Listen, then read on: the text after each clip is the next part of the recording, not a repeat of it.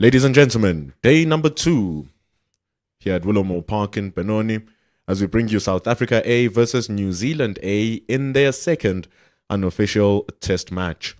What a day it was yesterday. New Zealand going to 282, and it was because of that man on your screen, Curtis Heafy.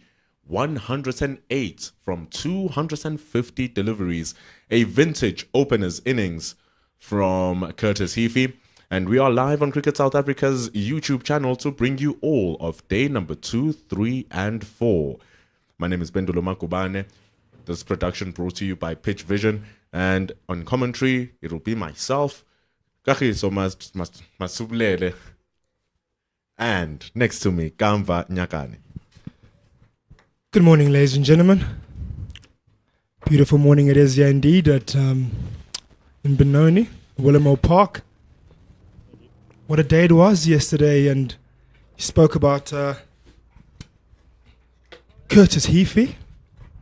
But how about the left-arm seamer in Tiaan van Vuren?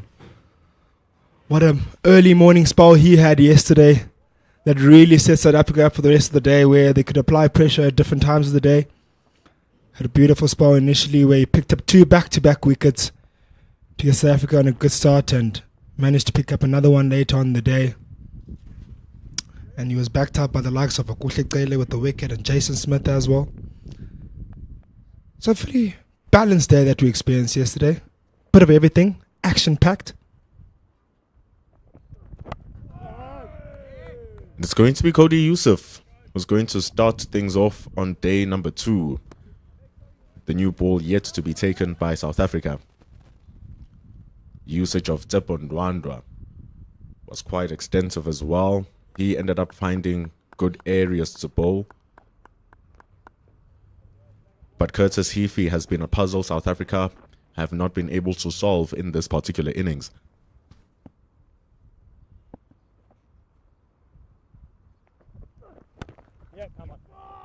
And he's off the mark with the first runs of the day.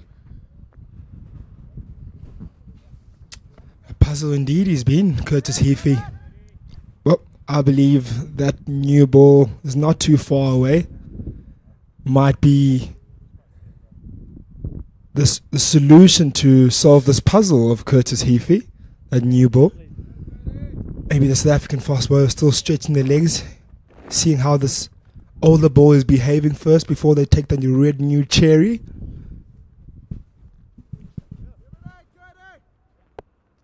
Short extra cover comes in even shorter. Adi Ashok, new man on strike, he's held his own, moved up to 20 from 38. It's a handy little partnership building up between Ashok and Heafy, now with 35 runs. Yes, handy indeed, and Adi Ashok has come in and played positive cricket since he's come in to back up this beautiful innings that has been played by Curtis Heafy. Well, South Africa started off with a aggressive field setting with 2 slips and a gully. Have a extra cover point, mid on and mid off up with a mid wicket in place, and a fine leg, deep fine leg. They're very tight, squeezing Adi Ashok. Just look at that congestion around the square. It's a good plan to just keep him at bay. And I love the fact that they don't have the point down in the deep. It's right up into the ring, so they're avoiding any singles.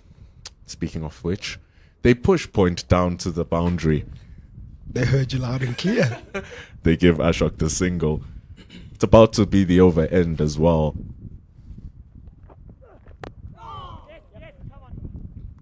Heafy calls him through. It's a nice little ball that from Cody Yusuf. And it actually started really well yesterday as well. Gamva was bowling it nice and full, was forcing Heafy to leave a lot of balls, and then eventually forcing a lot of defenses, even from Reese Mariu. And so if he starts on that form as well, maybe his luck might change today. Oh yes, he bowled brilliantly yesterday. I was even saying yesterday on air that outside of Tiaan van Vuren, he was the guy that really backed him up. A pick of the bowlers outside of Tiaan van Vuren yesterday.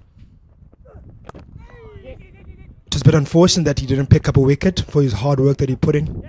He bowled a lot of energy yesterday throughout the whole day and really made that ball talk throughout the whole morning session, afternoon, and that was the amount of energy he put in through that spell he had yesterday. And as we come to the end of the first over of the day, where it takes us to 84 overs, New Zealand 285 for 6, and 3 runs in that over were scored. Neat start from Cody Yusuf. Starting with their frontline pace attack, Van Vuren was absolutely devastating yesterday. Took 3 wickets at 3.5 in his 16 overs, 6 of which were maidens. Just looking at Oguhleqele's hand there, that ball looks quite new, I might tell you. You're actually quite right there. It looks quite new. Did we actually completely miss that ball being new ball being taken? Or is Oguhleqele taking it?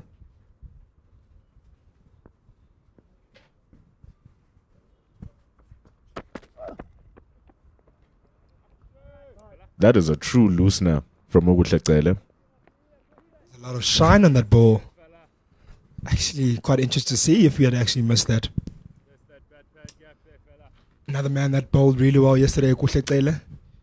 He got rewards for his good bowling yesterday, Oguhleqele. Bit of a wayward start, leg side-ish, strained down leg.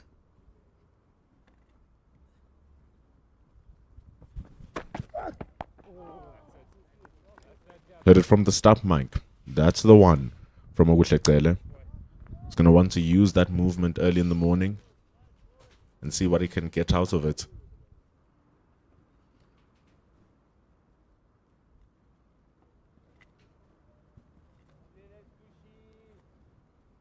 We're just going to confirm with you whether or not that new ball was taken. As of yet, South Africa are using their prime strike bowlers with 2 slips and a gully. Bowling at full. That's a nice crunching sound off the bat of Adi Ashok. A little bit too full from Oguhleqele. That's the first boundary of the day. Very convincing boundary indeed, and really played with so much authority there by Adi Ashok. Lovely stroke. Just leans onto it and pierces the gap there between the cover region and point. Good timing to start off with. Oguhleqele just floating that up into the arc of Adi Ashok's drive. Not to hit the deck, especially early in the morning.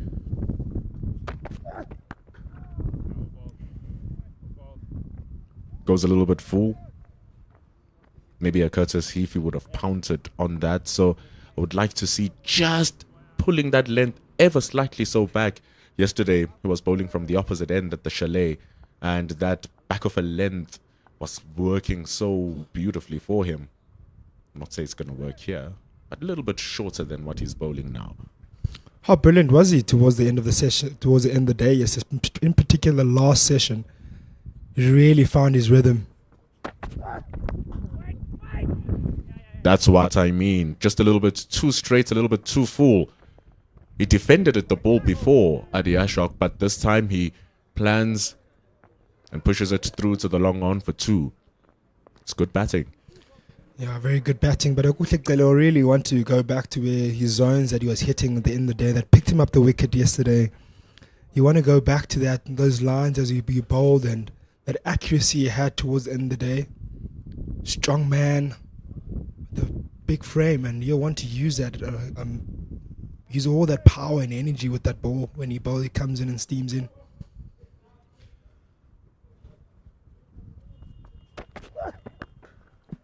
Wonderful shot from Ashok.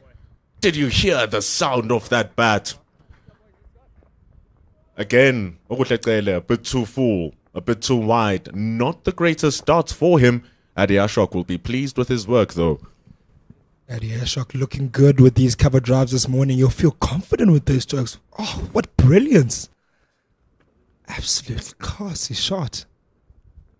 You're definitely calling you. That looks like a top order batsman. Open a kind of cover drive. Looks really good from Adi Ashok. Like you said, played it with so much confidence. So early in the morning as well. It's the second over of the day. That's going to give a big smile to his face.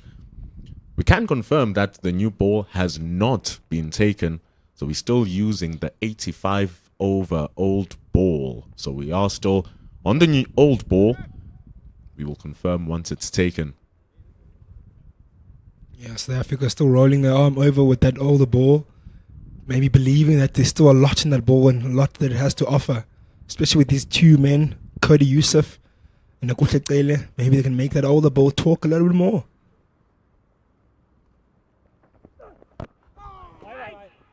Good lengths. It's a good ball from Cody Yusuf.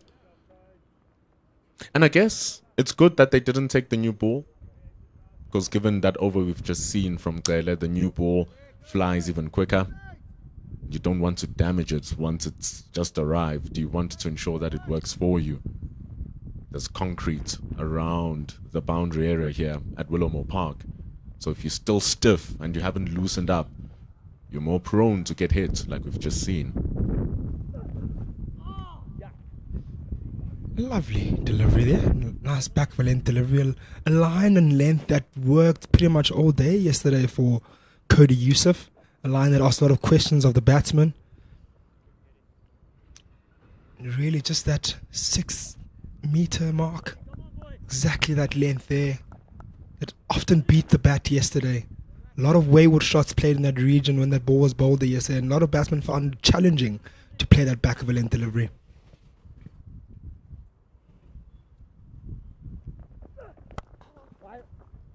Especially when coming from the Chalet end where Yusuf is bowling at from now. The other end is the Ekurhuleni end. But from the Chalet end where he's bowling, we saw yesterday the ball really being active at that area. And if you take a look at that ball again, if you just rewind your stream, you will see that the ball actually moved away from Curtis Heafy as well, showing that there is indeed still a little bit of something, especially now in the morning. It's now a matter of if it can be hit consistently, and Yusuf looks good at it. Really trapping Curtis Heafy right now. Yeah. It makes a lot of sense why South Africa have decided not to take that newer ball, as much as maybe to do a lot more, but it has, you still see that old ball has a lot of life in it, a lot of movement, a lot of zip on the pitch. Sometimes you find that older ball usually might not maybe do as much, but on this pitch, this greener pitch, with a bit more grass on it, still giving that ball a bit of life.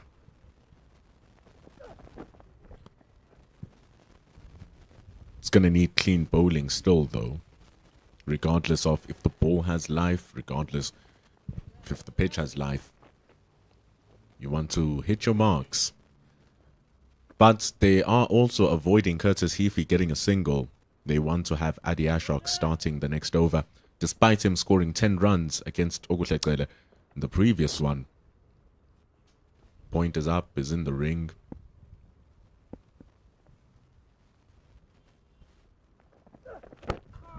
And the plan is successful. It's good bowling from Cody Yusuf. He finishes with a maiden. After 86, it's still the old ball in operation. 296 for 6. Talk about the pitch. I was over there this morning on the ground, and there's a lot of, on the Ekurhuleni end, in particular for the right-handers. If you just look just about maybe a few steps ahead for the right-handers, there's a bit of a rough patch. But on the opposite hand, that's where there's a lot of divots on the pitch that is really would be concerning for the left-handers in terms of if you have maybe a right-arm turner.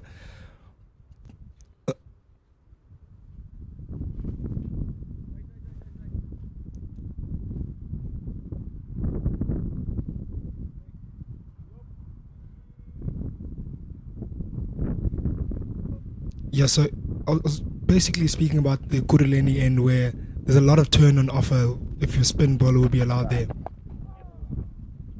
Is this if the bowler's coming from the Chalet end down towards the Ekurhuleni end, or running from the Ekurhuleni end bowling towards the Chalet end? So on if the bowler is coming from the chalet end, coming downwards as a spinner, there's a lot of to offer for the right hand batsman, and then on the coming from the Gurleni end, bowling towards the chalet end for the left hand, there's a lot of rough there as well. A lot of footmarks there from the seamers, a lot of divot, something that New Zealand will be looking carefully. If you look there now on the screen at the moment, there's a drier patch on the right hand, and just on the left foot there of Curtis Heafy. That's the area I'm talking about, that dry zone.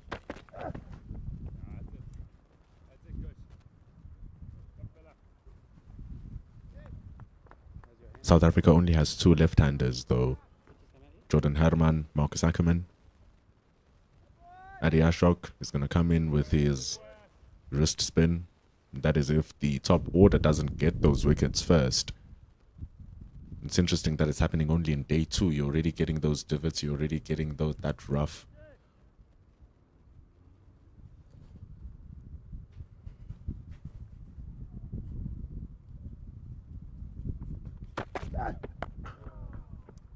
You say only 2 left-handers. Probably one of the important left-handers in the team, Marcus Ackerman and Jordan Herman, the guys that South Africa will be expecting a lot of runs from in this game in order to get them in a positive or in a front foot in this game. So New Zealand will feel quite happy about those zones that are having rough areas there for the left-handers. So if they struggle to pick them up with the seamers, they have an option to pick them up with the spin, with that rough area being the assistance for them.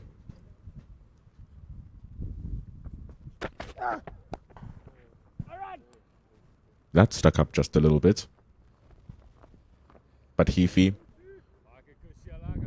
still a little bit rough on the edges, starting off his new day. Adi Ashok has looked a bit more crisp. But still, this is the grinding efforts we saw yesterday from Heafy.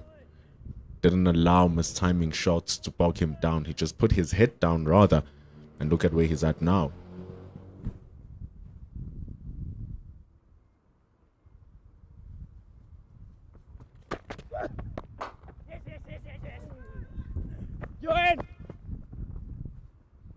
Just love the communication from Curtis Heafy as well. Such an underrated thing that you don't hear in the big stages.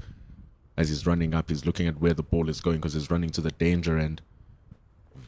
You heard him saying your end, telling Adi Ashok to be careful that the ball is going to come towards him, so he must just continue running. Small little things in a high game.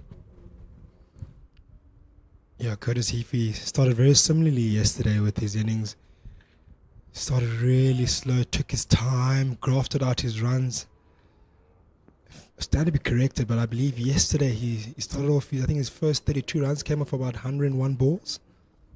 And it just shows the amount of graft he put in to score those runs, and he was patient in doing that. And as soon as he got into a partnership with Mitch Hay, when Mitch Hay came to the pitch, that's when really he kind of changed his momentum with his batting, where he started batting more aggressively, where Mitch Hay came and started scoring runs freely.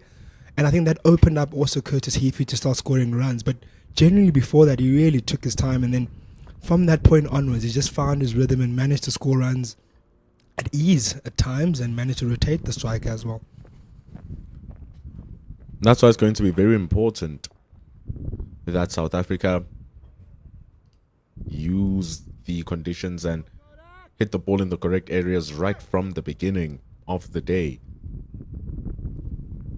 That's the greatest chance of you getting your wickets right at the start of play, as the players and the batters look to reassess their game and what the conditions have to offer for them with the bat.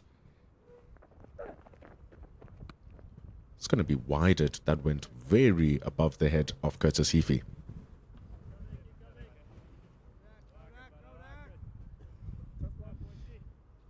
You talk about bowling in right areas, and a man that has done that this morning really well, outside of that delivery he just bowled now, Cody Youssef, he's really found his lines and length this morning, and he's probably done his homework overnight and remembered what worked for him yesterday. And you can see today he's really hitting those areas again quite consistently. It's going to take the single. Good awareness from Heafy. Square leg is in the deep. Hence why the short delivery that was bowled before. That single takes New Zealand A to 300 runs. It's after 87 as we continue moving.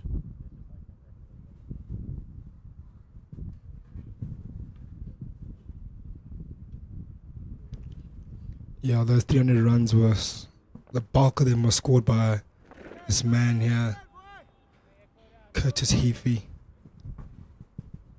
Faced 264 of those balls. You can also see the partnership now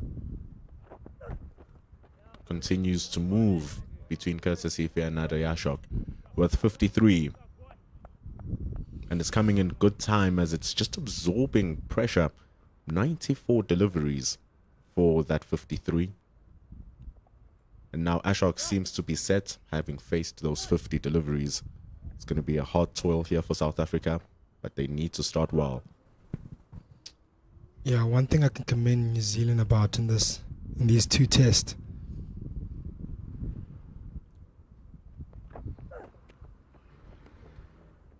Again, a wider one from Cody Yusuf. Short ball. It's really just not getting that short ball right. But as I was saying, one thing New Zealand have gotten right in this two test matches is that they've really managed to get partnerships. Every time they just get a fall or a wicket, they just found ways to get those partnerships that slow down South Africa's momentum. And that has really helped them be able to score 300 plus scores in both games.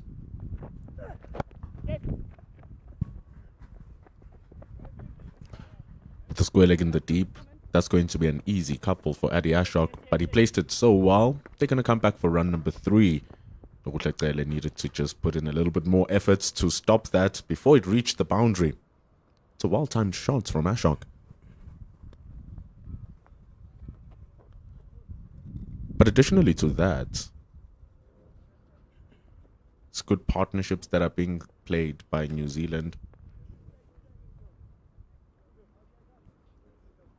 But I'm just looking at how Cody Yusuf is trying to utilize the short ball here in the surface, and from what we saw yesterday, Nokutlekele was getting the ball to jump up towards the chest just from a back of a length area. Look at it from that back of a length. It's coming up very nicely. It's got good pace. So maybe he's dropping the ball a little bit shorter than what the surface needs him to do. It's good grass coverage in that short area. So if he just hits it in that zone a little bit fuller than where he's been trying to, the ball should lift up to a good head height for Curtis Heafy. Yeah, I can see Cody Yusuf's thought process regarding getting that short ball, but at the moment he's just biting a tad too short, not even threatening the batsman. Much better. I think it's readjusting to just find the correct length that he needs to bowl, because if he bowls a little bit too short, he's conceded 2 wides. You need a very good effort to bowl a wide in first-class cricket. That's how far the ball bounces. Even the bounce, when you see it in the middle of the pitch, as soon as he bangs it in short there, it's giving this tennis ball bounce, like it just shoots up. And that ball is really not even a delivery that will keep the batsman thinking or put him on his back foot. You want those ones really hitting the badge and getting top of the helmet, getting close to that helmet. Those are the ones that keep the batsman thinking. Reverts to his default settings, Cody Yusuf. Adi Ashok lets it go to end over number 88. New Zealand A, 305 for 6. It's going to be 90 overs of cricket here today. There's 86 overs left. It's either we get to 90 overs first or 5:30 local time. Right now it's 10:22, so we'll be playing right up until 5:30, for those of you wondering. So it's a long day of cricket ahead. Skies look absolutely beautiful. Yesterday we had threatening threats of bad light. Don't see much of that here today. Yeah, it's clear blue skies today. Beautiful day of cricket.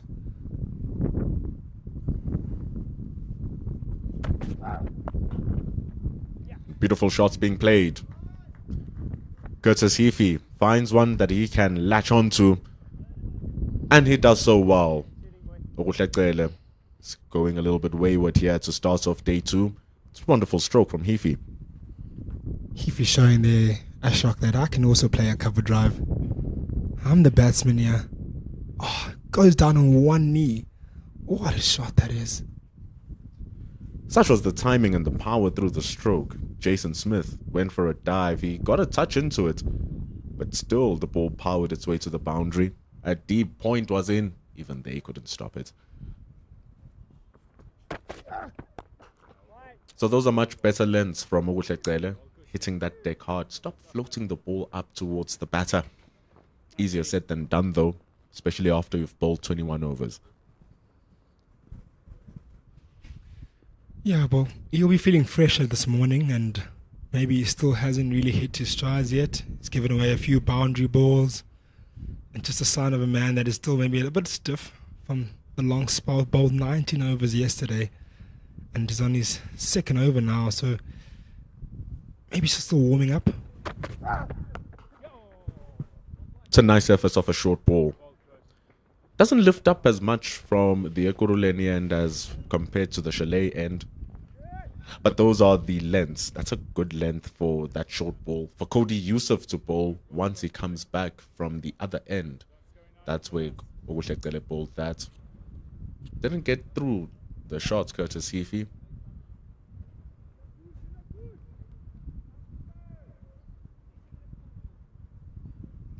So he should go a little bit fuller here for Adi Ashok. 2 slips, a gully.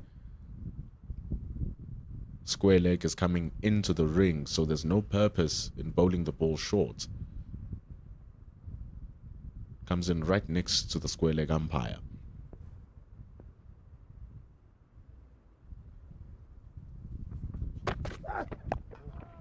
Nice stuff from Gele. Yeah, those are the zones that he wants to hit. Those are the zones he hit yesterday, and that's the area that he hit that picked him up a wicket yesterday. So you really want to stick to those zones and maybe mix it up with those shorter balls that will kind of find the batsman in that in-between area where it is not sure if you go forward or back, especially with knowing that there's a short ball coming. Usually when you hit those, get that short ball right, you find the batsman is always on the back foot. So when you hit that back of a length area, sometimes it just finds the batsman wanting.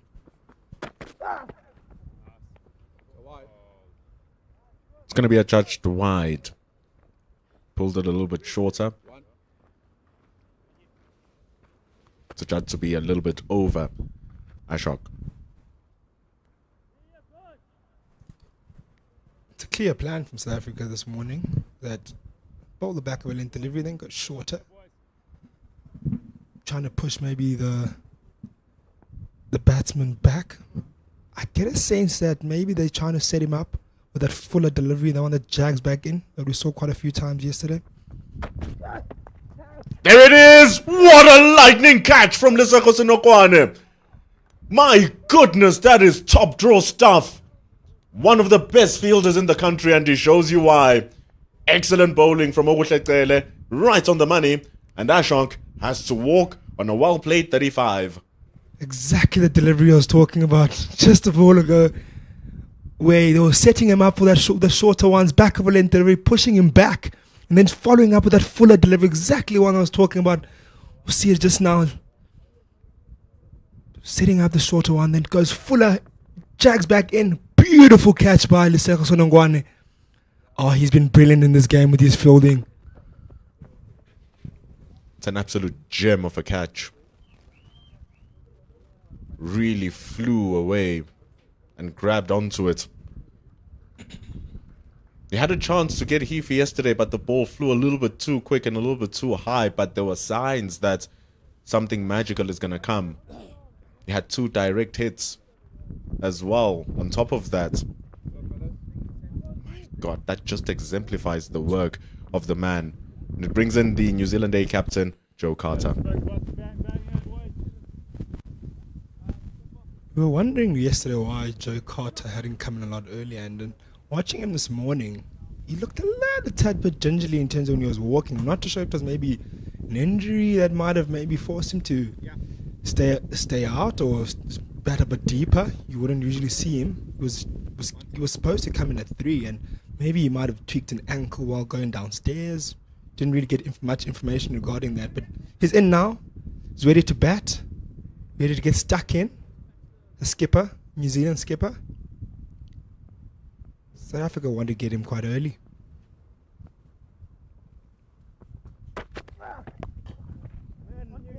He can become a very problematic figure, Joe Carter. Especially if he's going to be batting with Curtis Heafy once Heafy finds his stride, because both players don't mind taking their time and dominating the crease. So it's going to be important that South Africa get another breakthrough. He strikes with an absolute beauty from a catch at Gully. It's 312 for 7. There's that wicket again, that beautiful catch by Lesego Sonongwane. We don't usually laud a lot of times our fielders, but often we see that, just before I carry on, we just see the numbers of Joe Carter. Just over 4,800 runs with an average of 36. The highest score of 197, that is, which has 27 50s and 1100s. He's going to have to face the music of Tiaan van Vuren. He's 101 runs short to being on 5,000 first-class runs. This man looks to stop it. It was absolutely beautiful yesterday, executing extraordinary areas, especially with that new, or was this first spell early in the morning, delivery to get Reece Mariu, all the deliveries to just get his wickets. Joe Carter is going to have to really lock in right from the start. Yeah, you have a tough task at hand at this point. Just coming in, facing the man that is really bowled ball yesterday, that propelled South Africa to a very good position early on yesterday. There it is! That's the music! He cannot dance to the tune of Tiaan van Vuren. He gets number 4. South Africa are absolutely on fire this morning at Willowmore Park. Jakarta just jabs at that one. Oh, another beautiful delivery there by Tiaan van Vuren. Exactly how he bowled yesterday. Joe Carter just fiddles on that off stump. Just grabs a glove. He really stood there for a good minute or so before he walked off. He was in disbelief of his dismissal. Oh, poor Joe Carter. He wouldn't have been expecting that ball. That shot up, as we've seen quite often from that end. Goodness me, how do you even play that? It's almost akin to the ball that got Reece Mariu. Oh my word, lifting up from a length. There's nothing Joe Carter could do. It moved away from him too. That is an absolute classy start from Tiaan van Vuren. Absolute jaffa of a delivery. Just goes in towards the body, kind of forces him to play. And as he's about to put his bat there, just nips away from him, grabs his glove. And a beautiful take there by Sinothemba Qeshile. What a wicket. That is the break South Africa needed. They had to break this partnership before it even starts growing toes.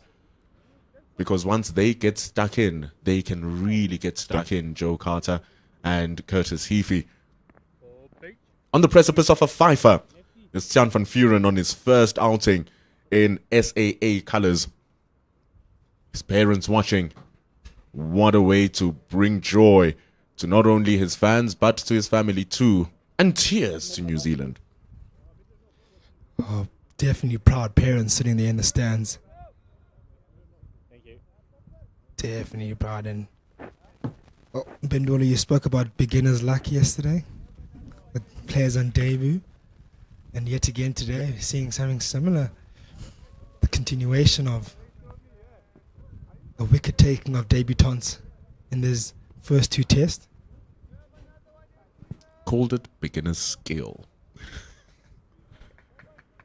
Because that is some serious bowling from Van Vuren. It was serious bowling from Ndwandwe on day 2 in Potchefstroom. There's 2 slips. There's a gully. Jaden Lennox has to face the fire. Starting right on it. You want to have the new batter coming in and play the ball. That's exactly what Van Vuren does. That's exactly the length that he wants to bowl, and just that tad bit fuller length, not too full, where you allow the batsman to drive, but not too short as well to pull or do anything with it in terms of the back foot. Beautiful start there by Tiaan van Vuren. And his second ball of the day picks up a big wicket of Joe Carter, a wicket that could really cause problems for South Africa today.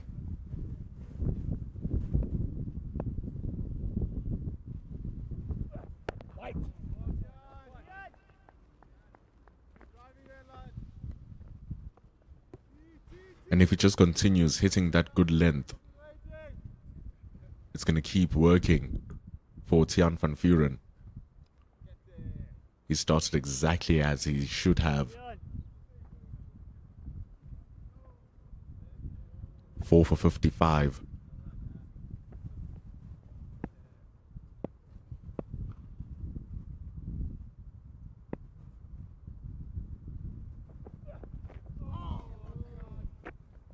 Fishing outside that off stump, Jaden Lennox. He's making do all the things here, Tiaan van Vuren.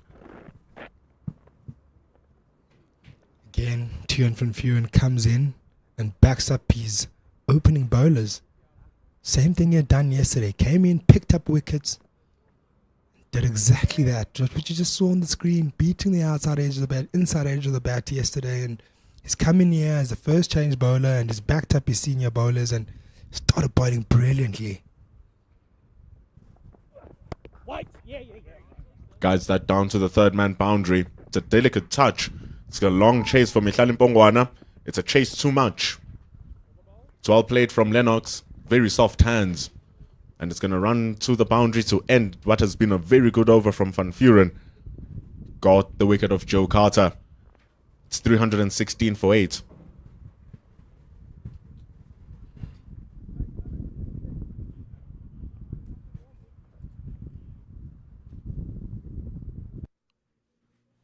Overs done.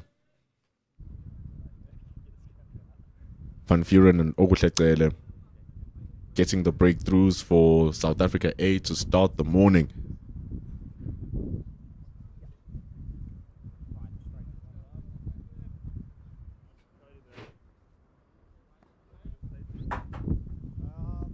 Going to be hearing the voice of Mr. KG for the first time in this match.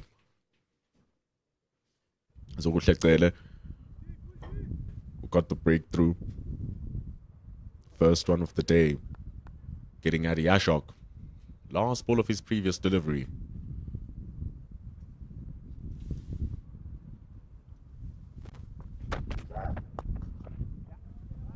It's a good flick from Heafy. Ooh, he's going to have Jaden Lennox on strike. Greetings, Mr. KG. Greetings to you, Pendulo, the voice. Good to be back in commentary here. Very good start from the South Africa A this morning. Much needed wickets early on. You'd obviously remember that they chased quite a bit in Poch last week, so the sooner they can get through these innings, the better. It's a very good morning for bowling also. As much as it looks very sunny and it's blue skies, there is a nice breeze this morning that the bowlers will appreciate a lot. Assisting them with a bit of movement.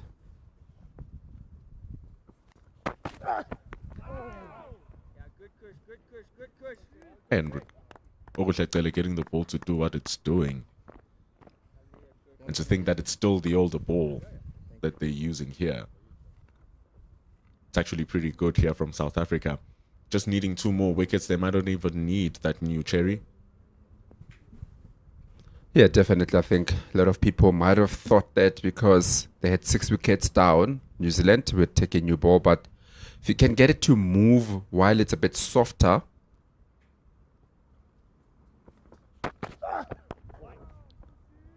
Because the benefit of it is the softer ball is not nice for the batters to hit away easily. And if you can get that soft ball to move a bit, then that helps you a lot. And Okutle is doing exactly that.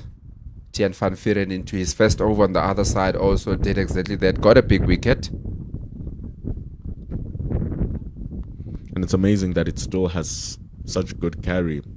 That wicket of Joe Carter was good. Even the catch at Gully carried pretty nicely. That's a good short ball. He's implemented it well.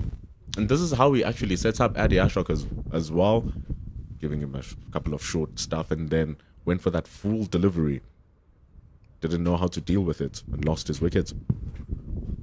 Yes, he had a very good outing. I felt yesterday he was unlucky in his first spell in particular not to get anything. Bowled very well yesterday, also hit his straps. A lot of learnings that they took from Poch, where it was a bit wider that time, but they've gone a bit straighter. Get the batsman to play a bit more now. When you get the ball to move around a bit, that obviously helps you as we see a change in field, opening up that cover area and adding an extra gully.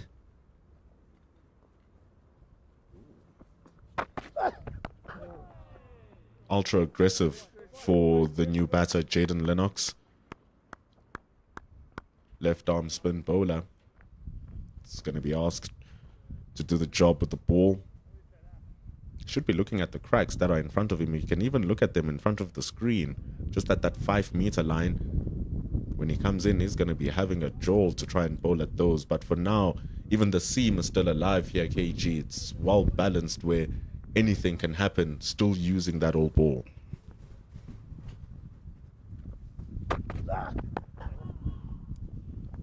Yeah, definitely. It is that sort of wicket that gives everything to everyone. You bite your time like if he has, and you can get those runs. Spinners have got something to work with. Seamers as Okutle and Tian van Vuren has shown that there is still something in this wicket. 317 for 8 after 91 overs. They'll be happy with how they've come here, South Africa. If you look at what happened in Potchefstroom, 607. And there were moments when New Zealand were batting in 5s and 6s in certain partnerships. None of that happening here today. And without Curtis Heafy and his anchoring innings, things would have been much worse for New Zealand, eh?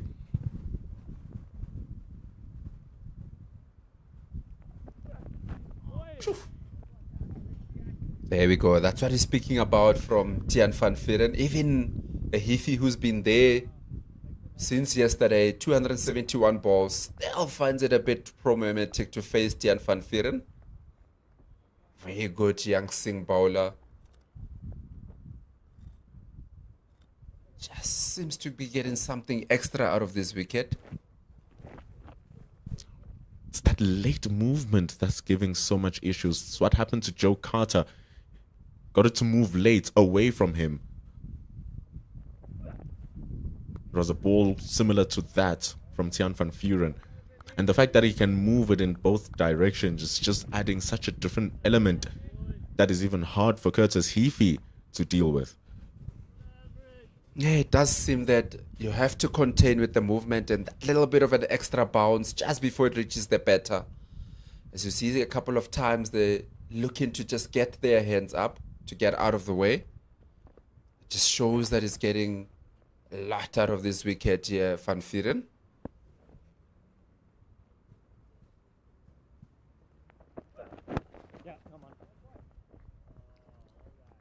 He's been very good at this, Curtis Heafy, though, throughout the entire innings, waiting patiently for the ball that he can play. And even the 2 balls from Tian van Vuren, which were pretty mighty, he dealt with them. He didn't jab at it. He left them convincingly.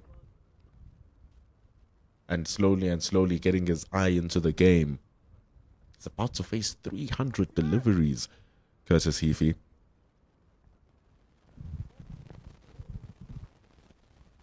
Just held that innings together nicely for New Zealand A.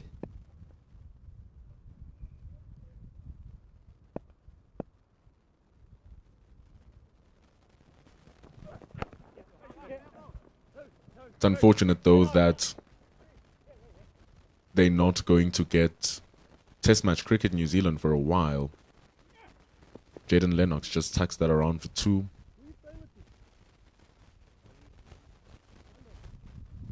Yeah, it is very unfortunate in the way that the World Test Championship circle works. That unfortunately some teams just don't get to play as much cricket as we would also like to see. Just look at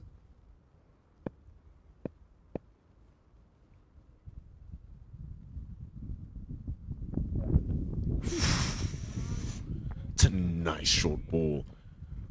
It was right on the headline and of Lennox, and he had to go down. And remember, there's that short leg right behind his hip. He's standing backwards, short leg. So that short ball becomes very dangerous for Lennox to try and deal with. You like this from Van Vuuren. You got the feeling that that short ball is part of his setup. Having 2 slips and a gully. That the movement that he's getting. Might just look to get him driving a bit here.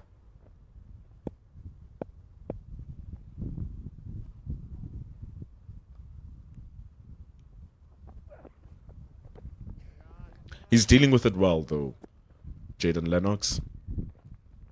It's the end of over number 92, 320 for 8. I think Lennox understands his part in this partnership and what he needs to do for New Zealand to get closer to that 350, 360 mark. You'd say that's something that they'll be looking at. His part will be to stay with Heafy on the other side, who has seen 2 wickets go down. You just wonder, but it does look like he's still patient enough. He's not looking at saying that there's wickets that are going down on the other side, therefore I need to score as quickly as possible. He's still going about his game the same way, trusting his partners.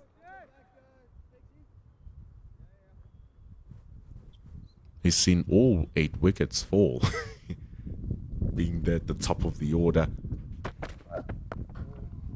And for his game to not change after experiencing all of those wickets lost and just continue grinding through, not feeling that now he has to up the ante and score and risk his wicket.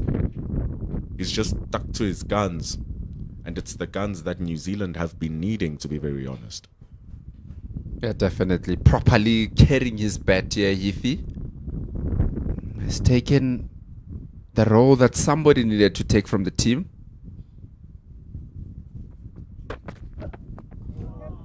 Gets an inside edge.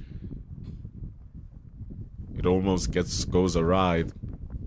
Boyle is going to go to fine leg for a single. So every time they just go to that full area in this area for Oguhlekele, it works. That's how he got his wicket after all. Yeah, definitely. He knows where to get his wicket.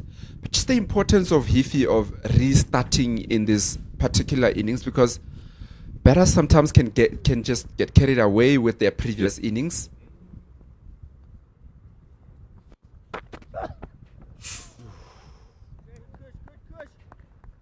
So sometimes some of the batters come in and looking at that over 600 runs that they got in the first innings at Poch and thinking that you can almost just continue from that purple patch. However, you need somebody that can just restart and say that this is a new game, and that's exactly what Heafy has done. Everybody betting around him hasn't looked troubled. He's not in a hurry. The important thing about 4-day cricket is to get as many runs as possible.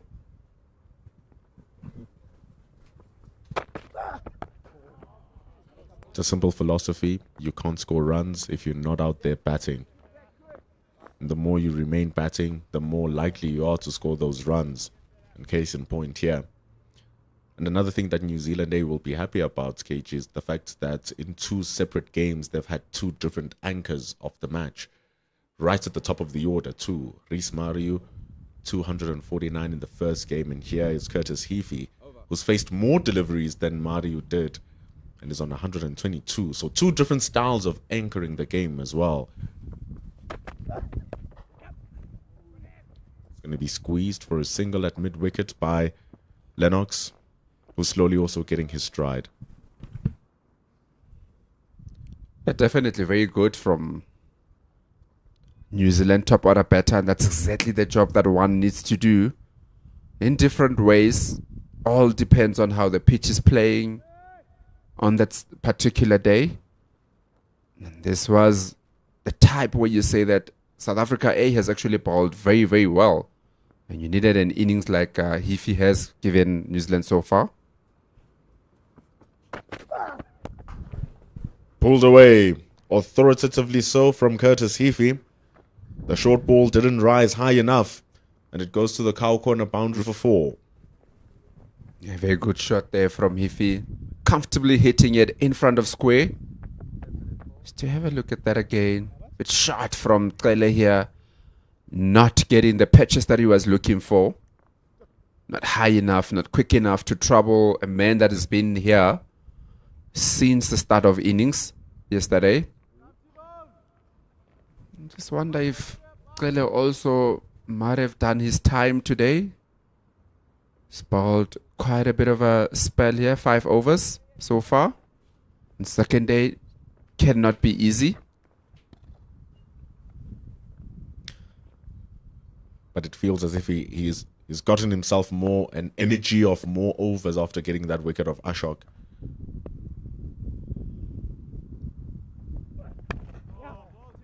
It's well played from Jaden Lennox. There's an open area in the covers where he pushes it for 2. It's good fielding to keep it at 2 so that Tiaan van Vuren can continue his work.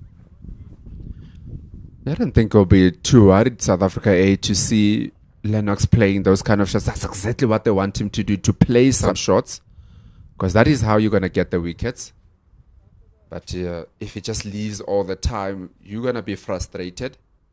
If you see him driving there, open area there in the covers, there's 2 slips, there's a gully waiting for it behind.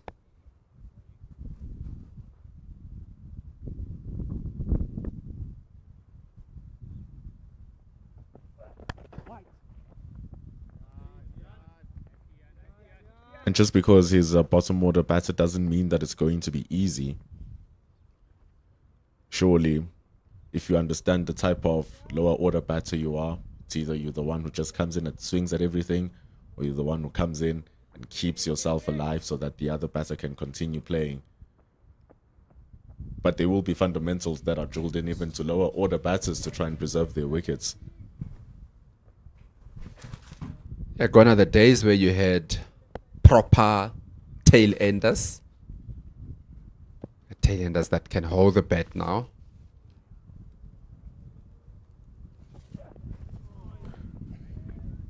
And low order batters who can decisively leave the ball. It's so easy to just jab at that back of a length ball that's on that outside off stump. Feel like, yeah, I can punch it through that gap, and down goes your wicket. And it's often very frustrating for the sim bowlers to see lower order batter tailenders leaving the ball with confidence. You start thinking now, must I go a bit straighter to hit those wickets? Oh, he's going to appeal. It's going to run down leg side, though, from Tiaan van Vuren. Like that. Try to go for the wickets. Get him to play. If he doesn't play, you hit something. Just wonder, though, still operating with the all ball, if there's temptation from the South Africa A to bring Tshepon Dwandwa coming from the Ekurhuleni end. There is a bit of rough that we spoke about, which is also not too bad for a right-hander. Get somebody at short leg, get the ball to bounce in there, turn away from him.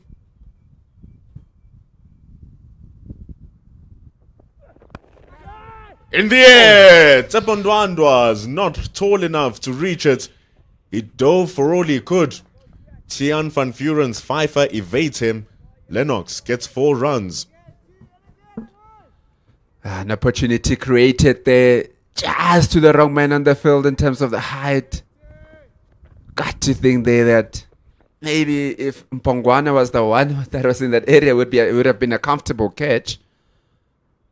But that is what Van Vuuren wants to see from Lennox here, going for those full-blooded drives.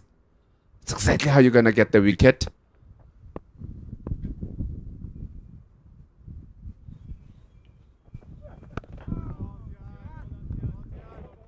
And it was quite wide. Ball going over the head of backward point even. It was a hard slash from Jaden Lennox. Gets himself 4 runs though for his bravery. It's 332 for 8 after 94 overs. 350. That'll be the mark now. Let's get to that 350, and once it's done, let's get to that drinks break. Drinks break's most likely going to arrive before them getting to 350. But having lost 2 wickets to start the day, South Africa will be happy with their efforts. Yeah, definitely. I think in terms of this kind of a game, it's exactly how you need to do. Break it down into different targets. Sometimes the targets being the run, sometimes being the over, sometimes being the breaks.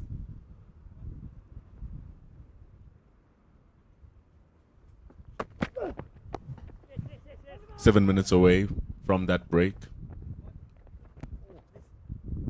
2-hour sessions, and then each hour is given a drinks.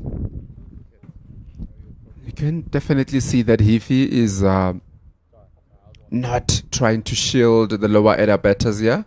First ball from the over, pushes it into that cover, takes a quick single, says to Lennox, you've got 5 balls to deal with from Cody Yusuf. He hasn't been doing too badly either, Jaden Lennox, for his 21 deliveries he's faced. The only true opportunity happening in the previous over with that booming drive way outside his body. But apart from that, he's been strong in defense. If Van Vuuren or Ogutlekele, now Cody Yusuf coming into the attack, when they go to the stumps, he's very aware on how to evade that threat. Good take from Kashila down the leg side.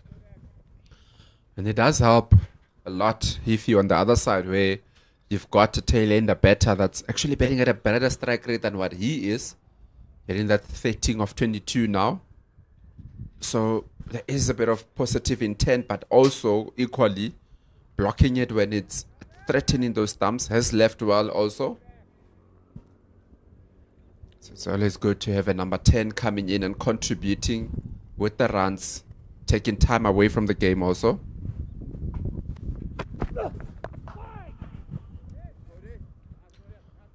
And on top of that, it just keeps South Africa out there for longer and longer and longer. Makes it harder to work. I think that's where Tsepo Ndwandwe becomes a crucial piece. Cody Yusuf is getting the ball to come back into Jaden Lennox. If you're just looking in the context of the series here, 1-0 up New Zealand, so the more time they can take away from the game. We don't see a lot of draws these days, but they wouldn't mind that. Having lost the 50 over competition, want to take one home with them. And if they do manage to do it, it's going to be 2-2 first-class series victories for New Zealand A. They won against Bangladesh, won the first game quite convincingly there too, drew the second one. That's that movement from Cody Yusuf, by the way. The ball just coming into the left-hander. And he's in a good rhythm here. The ball is rushing Jaden Lennox, but he's still preserving his wickets. That's the grit that it takes down in the bottom order to win series in this fashion from New Zealand A.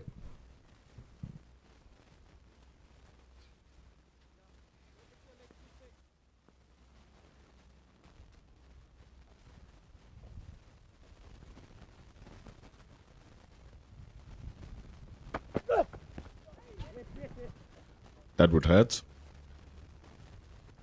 ball is rushing Jaden Lennox indeed, especially when it comes back into his body, squeezed off room. Definitely good energy here from Cody Yusuf. Exactly what's needed for South Africa A. Bang in the body there. I would say at the end there, well controlled from Lennox, not to get a top edge. Just come down for that single. Using Yusuf's pace as well, just allowing the ball to come towards him.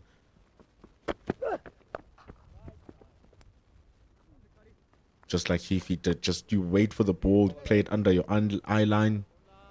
You have lesser chance of losing your wickets. 95 overs have been bowled. New Zealand A, 334 for 8 after they won the toss and chose to bat first. They're going to be happy with their work.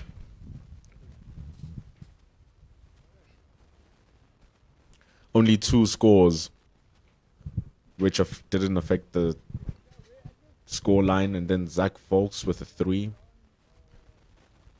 Otherwise, every other batter has been able to get to double digits.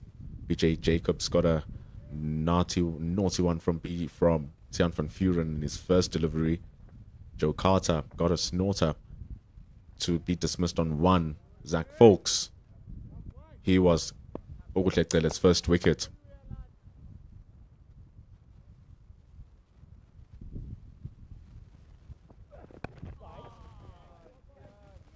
So the contributions throughout the order here for New Zealand, these tiny 30-run partnerships, 50-run partnerships, they accumulate over time and they start hurting.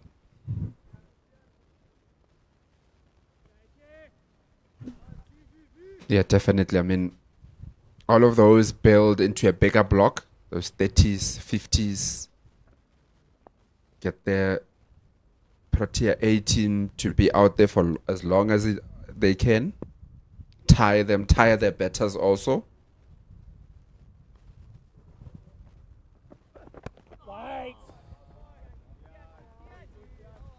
And South Africa are going to need to continue giving off some sort of energy. They don't want to feel as if when this partnership keeps growing and they're not getting their wicket, then they stop dropping the shoulders, dropping the head. They are ahead in this particular session, even though you can say that the scoreboard seems to be quite even at 3-3-4 for 8. Yeah, definitely. Having picked up those 2 wickets in the first hour,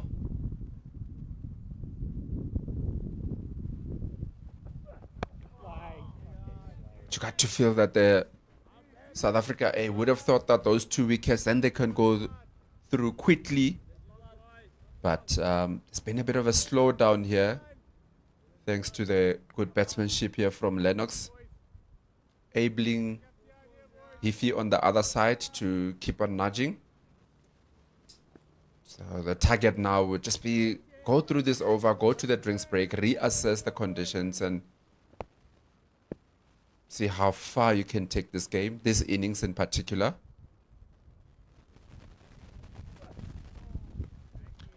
It's also a chance to just showcase your skill. Always speaking of idea of a secondary skill that you need to possess. And in as much as you coming into the team, you're coming into bowl, it's always a little bit extra when you are able to wield the bat. And if you wield the bat, sometimes they might need options with you to just spin, just like Jordan Herman did. So it's always nice to showcase your skill, and this is the perfect opportunity for Jaden Lennox. No time pressure, no score pressure. It's just pressure from South Africa. It's a super delivery from Tian van Vuren. Almost missing this edge, almost hitting the stumps. Yeah, it had everything in it there. Just getting that late movement that we spoke about earlier. So we look at that. Angling in, pitching, and just leaving the bat of Lennox. You want to say almost too good for a tailender to get anything on it.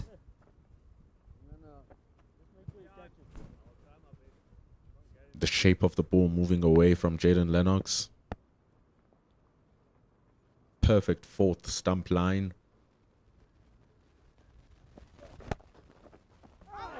Good defense. Curtis Heafy is home though. He would never give away his wicket like that after passing for so long. It would be so unfortunate. First hour's completed. They take a drinks. 3-3-4 for 8. Can see if he's not in a hurry there, so he's just standing his ground there. And with New Zealand A on 3-3-4 for 8, we'll see you in about 5 minutes.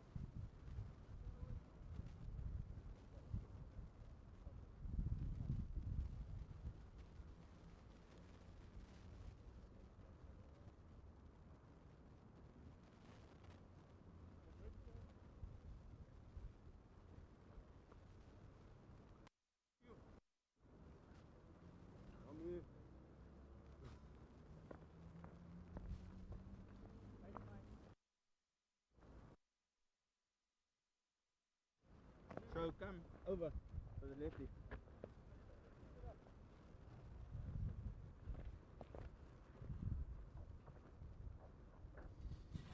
Welcome back to Willamore Park, where we've got New Zealand A versus South Africa A, or the other way, with South Africa being the home team, having picked up those 2 wickets in that first session before drinks. Haven't picked up anything since then.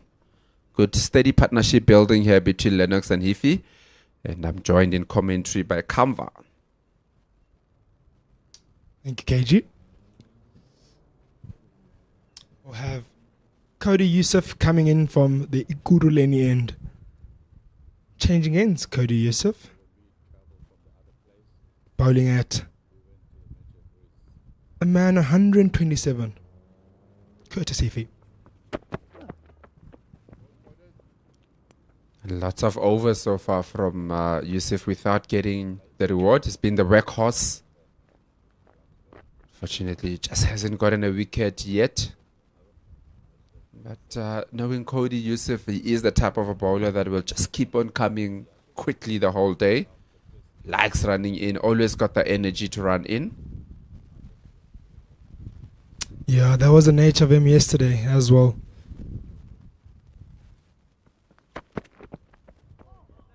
Even though he didn't pick up any wickets yesterday, but throughout the whole day his energy remained the same. He was consistent in his bowling. He was tidy. But sometimes that's the nature of cricket. You can bowl well, really well, and then your bowling partners can earn the rewards of your bowling and your consistency or the pressure that you're applying on the other end. He bowled in tandem with it was a Kuhle yesterday where he managed to pick up a wicket.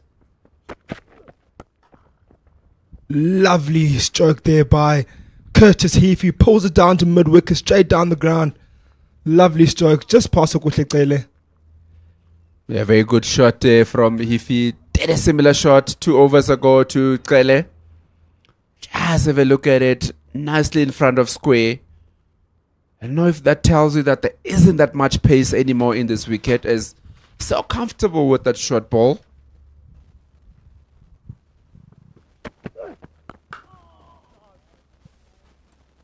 Nice follow-up delivery there by Cody Yusuf. Just jags it back in slightly. Yeah, a bit tighter there from Cody Yusuf. A bit fuller than the previous one. And to take that, they're just testing Hifi a little bit once in a while with that short ball. And so far has been very much equal to the task.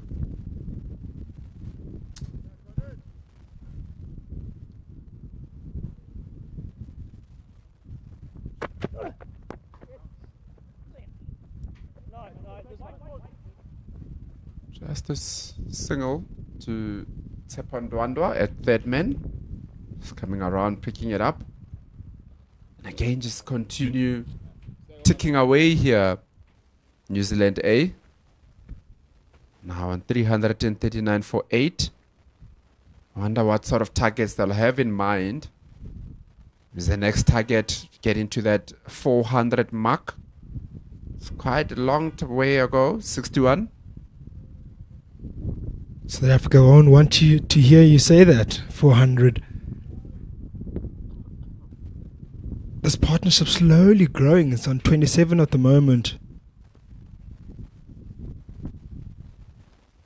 Partnership that will frustrate South Africa. Will want to pick up that wicket.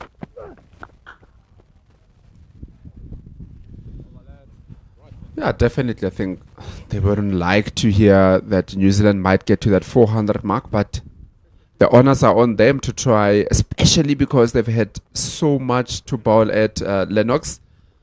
It is not like the typical way where Hifi would have been protecting the lower order, but it's actually allowing them to bowl to that number 10 batsman. South Africa having bowled 32 balls to Lennox would feel that should have gotten him out. There was one opportunity created a little bit earlier on that just went over the head of Tsepan Dwandwa at the point. So there is opportunity for South Africa A to get that wicket of Lennox, even if they leave Hifi on the other side, because as much as he's there, he's not somebody that is scoring at a quick rate.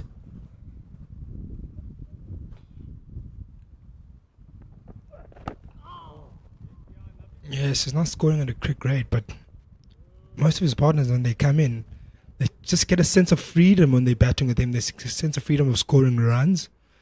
And you mentioned Jaden Lennox as being an easy wicket. I highly doubt it is. You just mentioned now, I remember you speaking with Mbendula regarding the fact that tail-enders nowadays are not the same, and getting him out is not an easy task. No, you just go there, just bowl straight and target the stumps and hopefully you'll miss.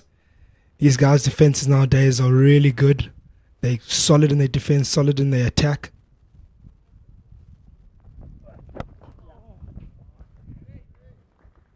Lovely clip off the legs there by Curtis Heafy. Hits that in the middle of the bat, clips it down to mid-wicket for 4. A very good shot here from Curtis Heafy. Just allowing the ball to get into those legs, slipping it away there. Just a nice gentle touch to the ball. There you go, just good weight distribution into that ball there. And that has prompted a change in the field.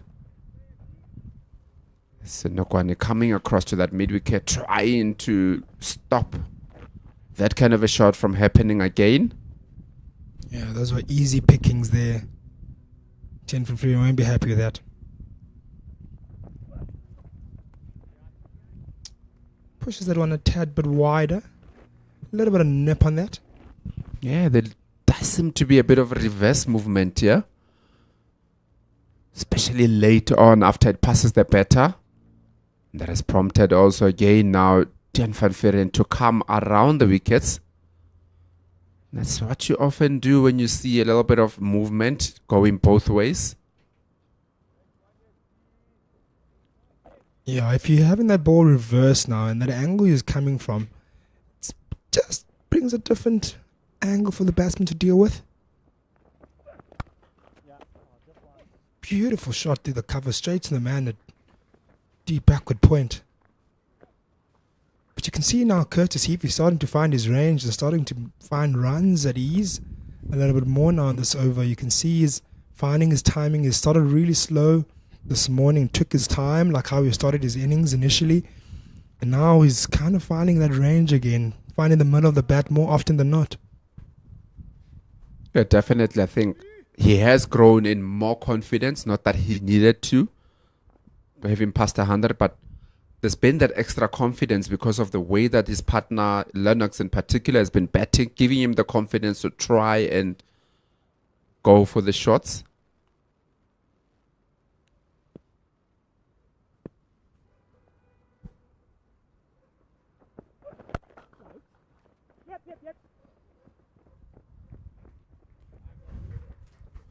With this partnership building now, with the score currently on 345 and the partnership currently on 33, do you think South Africa are maybe thinking about the new ball, or they want to exploit more of that reverse swing that we're starting to see a little bit? Well, it's a very tough one because just look at how this old ball still has got something in it. It's not completely dead, but because it's also soft, it's not that easy to get to the boundary. But man, they have to start thinking about it a little bit more because it's not getting them the wickets that they need to, and they know that they can't afford to just keep on bowling. They don't want to take too much time out of the game. Because you've got to say, importantly, just looking at where the game is and where the series is in particular, New Zealand will be looking at a win-draw type of a situation where the South Africa A team will be looking at a win. That's exactly what they need. They're not looking to draw at all because that would mean the series goes away from them. So you got to think that they looking to get the wicket as quickly as possible, but you also want to not get too greedy and allow New Zealand to score more runs. So it's a bit of a catch-22 here. Yeah, when you say score more runs, that new ball comes really nice off the bat. So there is a bit of that catch-22, as you just mentioned, that it's going to be a tough decision because this partnership is building and South Africa needs to act on that. They can't just allow this partnership to build and go over that 50 mark and then start to build and go over to maybe the 70-run mark. There will be something they want to stop quickly and pick up that wicket quite quickly. The question is, can they do it with this older ball? They've already picked up 2 wickets this morning. Look, you've got to think that they can. There was an opportunity that was created a little bit earlier on that unfortunately just couldn't go to hands. Because it's also a bit of a tricky one to take a new ball that you know can go quickly to the boundary with someone who has already faced 288. So that won't have a problem with getting their eye in. And then you've got a number 10 batsman in Lennox who's already faced 34 balls, has been there for quite a while also. So you think that they might find it a bit easier.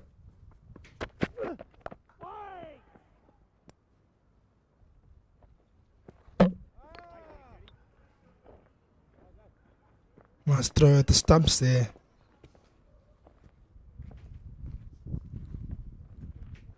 By Jordan Herman.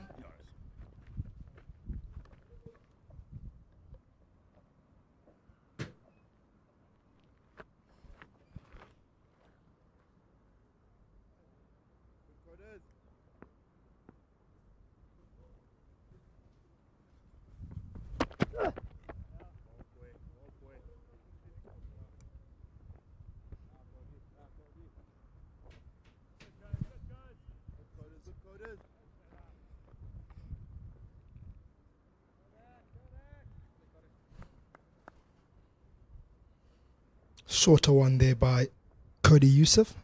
A ball that is bowled quite often this morning. He's looked to that shorter ball quite often where when things weren't working on that back of a length. A plan that South Africa has been using this morning to pick up a wicket. How Kotekele picked up his wicket where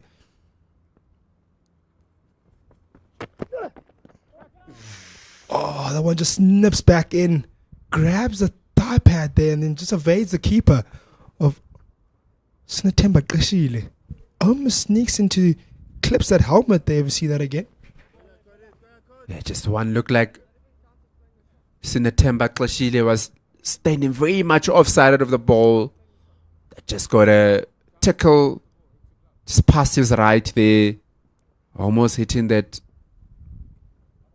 helmet behind, which would have been catastrophic. That would have been 5 runs.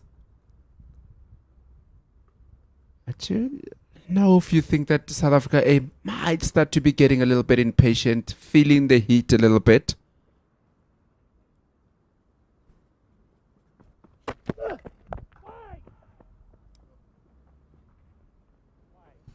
Yeah, they'll be feeling the heat. They'll be thinking about that score and how far or what targets they have in mind as well. They would have come in this morning with targets in mind and what score they'd ideally like to chase going into the rest of this day. And I'm sure the chat would have been, gentlemen, let's go out there, pick up those 4 wickets quickly and get these guys out maybe just less than maybe 350, 370 if possible. It's just before now, the 350 mark, 349. That's partnership on 37. Worrying signs maybe for them. Not exactly the plans going accordingly. They've picked up wickets, rightfully so, and they've bowled well, but they want to do it a bit quicker than how it's transpired already. Oh, one into the body there from Cody Youssef. That's aggressive bowling there by Cody Youssef. Jaden Locks wears that one onto the body. I don't know if they hit the forearm guard or... it looks like it hits the forearm or the rib cage, but I don't think it would have reacted in that manner. Yeah, very good energy here from Cody Youssef. You would feel that though it needs to get that wicket. South Africa A would also feel that they need to be getting that wicket. It is that time where, you know, the fielding team might start to wonder if they need to change and do a lot more to get a wicket. And that is exactly what New Zealand A will be looking for, because that's what will get them the wickets that they also, the runs that they're also looking for. Because you want to make the other team change their plans according to the way that you are going. Jan van Vuuren has already changed their plan a little bit, coming around the wickets, trying to look for something different.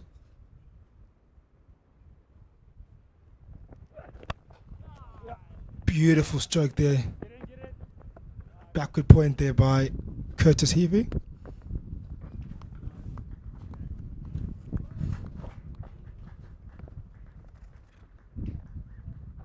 I think very good batting so far. 350 up now for New Zealand A. 350 for 8 in 99.1 overs. Making the South Africans toil here for those wickets. Really not making it easy for them. Current partnership 38. And good time also. 38 of 59 for the 10th wicket. You would say that New Zealand A would be very happy in the rate that they are going. I mean, it is one thing in taking time out of the game, but if you can do that while also piling the runs on, that will give you a lot of confidence going into the bowling innings a little bit later on in the day.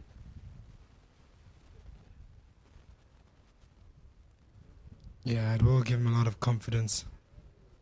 And this will give New Zealand a lot of confidence. The scorecard they're currently seeing at the moment, 350. Good target to bowl on. With this pitch, we've seen this pitch has really responded well to the seamers. Nipped away at times and beat the bat quite a few times. So it has shown a bit of life in this pitch. it has shown that if you bowl the right areas and you're consistent in your lines, it is rewarding to the seamer. As we've seen here, Tian van Vuren 4 for 75 of 21 overs. So there's clear sign that if you do bowl well and bowl aggressively, and that back of a length area that has shown that has picked up most wickets in this game, is that this pitch is very rewarding for good bowling.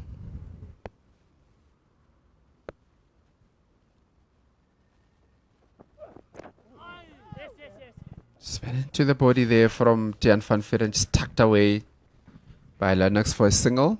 Keep on chipping away the runs here. Leg by. Signal from Empire Bongani Jele.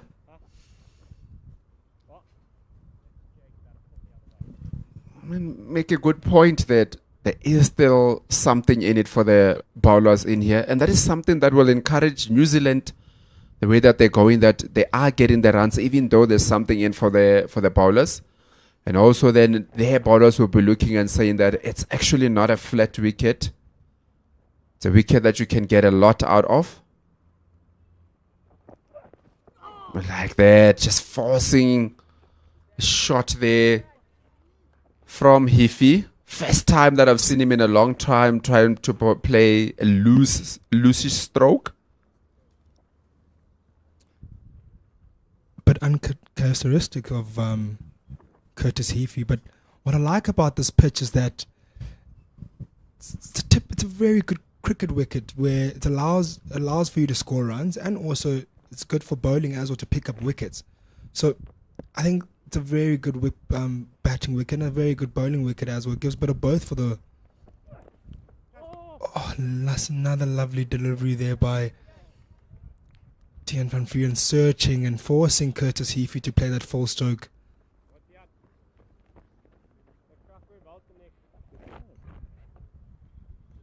Again, it's that back of the length delivery again that is causing troubles, and it's that difficult delivery that really makes things difficult for the batsman to play. Yeah, definitely have to keep on going and searching here. South Africa A to get that wicket. At this point, any wicket will do. So the mandate would be to try and get those last 2 wickets as quickly as possible, get into their batting innings. There's a lot of time that's been taken away from the game by New Zealand A. Taking time away and also scoring runs. So really not making it easy for the South Africa A bowlers. Making them toil and work hard for the wickets. Yeah, you talk about time. They're 100 overs in now in this game, and that's going to be a lot of bowling and a lot of workload for these seamers, South African seamers. So, and not just the seamers as well. A lot of time in the outfield for the batsmen, which may typically sometimes tire the batsmen out. And by the time they come in, something that you saw in the previous game, where by the time the South African batters came in, they'd already spent 130 overs already in the previous game, and by the time they came in, you could see that their focus levels were not at the right place. Yeah, that's exactly it, because just continue with that after this ball. Nice shot one from Cody Youssef. Because the tiring almost happens in 2 ways. That firstly, the physical time that you're spending out there. So just take another look at that effort ball there from Cody Youssef. Well held by Lennox. So there is that element of physical, but also that mental fatigue that starts to creep in, because with 2 wickets to go, Marcus Ackerman and Jordan Herman and the top other batsmen are already starting to think about their batting. Ooh, nasty one into the body there.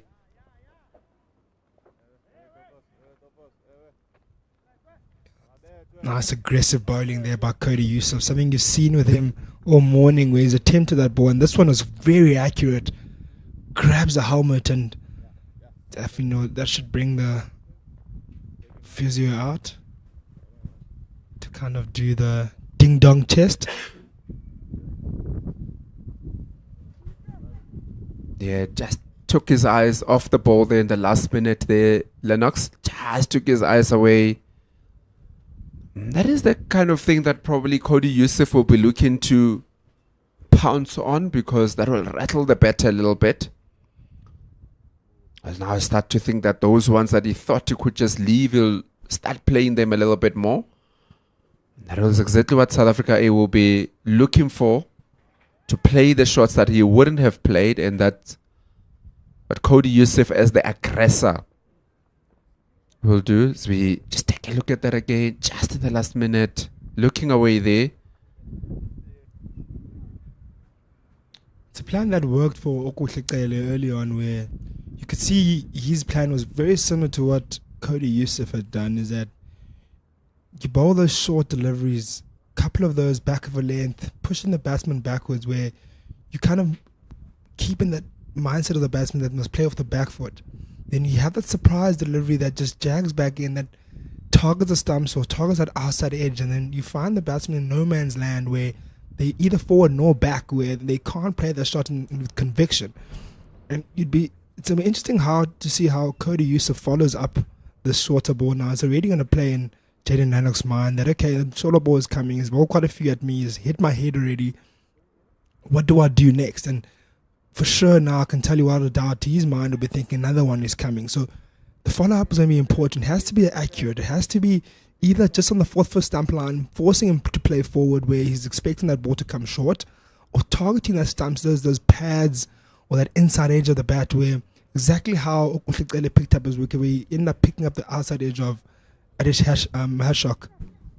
Yeah, definitely. It's very important as to what do you do next. Sometimes you see bowlers actually going for the exact same ball, so that it's not what you used to, because sometimes the batters will be thinking that he went short now, he's rattled me at the bit, he might go full the next ball. So maybe give him another one so that he does not know when that full one is coming.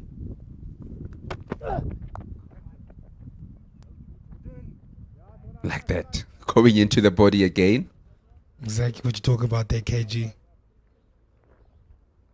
You don't want to be too predictable also, because sometimes batters know a lot. That is what bowlers do, rattle you one ball.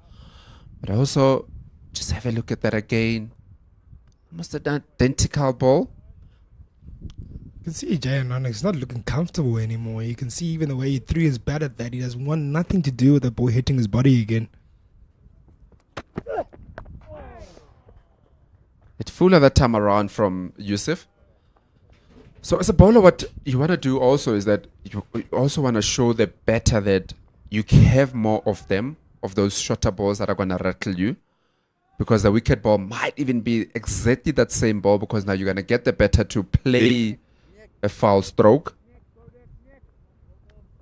So it's a bit of a chess game, isn't it, as to how do you follow up after hitting somebody in the helmet like that.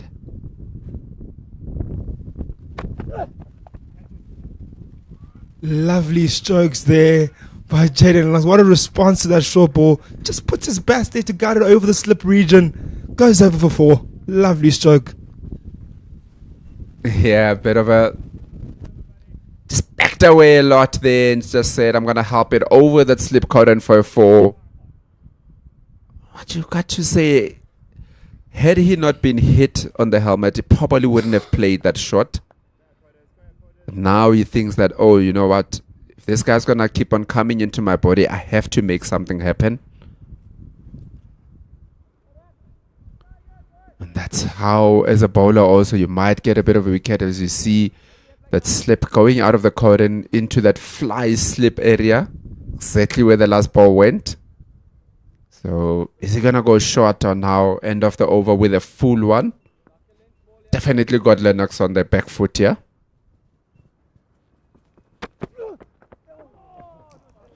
Oh, that's unlucky from Cody Yusuf. Beautiful delivery. Just jags back in. Finds Jaden Lannock in no man's land.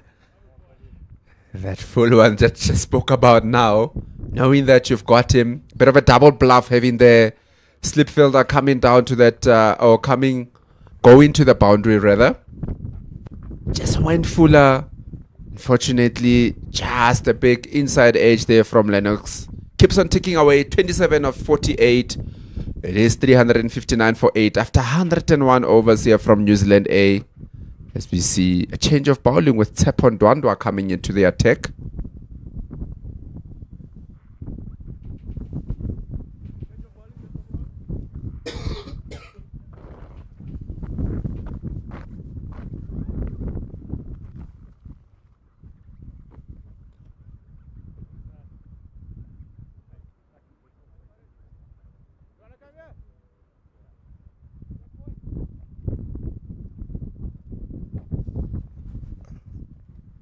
So the end Tsepo Ndwandwe is coming from, which is the chalet end, he'll be bowling from.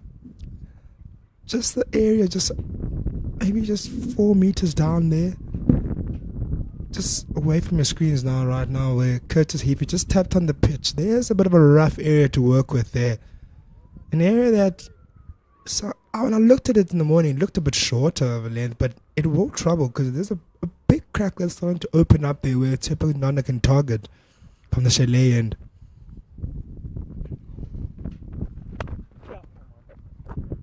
Around about that length, that where the ball landed, where the crack is, and you may feel maybe mine a little bit too short, but with that delivery, if that ball hits that crack and you rock on the back foot and that ball keeps low and is going directly onto the stumps, it will cause troubles for you. Yeah, definitely. I think that's where the skill sets of the left-arm orthodox will have to come in here. Maybe with that one, if you feel that it's a bit short, maybe you want to go flatter. Just get it to go skid on quickly into the batter.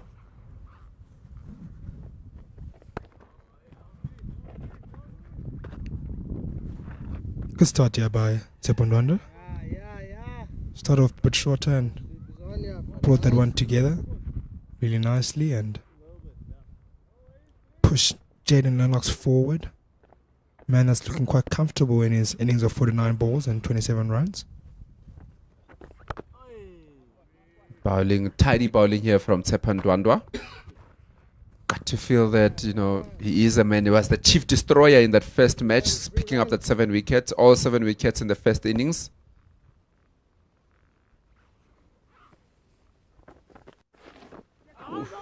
Bit of a reverse sweep there from Lennox. That is what happens when a spinner comes in, batter that has been there for long enough, over 50 balls, feels the confidence that he can try to do something to get the runs. I was close, just impact outside the line.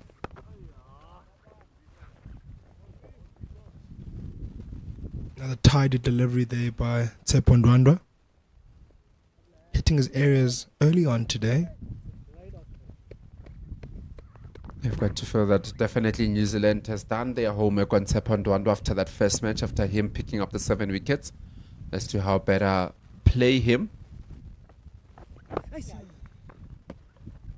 And you just looked at, that is where the tap was open when he was bowling. So if you can get him off and then play the other guys and score some runs, that's the end of the 102nd over with the New Zealand A on 360 for 8.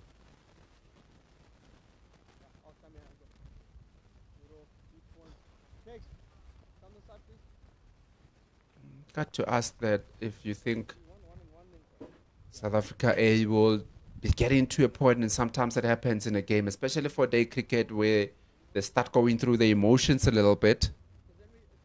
Where it's one of those that they know that they need a wicket, but there's a lot of pressure that's been put back to them by the New Zealand A. You don't look like they've, yes, 1 or 2 though of those extravagant shots, but most of the time, they've just been going steadily about their things. 48-run partnership, nearing that 50-run partnership. That is golden. A 10-wicket partnership to be going to the 50 area.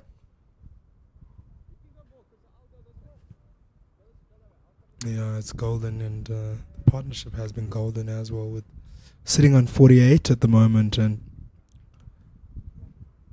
something that we're watching closely. And you've got to feel, obviously, that New Zealand A are really dictating the terms of the game. I mean, you've got your premier fast bowler, Cody Youssef, coming in. with 5 fielders on the leg side. We normally have them with 5 fielders on the offside. Just to confirm that the new ball was actually taken earlier on. So it's a newish ball that they still have. Took it at the start of play. So it's 19 overs old. Still got a lot for the seam bowlers. But even with that, now you've got 5 fielders on the leg side for the South Africa. So New Zealand A is definitely dictating the terms of this match.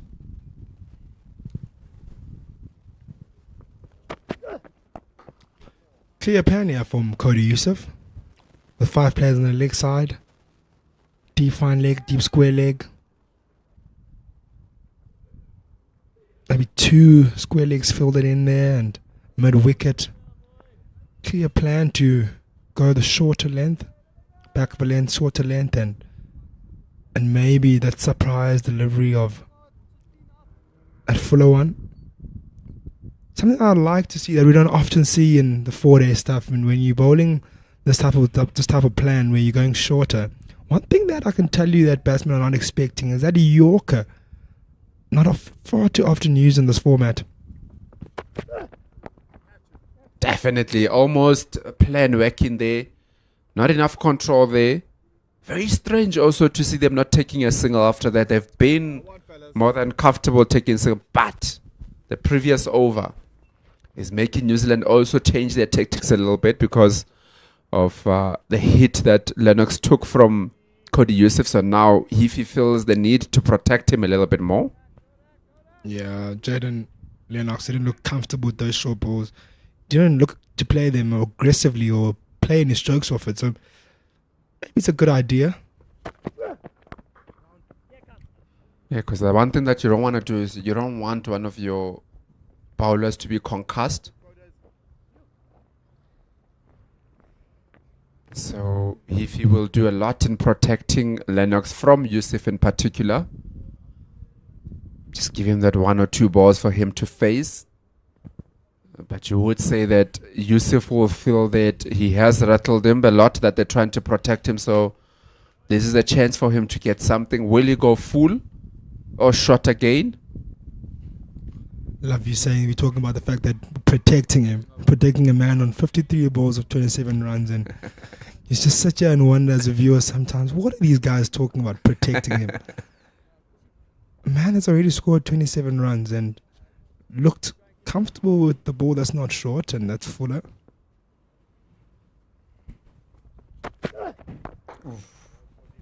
That's that Yorker delivery I've been talking about that is scarce in this format.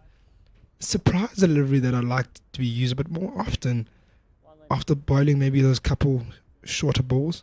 Delivery that a lot of batsmen don't expect. Yeah, definitely. I think just speaking about the protection is that there was a lot of confidence in Lennox when Yusuf started, but a few occasions has troubled him a little bit in the body, and that's where the protection order came in.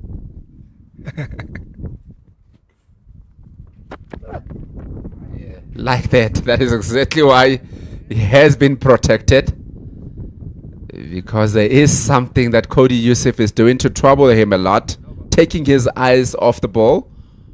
Got another one in the body there, Lennox. That's why he's been protected by Hifi. Cody Yusuf finding his accuracy these shorter balls now.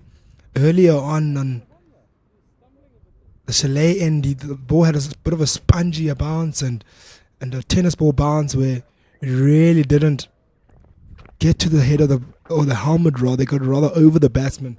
But now, from the Kuruleni end, that ball is really just getting through and hitting that helmet. And a lot of concern from the New Zealand batters. Second time's been hit on the head now, Jaden Lennox.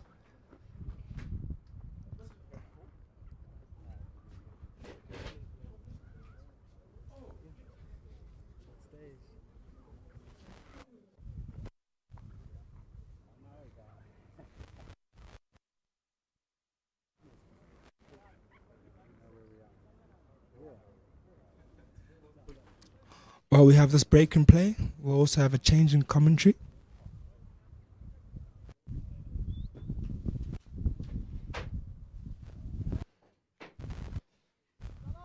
Yeah, it made a lot of sense why Curtis Heafy was protecting Jaden Lennox.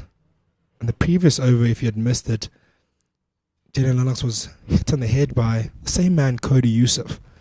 And we had the doctors on to do the concussion test.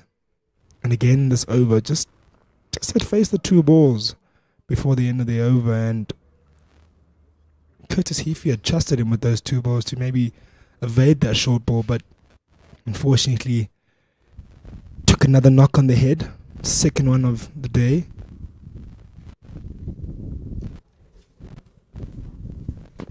Cody Yusuf has been dishing him those short balls.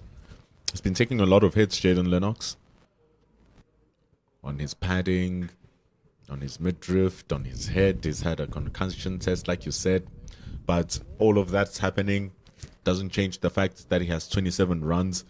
He's been out there for 55 deliveries.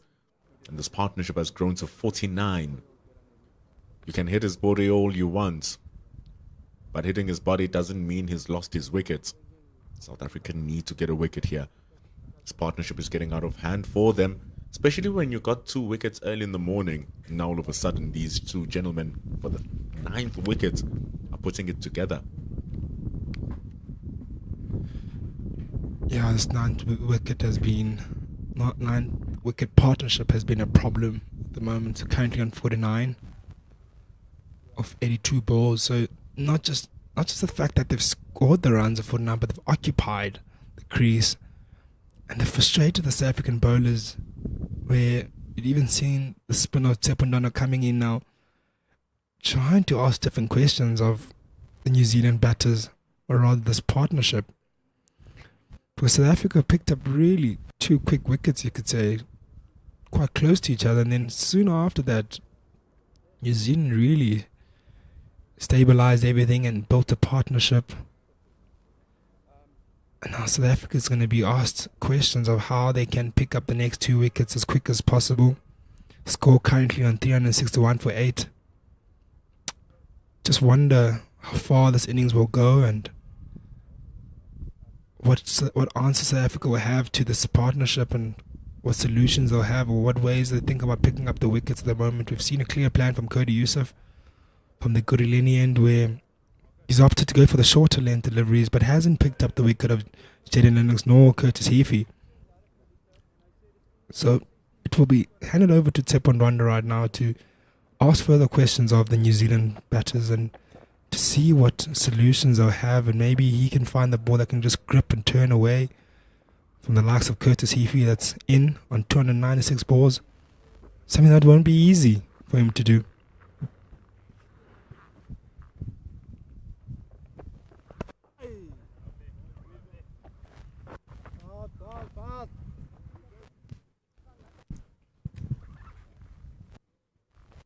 Jaden Lennox, during that tour to Bangladesh for New Zealand A, had a score of 20. But what's more interesting about that score of 20 was that he lasted for 61 deliveries. He's lasted for 55 here, and it brings up that 50-run partnership between he and Heafy.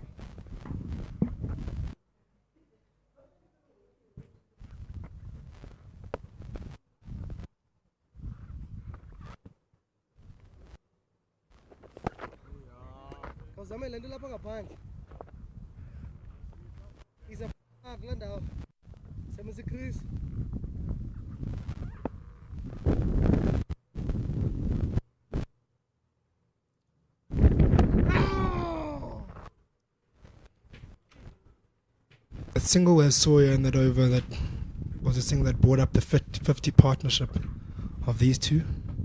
Partnership that had a bit of grit in terms of fighting those short balls off. And also partnership that has come with good rotation of strike and good calling and good run scoring as well for the boundaries.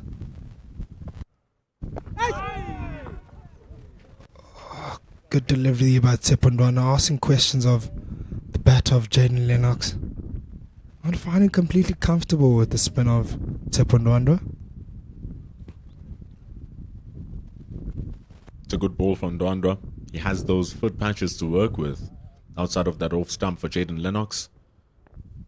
Maybe it's something that he can look to take advantage of, but you wonder if he goes a bit fuller, if he's going to get himself into issues. But I like this move. I like this move from Marcus Ackerman. You bring in Jordan Herman, you have one left arm off spinner operating. Then in the opposite end, you have a right arm off spinner operating. It's going to be spinning it back to Curtis Heafy. And there are some foot marks that he can look to target. Just wants to see if it's a bit too full for him to throw it up there. But let's see how he constructs this over. Jordan Herman.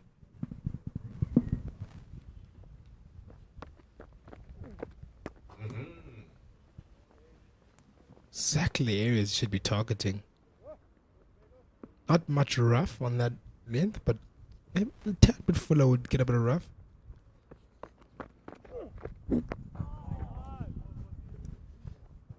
Becomes risky. You risk bowling a half a volley if you get a bit too full. Easy to be hit over the top even, should they wish. But Herman is a little handy with his off spinners. Yeah, handy indeed. It's found joy with the ball in recent times. Particular ODI series. And you want to find joy here as well and wrap up this innings for South Africa. You want to take the matters into his own hands. I'd love to face the bat of Jaden Lennox now, turning it away from him.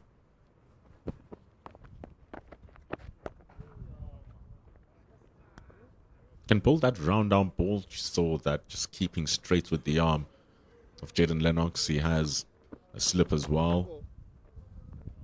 He's rushed Lennox by Herman. Wants to get through his over. Also has Lesego Senokwane at short leg.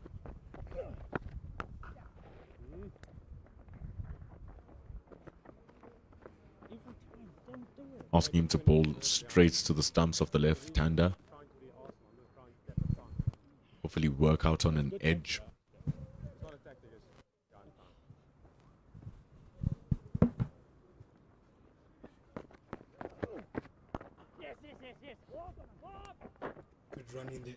Good running there by Curtis Heafy. Pushes just wide of mid-off. Knowing exactly it won't be easy to regather that for Mihlani Mpongwana. And really puts him under pressure and forces that single there. Good running. 365 for 8 after 105 overs.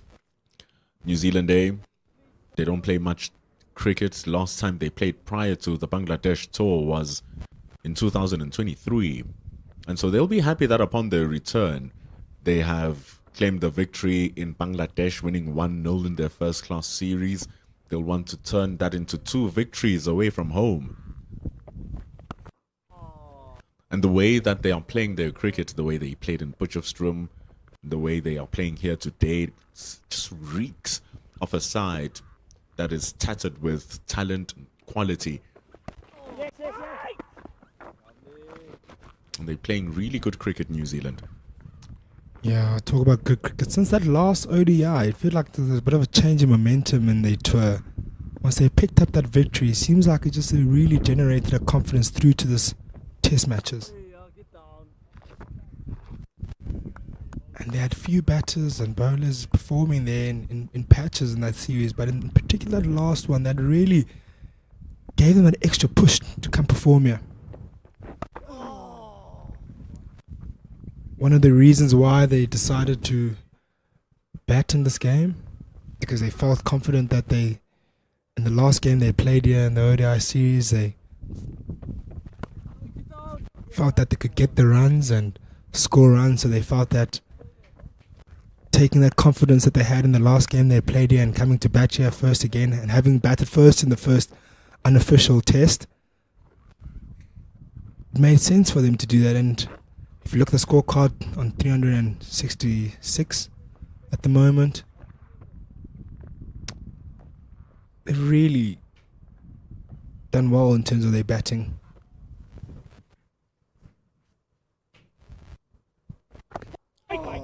To be very honest, South Africa are not bowling too bad either.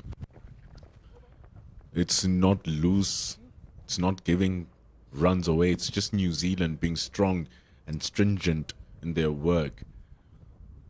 Jaden Lennox has taken blow after blow after blow, but he's still out there. Curtis Heafy at times would miss time, but he's still out there. And now they've gotten into a very comfortable groove with their partnership on 54. And so South Africa are trying out all these different ideas, and they're not biting New Zealand.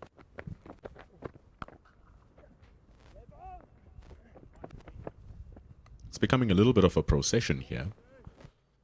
And with South Africa having taken the new ball at the start of the day, you wonder what the new way to try and take these wickets will be. Yeah, they need to find solutions on how to break this partnership, because it's growing and it's going dangerously for South Africa, and you don't want this partnership to the one that's taking New Zealand to the 400 mark. Target that South Africa will be dreading to see on the scoreboard. They want to wrap this up as quickly as possible. I know Jaden Lennox is in. Curtis Heafy is in as well and is looking solid. But they want to see the back of either of these two batsmen. Lennox is looking comfortable against Jordan Herman as well. The only person hasn't looked comfortable against is Yusuf, because Yusuf, well, his idea of taking Lennox's wicket is to smash him around the body. But he's getting into a good rhythm. He's just reading everything Herman is throwing. Even that arm ball with the round arm, it's flatter, it's quicker. He's up to the task. Interesting how Jordan Herman bowls that arm ball, round arm ball. He really bowls it from a low trajectory. So it's not an easy delivery to pick, because you don't know if it's going to grip or it's going to slide on, and generally comes on quicker onto the bat and just gets off the pitch from the nature of how it's been bowled, and he really bowls it quite low. Speaking to the head groundsman yesterday, Mr. Mlava gave us interesting information. It's 368 for 8 after 107 overs. It's a very strong partnership of 56. But he did say that in day number 1, the pitch will be relatively slow with the new grass. And we saw hints of that too natured pace of the pitch. Some balls are slow if they're fuller, they're quicker if they are back of the length. But he said that once you get to day 2, that is the best day for batting. The ball just dies, the pitch is alive, everything just works. So South Africa would have been wanting to be as close as to batting at the end of session number 1.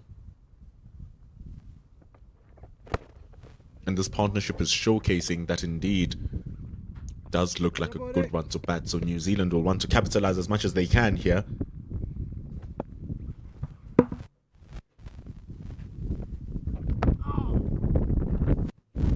They're doing exactly that, capitalizing on the pitch conditions at the moment that are allowing for scoring.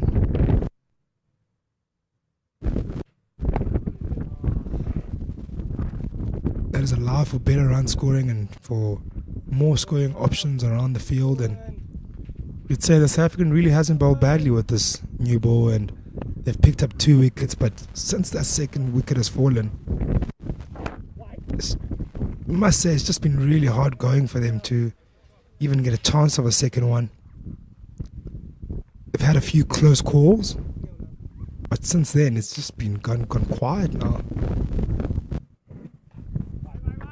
They had their opportunities at the beginning of this partnership, and Jaden Lennox was still fresh and Tian van Vuren was steaming in. Even Curtis Heafy at the time just looked a little bit gingerly at the beginning of the day. But you are to expect that momentum is not going to be always on your favor. And so just like this, slowly and slowly, ever so patiently, they wore down the charge of South Africa. And look at them now, 112 balls later for their partnership. It's hurting the South African A side. Yeah, South Africa will be looking for a moment of brilliance somewhere around the field, maybe from a fielder, maybe a sharp fielding they were creating a run-out chance, something. And we've seen the likes of Lisego Sonongwane, where picked up a run-out yesterday, a brilliant run-out, and today as well with a brilliant catch, and had a huge impact on those 2 wickets. And don't usually laud the fielders for their impact in the field, but they'll need something similar at the moment, where they have just a slight, maybe a bit of luck or a moment of brilliance, just to change this momentum of the game and take it back to their favour. Slowly working towards his highest score here, Jaden Lennox as well. If South Africa fail to tilt the momentum of the game, his highest score is 43. It's 14 runs away from said score.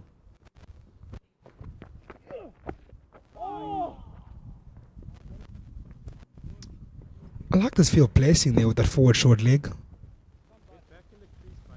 Makes that forward defensive stroke from Jaden Lennox not an easier option to play, knowing that there's a man right underneath his nose waiting just to catch any mistake. I personally really like the idea of bringing the short leg across and making him into a silly point because of the ball spinning away from Jaden Lennox. Just bring him more into the game, especially if we can hit the ball just before that rough, get that extra bounce.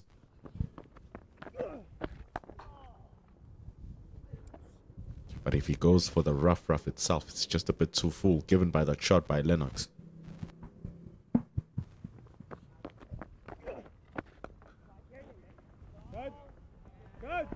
Oh, nice shot there by Jaden Lennox. Picks that gap there, just wide of backward point. Beautiful stroke. That is just pure timing more than anything else. Didn't really put too much power into the stroke. Just pure timing. Elegantly played by Jaden Lennox. No one is out in the deep. And that just stomps the authority of the New Zealanders after losing their 2 wickets. Tian van Vuren was very good to start things off. Continued being good, but then the wickets dried up. New Zealand are looking very good for their work so far. Yeah, looking good indeed. New Zealand 373 for 8 after 109 overs, and that will take us to lunch with a session that would have said initially pretty balanced, but a slightly swayed to New Zealand side, particularly because of this 61-run partnership that New Zealand have built up here just after the second of the 4 weeks, second wicket that has fallen. And we'll give this session to New Zealand. It was a strong start for South Africa A. But 61 for the 10th wicket, you really do feel like the momentum has just swayed to New Zealand. They'll be the happy of the two, as South Africa will be asking themselves, what went wrong? Why couldn't they get more of these wickets? They had 2 hours to bowl and nothing budged except for those 2 at the start. I'd say it's a slight advantage as well to New Zealand, a 55-45 advantage, if not 60-40. Speaking of 40, that's how long our break will be going into lunch. We'll see what's going to happen. 373 for 8, New Zealand. Strong partnership. Strong partnership. You can go and partner up with your meal as well, like the players will be for this lunch break. We'll come back after 40 minutes. Let's enjoy it. It's 373 for 8 for New Zealand A.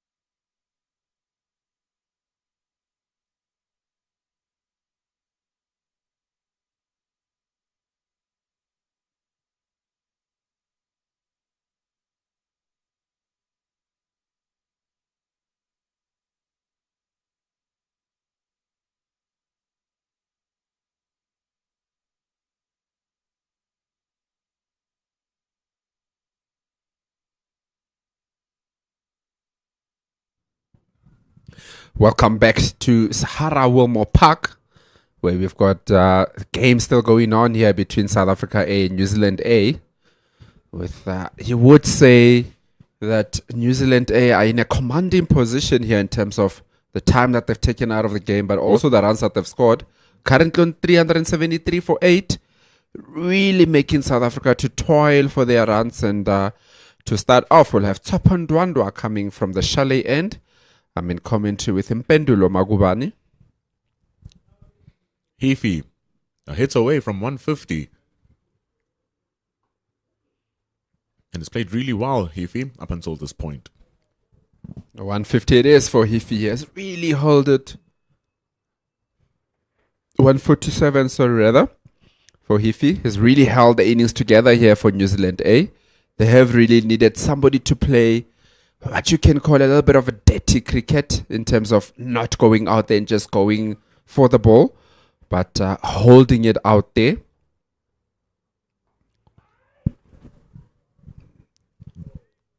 And he's had the perfect partner in Jaden Lennox. 80 deliveries he's been out, 79 deliveries rather he's been out there. He's taken big blows from Cody Yusuf, but he still remains strong. So this innings from Lennox coming at number 10. It's contrast though, but reminds me of a certain Dean Elgar, who was always willing to take one in the body but keeps on marching on.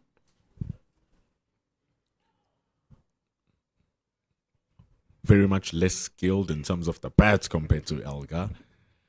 But you want that fight throughout all of your players in the team. Not everyone bowls, but everyone bats.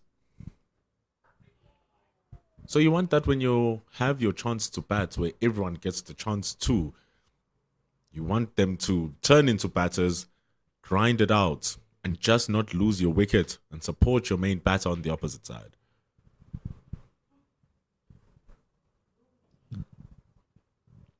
Yeah, definitely. I think it's something that probably in the yesteryears was neglected a little bit, where bowlers would come to the nets with just their spikes, not looking to bat, but the game has moved on so much that everybody has to contribute. And you have to contribute well. And Lennox is doing good. 83 runs. His partnership has gone over for 20 overs now. You wouldn't have thought that the momentum South Africa had after taking those 2 wickets earlier would have led them to being in this situation. That brings Jordan Herman to continue his bowling from the Ekurhuleni end. A multi-talented Jordan Herman, one would say. It's just speaking of air that during junior provincials, he was a deputy keeper to Hannu Viljoen from the Dolphins. His older brother, Ruben Herman, wicketkeeper for the Northwest Dragons. So the talent runs through the family here, it seems.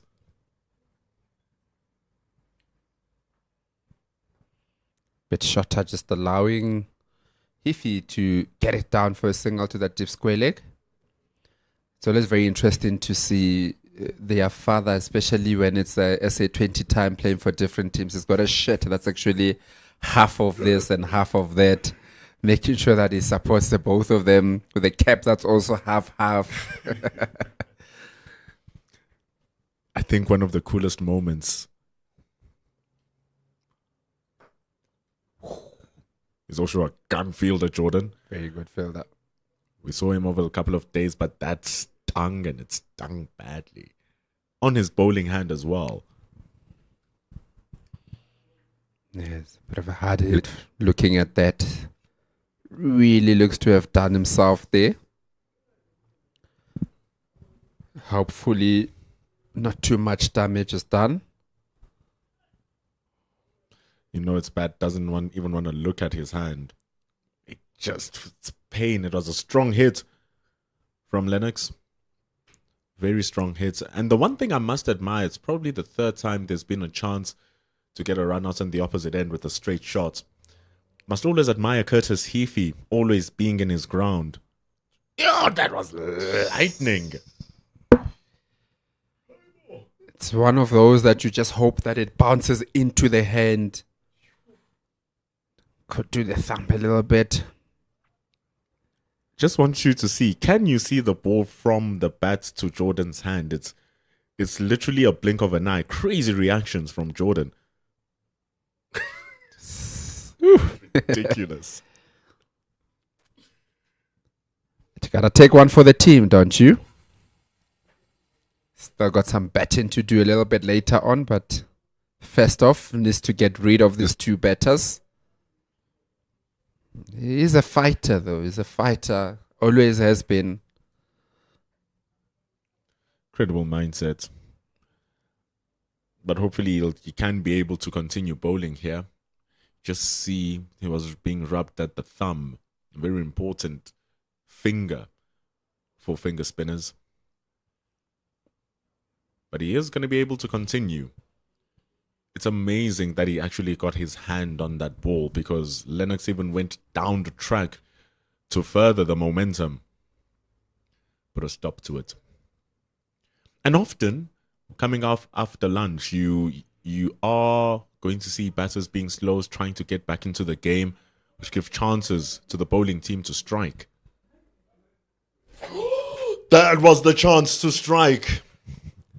Jaden Lennox went for a cut. And it just goes past Zubair Hamza standing at first slip. Was a tough opportunity, but it's going to be 4 runs. Yeah, a bit of an opportunity there. That's exactly what Jordan Herman would have been looking for after getting a hard one on his thumb. Nice and slow. Hamza looks like he wasn't expecting it that much. Just those reactions there.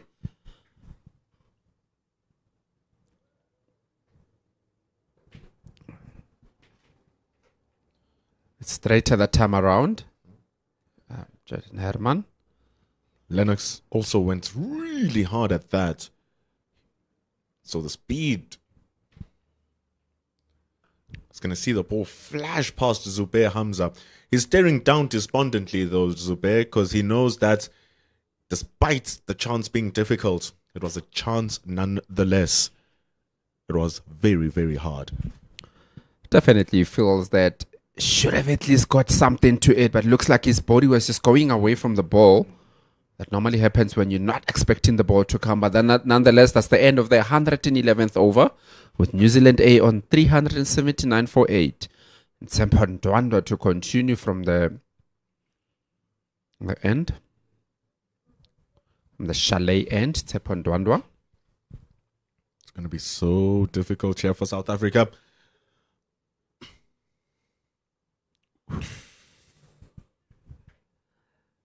Just need that one that just comes straight with the arm.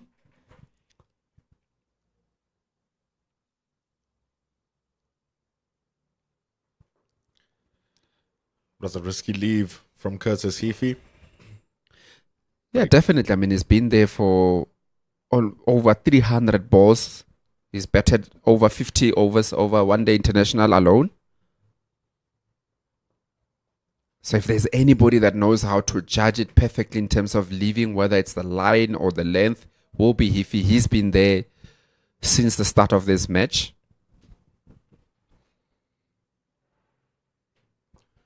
And it was only in the morning where there were some signs that he's still trying to find his rhythm.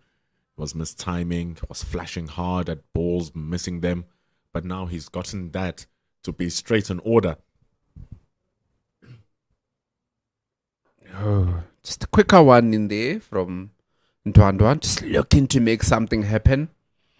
As you said, he was the chief destroyer. The only destroyer, actually, in the first innings of the first match. But so far, they haven't let him get any wicket. Had a good 4-day series, Tsepo Ndwandwe. Got an injury, though, which set him aside for quite a bit. And he needed to work back. He needed to work back into good bowling stride after that. Because that injury came after back-to-back fifers, and he was really starting to get into superb rhythm. He was bowling so consistently. That just threw him off, that injury. But slowly working his way back after traveling to Bangladesh with CSA emerging, getting a couple of wickets there. And look at him now, he's looking good. Yeah, and I think if you are at Tepondwando, you also look ahead in terms of the possibilities of playing Test cricket one day for South Africa. Keshav Maharaj is 35 this year, so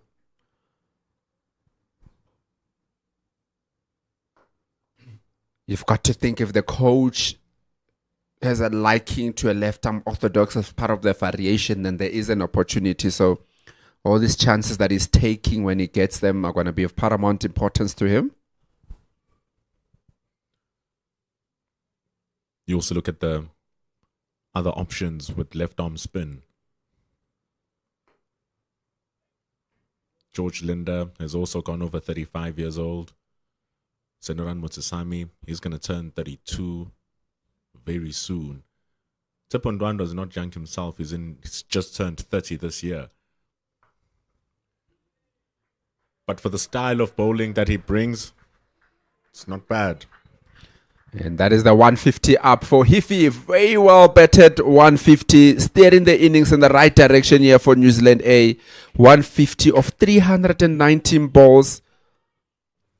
Very well batted. Has been here from the start, as I said. 531 minutes, 14 fours, no sixes. Shows also that there's been a lot of running in between.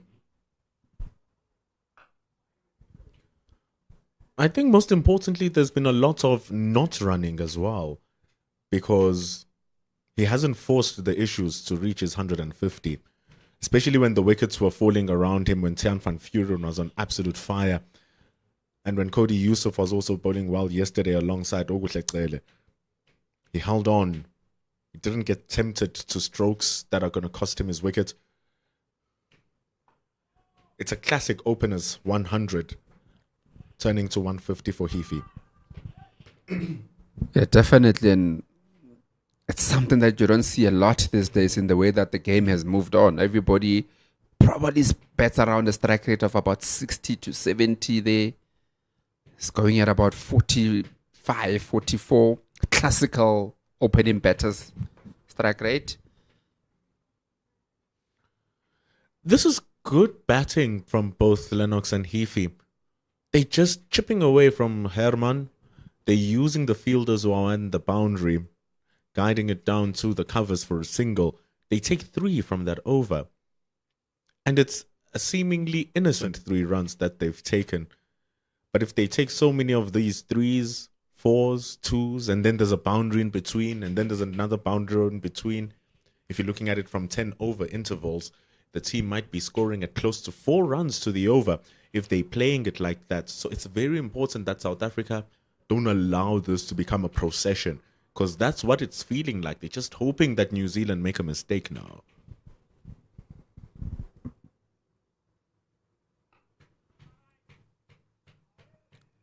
Good fielding there from the captain. Yeah, definitely spoke about it earlier, just before lunch, that South Africa might just get themselves into just going through the motions. Where you feel like, you are hoping for wickets to come rather than actually doing a lot to get the wickets. And they're missing out on the best batting opportunity in this match. Look at how yesterday the ball was actually gripping and turning for Tepondwando. Today it's just sliding through. Even for Jordan Herman, it's just sliding through. This is when you really want to bat. South Africa would have been hoping that by session 2, they have the bat in hand. It definitely, and also looking at that first hour of play, getting those 2 quick wickets early on with Van Vuuren and Oguhle Cele, getting the only 2 wickets to fall this morning. But after that, it's just been New Zealand all the way. 1 or 2 half chances that were created. It's been very good batting here from New Zealand. 72 partnership currently, 9th wicket partnership rather. And then you really wonder what South Africa could do differently. What could they implement? What bowling changes? Where could they bowl? We've seen some short ball strategies from Cody Yusuf that didn't bring much. We saw some wide bowling yesterday trying to use 2 gullies. That didn't work as well. So how can they bowl them out? How can they get these wickets now? Very good shot from Hiffy. Just leaning back there, hitting it down to the boundary at the cover. And that's another boundary from the bat of Hiffy. Really, really looks steady in the way that he's going about his innings. So easy. Looked effortless. Cut through. Yusuf thought he had a chance, but he has loads on his legs. Stiffened up and the ball beat him to the boundary for 4. Oh, that 400 for New Zealand looking good. The way they're going, even 450 now looks like a possibility.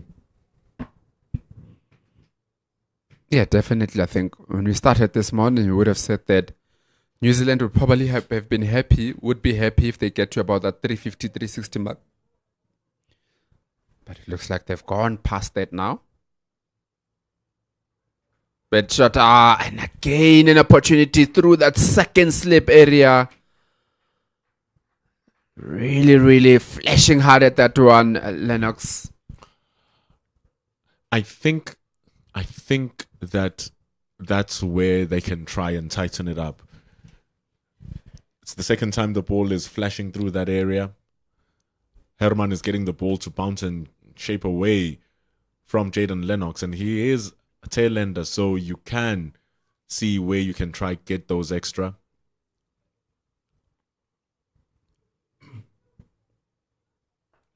But also at the same time, KG, you're looking at the scoreboard, it's 393. So each run that's been conceded now just hurts South Africa even more. So it's a fine balance trying to get that attacking option in the slips and still keeping the defensive mindset so you don't leak unnecessary runs. Coming down the wicket from Lennox. Very good shot, meeting it down. Slowed up a little bit here from Herman. Lennox just meets it down, hit it down to the boundary.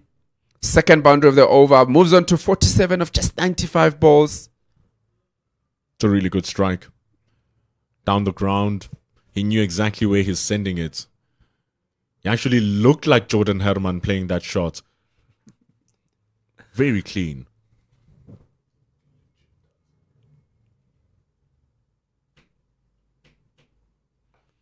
So hanging back this time around.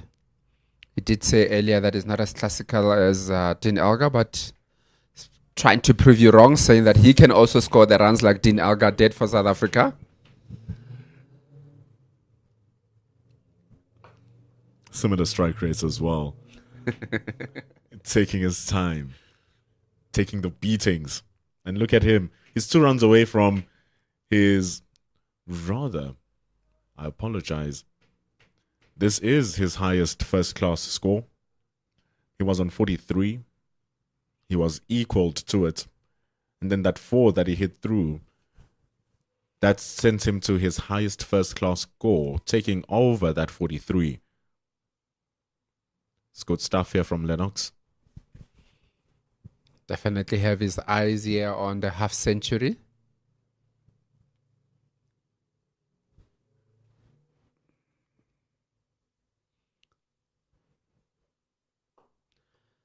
Got to maybe think from South Africa if it's not time to bring back one of the premier fast bowlers. Definitely the breeze has picked up a lot if you just look at the trees from the chalet end. Moving a little bit more. So might be a little bit of something here for seam bowlers. Because it really does feel like they're just going through the motions here. Ndwandwe and Herman. Tian van Vuren comes in and they can spice things up. Yusuf tried his best in the previous session,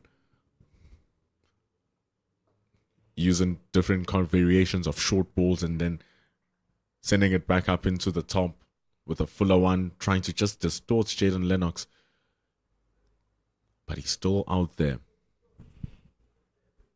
And this wicket is, or this partnership is doing a lot of damage to South Africa A. physically to get them out there for long and mentally also draining them.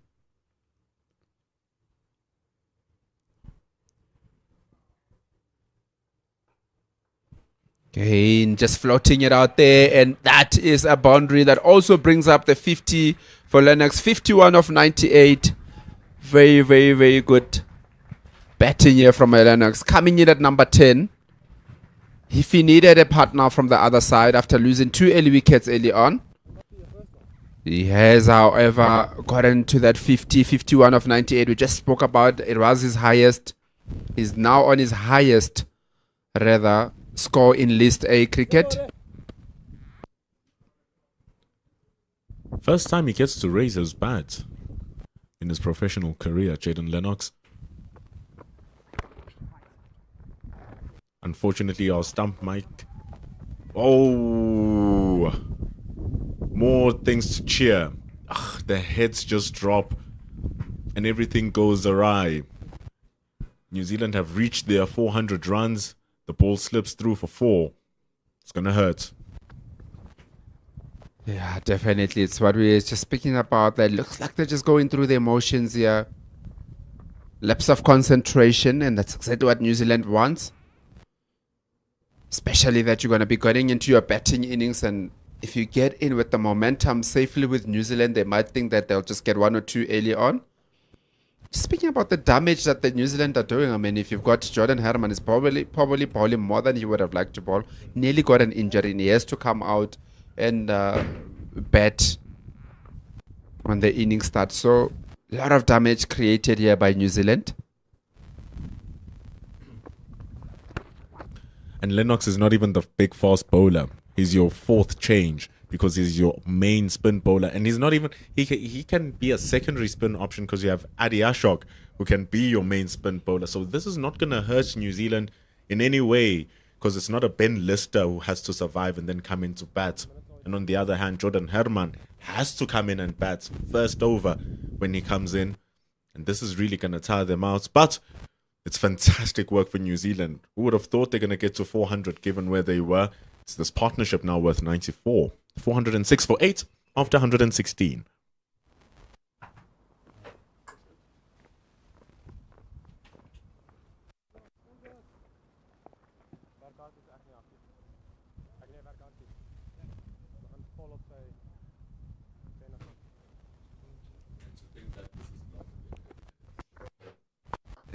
Jordan Herman back, continuing from the Ekurhuleni end, and we've got a change in commentary with Kamva coming in, replacing the voice, Pendulo Makubani. Thank you, KG.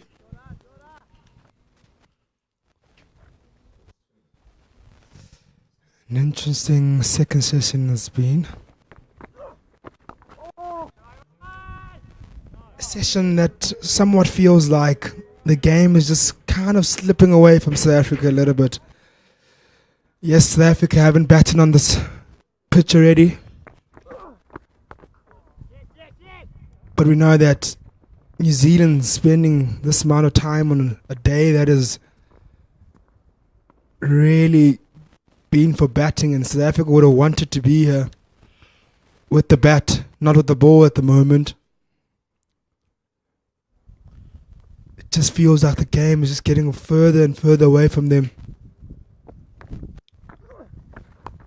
We earlier spoke about the score getting to 400 would have been a score that South Africa wouldn't have wanted to see. Now they're looking past that. And if anything gets close to 450, and it will be a mountain to climb for South Africa.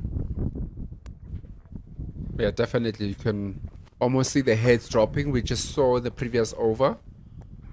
Double misfield to allow the ball to go down to the boundary for a 4. They said today would probably be one of the better days to bet. Looks like New Zealand are making the most of it.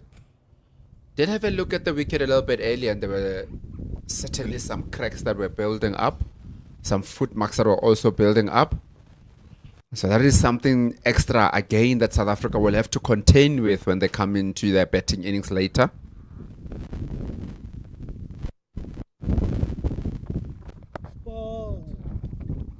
Yeah, the longest South Africa spent time there outside on that outfield, and New Zealand spent time batting. That pitch will start to slowly deteriorate, and will soon be a pitch difficult to bat on as it goes on to day 3 and 4. And as you mentioned, that today is the day that you want to be batting. Today is the day you want to be out there turning up those runs. And the unfortunate part for South Africa is that they have ball in hand at the moment, and it doesn't look like they're going to be batting anytime soon, with the likes of Jaden Lennox set on 55 at the moment. As he double steps, hits it over middle for 4. Mid on, I beg your pardon, and what a shot there by Jaden Lennox. Man full of confidence at the moment, just double steps, hits that over for 4. Yeah, very good batting here from Lennox. Has really grown a lot into confidence here. Just coming down the wicket. Did it in the previous over also for Julian Herman. Now does it to Tepon Dwandwa. And that's also the 100 partnership, a 9th wicket 100 partnership for New Zealand. Really good going here. 100 of 169 balls, going at a very good rate also. South Africa would have looked that they bowled 129 overs in that first match. They would have hoped that they don't bowl as many overs also again. And they bowled 129, only bowled out for, and they got bowled out for 236 in that first innings in the previous match.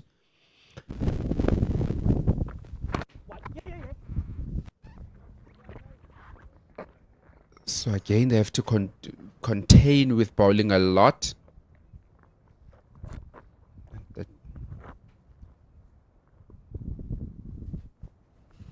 And as we see the bowling change at the moment with Tian van Vuren coming in. His captain asking him to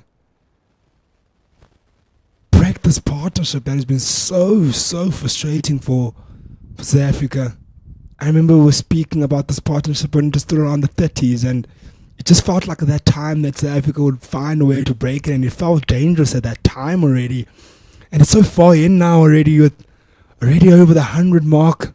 The partnership 101 at the moment, 172 balls, and it looks really worrying for South Africa. And you just start to wonder, how can South Africa pick up these 2 wickets as quickly as possible right now to get out there and start batting? Because any longer New Zealand spend there and get over that 450 mark, maybe get close to even that 500 mark with the way these two are batting, there'll be very little chance of South Africa being able to produce a result of this game. And South Africa want to look for a win in this game in particular.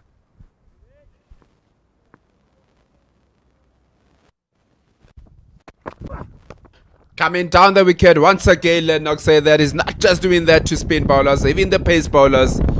Hitting Van Vuren, the pick of the bowler so far for South Africa A, over his head for yet another boundary.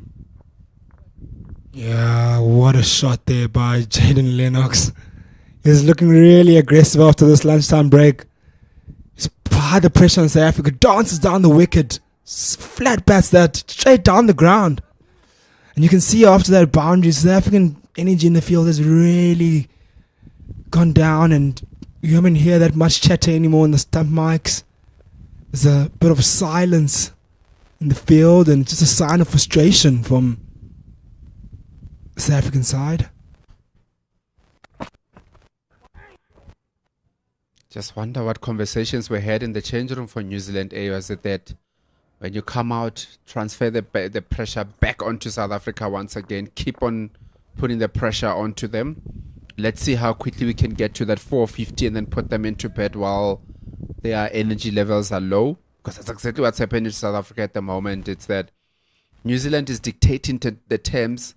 And if they also dictate what time South Africa bets or when they bet, might find themselves still in the front foot.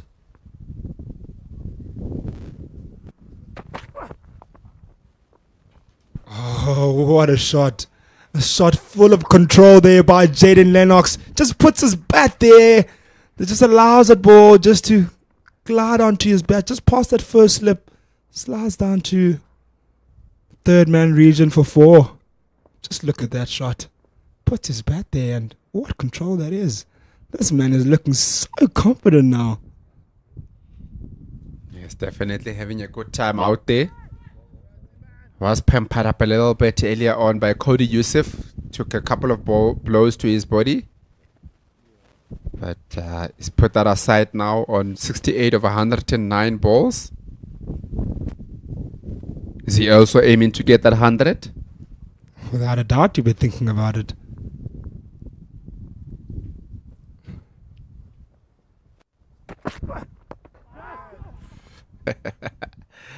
Stepping away there, probably was looking for something more aggressive. Yeah, I think we're set for some hours of entertainment now. So I think we're very careful here to be leaking runs, and the more Jaden Lennox starts going at the pace he's going at, the strike rate he's going at, to force more bad deliveries from South Africa, because now they'll be thinking, what do we do now? We already struggled to pick up your wicket. Now you're attacking us. So what is the next best thing we can do to you? Ooh, very good ball here from Van Vieren. Just going past the gloves of Lennox. I think the next thing to do, or what to do, probably what Cody Youssef did, try to rattle him again a little bit. Because after what happened with Cody Youssef, he was starting to be protected a little bit more by Hifi. But now he's got the confidence back now once again. Going after the ball, I mean, he came down first ball to Van Vieren and hit it over his head. The pick of the bowlers from the South Africa A in this match. Once again. Jaden Lennox, you beauty. Dances down the wicket and hits it straight over the bowler's head for 6. What a shot from Jaden Lennox. Look, you talk about grit with this man. He was hit early on the helmet initially in his innings. And for a man to playing with such confidence at the moment after being hit twice on the head just shows the character in this man and the fight in this man.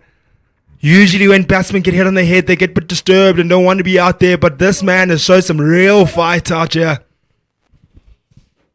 Very able partner here to Hifi Lennox.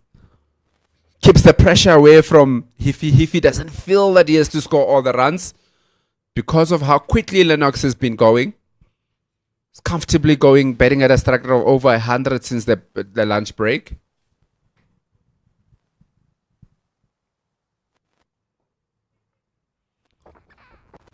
Even so that Hifi even looks for a single on the first ball because he knows that he's got Lennox who's got his skates on here.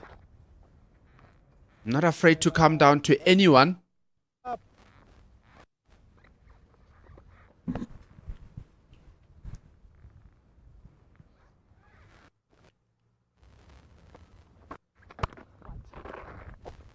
Straight up, come on! Probably look to force the hand of the SAA here. Probably Cody Youssef looks like is the one that was troubling him a little bit with his pace, but he hasn't rested for long enough.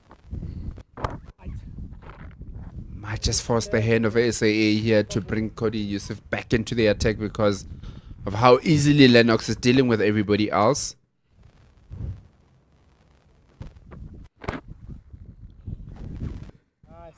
Lennox looking untroubled now with his batting, looking sure in his defense, looking sure in his attack, and giving us some real entertainment here.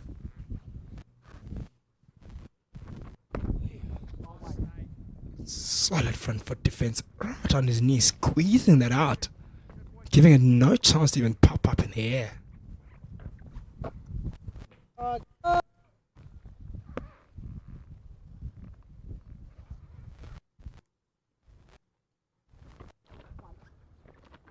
So again, just digging that out to end the 120th over with New Zealand A of 428 for 8.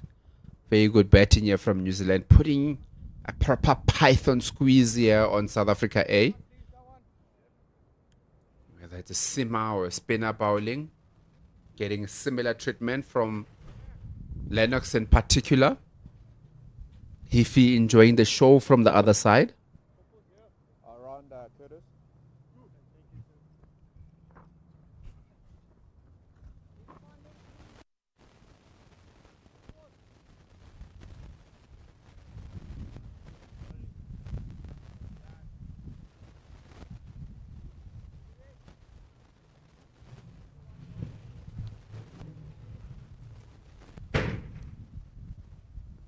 Van Vuuren choosing to change the tactic here, coming around the wickets. Looking to do something special. One of those magic delivery balls. Needs to get something going here. Like that, but it just goes in between that gully and first slip. Just not going in the way of South Africa A at the moment. New Zealand really bossing this game. Marching their way to that 450 mark. Currently on 432 for 8. Very thick outside edge from the bat of Hifi. But runs nevertheless. Moves on also to 164 from 337 balls. To be deja vu for some of the guys that played here last week. Looking very similar to how the game panned out.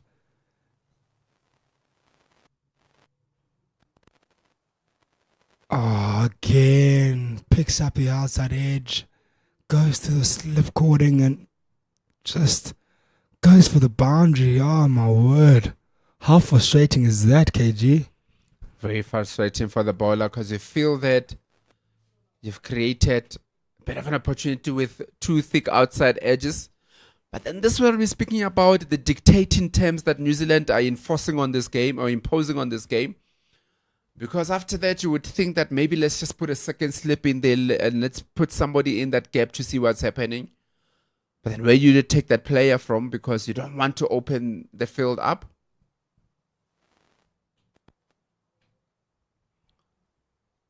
Lovely pull stroke there by Curtis Hifi.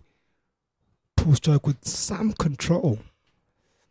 And I was saying it's deja vu for these guys here on the field because, yes, New Zealand may not have started as quick as they started in the previous game and got ahead of the game as quick. But now, in this game, they lost a couple of wickets and they managed to build up partnerships that took them to a point of to score 438 at the moment and still spend a lot of time in the field. Now what they're doing towards the end of the innings is that they're attacking a lot more and covering a lot of time and ground, and it's just really it's beautiful cricket being played here.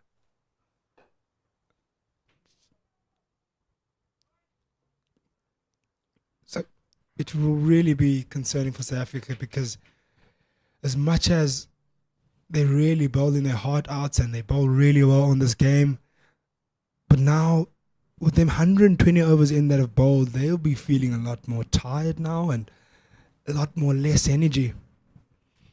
Yeah, definitely similar to what happened in that first game there where they bowled 129 odd overs. Already bowled 120. No doubt that plays mind games on you as the bowling team. Just lets that one go through. It's one of those things that you come as a team with certain tactics of how you're going to go about the game. And then because of the attack that you have to be faced with, you almost have to change the way that you're looking to go about things. And that is exactly what New Zealand is making South Africa do here. Making them think a lot more than what they would have liked initially.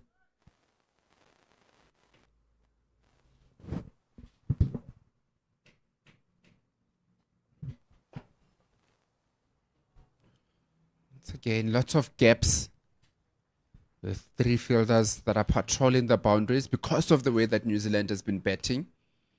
So now there's a lot of gaps that are created.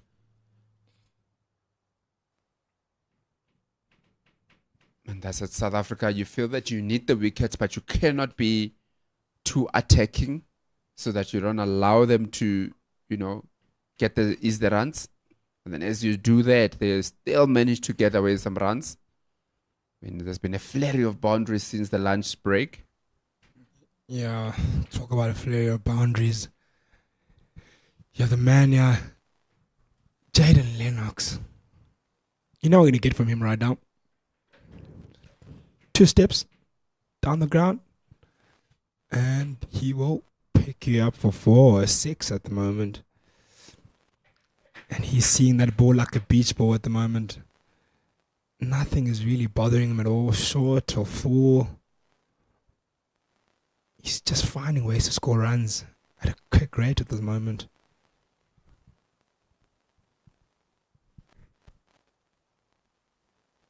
Oh, yo.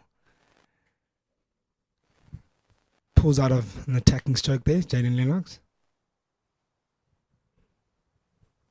It does definitely, we talk about the change of plans. It does definitely, as we just have a look at that once again, just coming down the wicket but letting it go at the last minute. It does definitely look like they are really making South Africa think a lot more about what they want to do. He did come down the wicket a few times, hit the ball straight down, but in that last ball, South Africa did not have a mid on down at the boundary or in the normal position, was a bit more tighter. So to say that Van Vuuren will now bowl a bit of more back of a length, a bit of a shorter length, not to allow Lennox to be hitting the ball the way that he has been down the wicket. So there's definitely some mind games that are being played here, where the batters are saying that if this is how you're gonna bowl to me, this is how I'm gonna hit you. So you change how you're gonna bowl to me. So you're constantly thinking as a bowler, how do I outfox the batter? Just not that. It's not allowing them to even settle on any sort of length. So even if they have some sort of attacking plan or plan put in place during the lunchtime break, it's really disturbed that whole plan that they've had. And it's made things so difficult for South Africa to pick up wickets. Even before the lunchtime break, there was difficulty with that.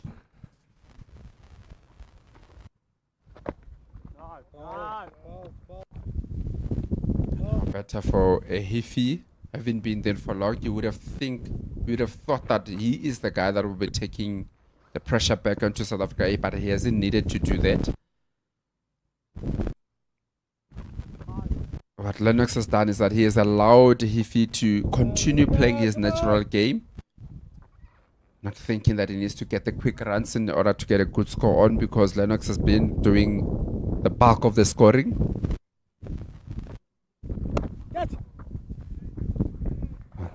Back foot full pull there by Curtis Heafy. More frustration, more pressure added onto the South Africans as the score goes to 444 after 21 overs. South Africa will be frustrated. They're a bit shorter there by Tsepondwanda. Rocks on the back foot, pulls it into that mid-wicket region. Goes all the way along the carpet for 4.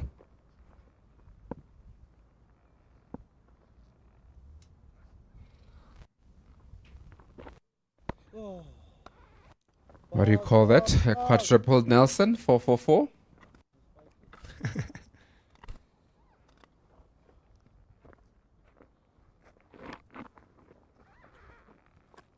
Hadiatia in for South Africa A.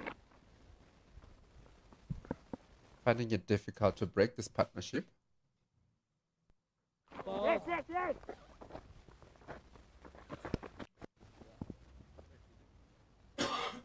Very quick run taken there. And that is exactly what they're doing. Even when the fielders are a bit closer into the circle, they're a bit on the back foot because of the stroke play that we've seen from New Zealand. So when they push it there, they found you wanting a little bit on the back foot and they can go quickly for a single.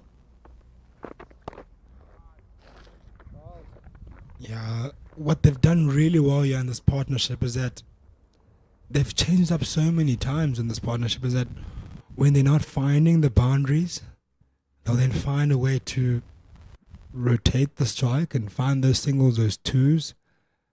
And then those twos are not coming. They've just quickly change over to scoring boundaries, and it's made things so difficult for South Africa in terms of planning and how to pick up the wickets, and not just that, they've been so solid in their defense and so resolute in how they went about their batting.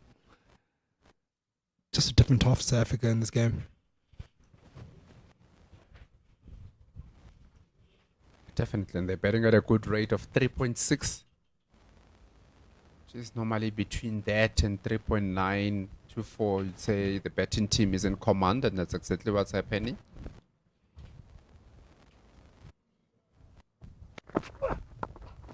That's become a little bit disheartening for the bowling team if their seam bowlers have to come back for those 5th and 6th spells. Yeah, you talk about disheartening. Tian van Vuuren picked up 2 outside edges previous over that both went for the boundary, and both pretty much, you could say, catchable height, or maybe just short of maybe the first, second slip. That gap, that regional was there. They pushed that first slip now to about a fly slip. Moving fine leg a bit finer, and square leg also shifting. Just gives you a sign that they might be looking to go a bit shorter with their bowling tactics. And they've put the mid-wicket as well in there around the cow corner region, where it's just before the boundary for maybe that mistimed pull stroke. South Africa is now pretty much gone against any plans of bowling length balls, and is looking now to just maybe force their hand at the shorter balls. Exactly that, and beautiful fielding there by Liseko Sonongwane. Again, beautiful fielding from him. Yeah, you've got to say that although it looks like the tactic is definitely to go a bit short, as we have a look at that again, it is not going to be an easy tactic to do if you're coming back for your 5th or your 6th spell, because try to do that didn't get up by any stretch of imagination. Easily hit by Hifi in front of square for 4. That has prompted South Africa to bring an extra man to the leg side.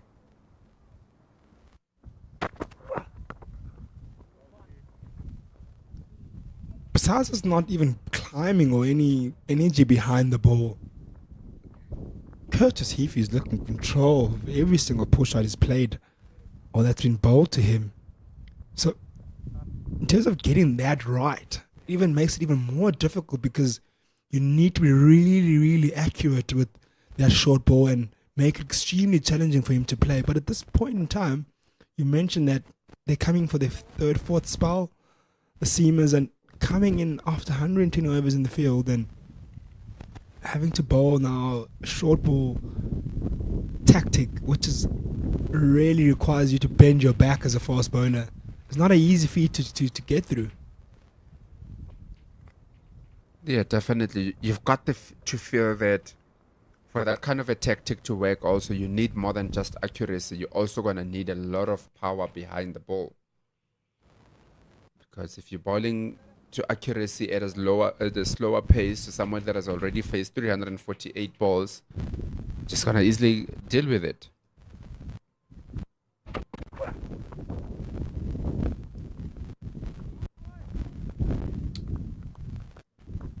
Who I think it might work for, or against rather, is Jaden Lennox. He hasn't looked extremely comfortable under that short ball, and he hasn't looked to be aggressive against it or even to counter it in any way.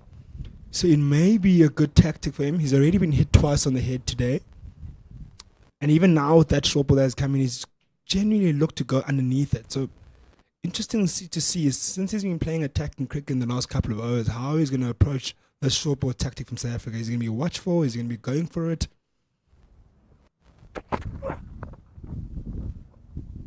Yeah, definitely. It is a tactic that could work more against him. He hasn't looked to pull at all. That shot that he played in this ball now, it's exactly how he's been going about the short ball, just backing away, try to hit it either straight over the keeper or to guide it down to that 3rd man area. Is a gully in tight here. Might bring an opportunity to South Africa. Lennox looks confident in the way that he is going about his innings.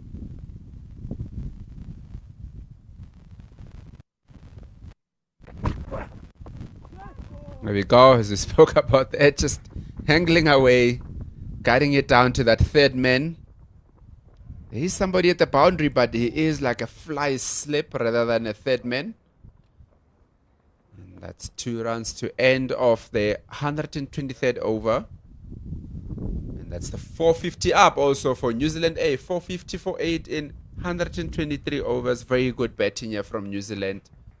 Very, very big partnership here. 138 for the 9th wicket partnership. 63 for so far in 2 sixes.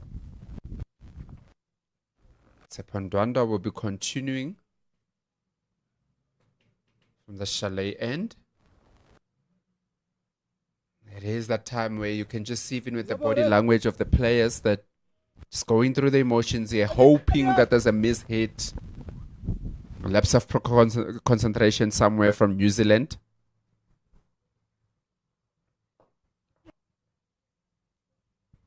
Beautiful fielding there by Mihlali Mpongwana.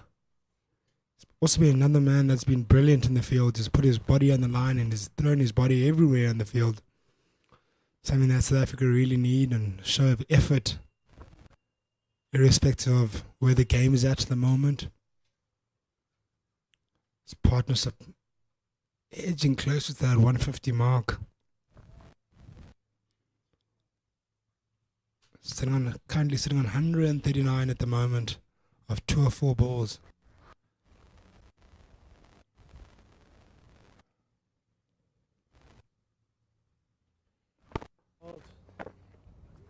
It's definitely not something that you expect from the 9th wicket partnership. First of all, the runs. Secondly, the dominance of a number 10 batsman.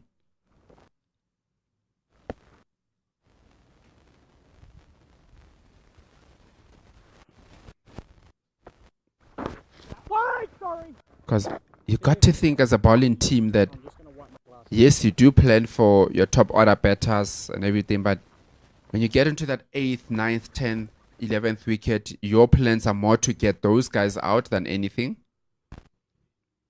But that hasn't been the case here, with Lennox going on 77 of 125, outscoring his batting partner who's been there since yesterday morning.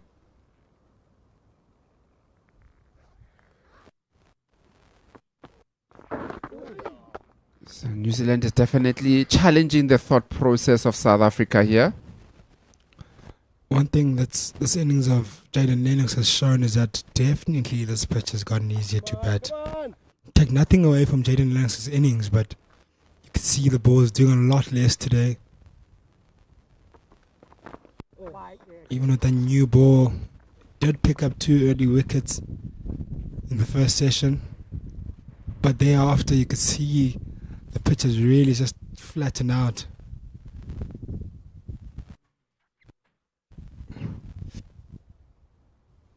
As we come to the end of the 124th over, with New Zealand on 451 after 8 wickets have fallen, and that over will bring a commentary change.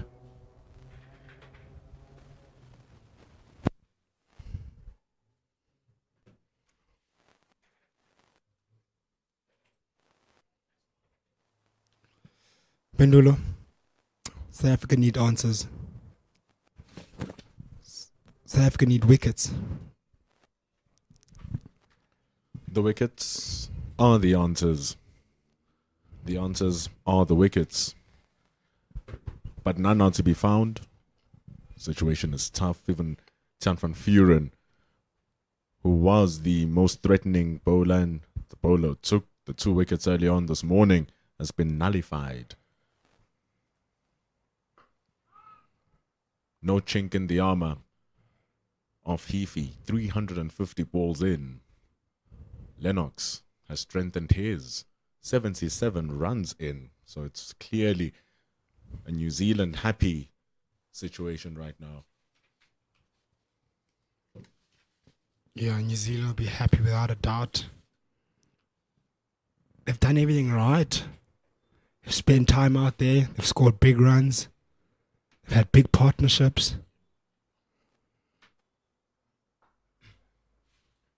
They're allowing this pitch to deteriorate by spending more time out there, tiring the South African batters, making them spend time in overs in that outfield and in the sun.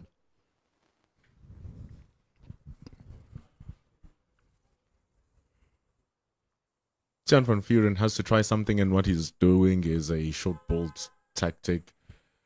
The ball is 40 overs old right now. It's in that really tough region to bowl.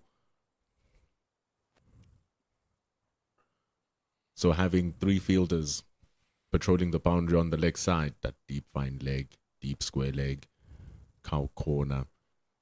And then sneakily, Jason Smith standing at the square leg just inside, in front of the square leg umpire.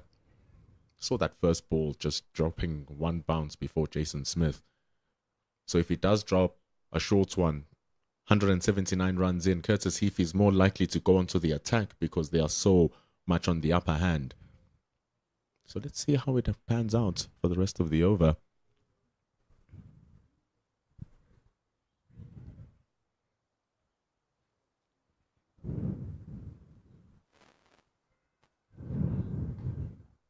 Keeps it down. The ball doesn't lift up.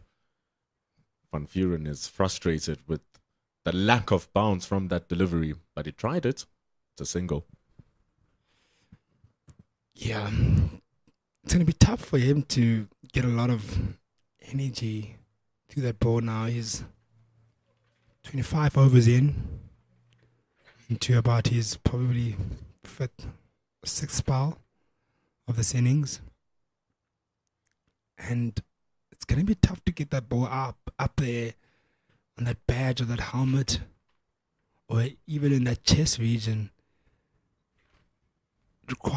This tactic requires a lot of energy, and to come in and bowl in short over after over really requires you to bend your back and to put in a lot of effort into your bowling. These gentlemen are quite fit.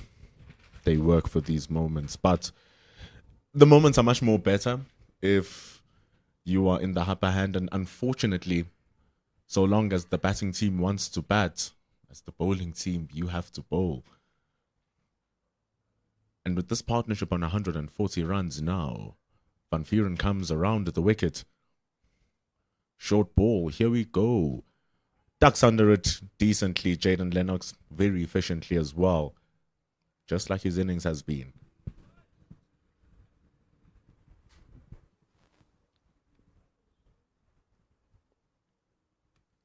Yeah, I feel like efficient is a bit of an understatement to his performance. There's been a lot more to that.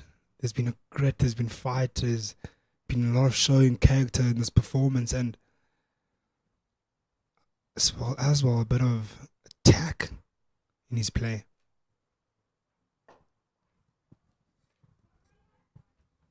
You can see he's a man that's looking comfortable. He's moving around in the crease, is looking very positive in his play, changing his different stances and trying new things within this innings. He's loving his time out there. He's enjoying himself, and that's what you like to see from this all-rounder. You'll be happy that he's been able to get these amount of runs and spend this amount of time and in the pitch and be able to churn out these runs the way he has. He's been out there for 130 deliveries, Jayden Lennox. Can't be more prouder than that. He's close to doubling his former high score of 43. Batting beautifully. 125 overs on as well for New Zealand. They creeping that run rate up to close to 4 runs to the over now. 452. It's shades of Northwest all again for these two as they near 500 runs. Deja vu. couldn't have thought of it coming in this morning. 282 for 6, saying new ball, fresh in the morning. But then fighting Curtis Heafy. And then a gritty Jaden Lennox, who has taken blow after blow, have finally dialed out the sting from South Africa. Yeah, you got to feel for these South African bowlers. Bowled really well yesterday and put themselves in a great position to wrap up this innings maybe within 320 maybe. It probably would have been a conversation 350. And to find themselves now way past that mark of 350 and looking at a 450 to 500 runs mark, some tough going.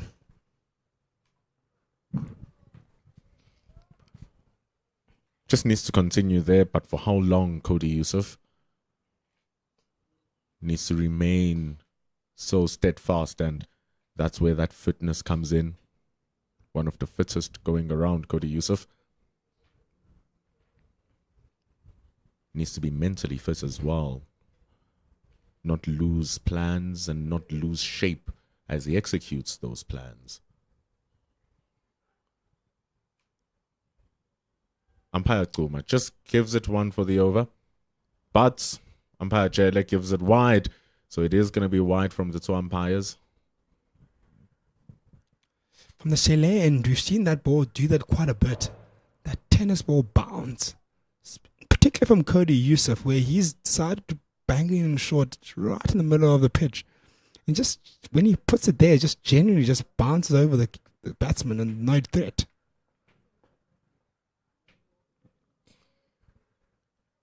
The way the ball just died down on the way it was going to Kushile. Could see that it was very steep bounce from Cody Yusuf.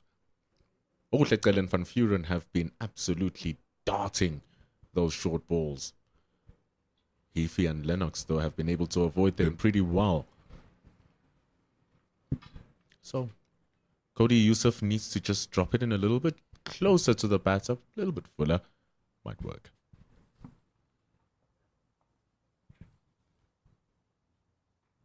A little bit too full, though. It's looking a bit too easy now, like as if it's just waiting for a declaration. Before we get to that declaration, we've got a few milestones we're looking ahead at. Jaden Lennox on 77. He'll be targeting that 100. Curtis Heafy on 181 now, also targeting another big milestone, 200. And the partnership also kind of sitting on 142, so they'll be looking at 150 partnership as well. So there'll be a few targets. And maybe for South Africa, 10 Van Vuren, 25 overs, 7 maidens, he's conceded 107 runs. But more importantly, he's on 4 wickets. He'll be looking to pick up that 5, and that 5 will mean a lot if you'd pick it up. Not just for him, but for South Africa to break this partnership.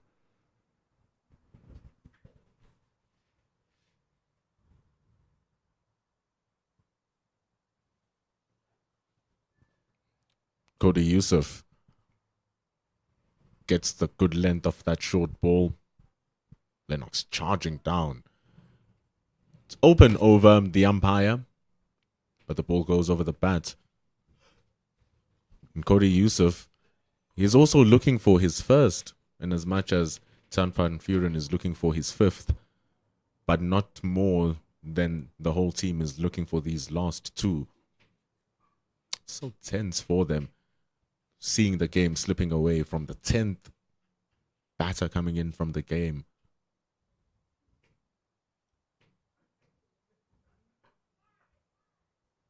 It's good areas. Good areas. Shifting away hit there, Jaden Lennox.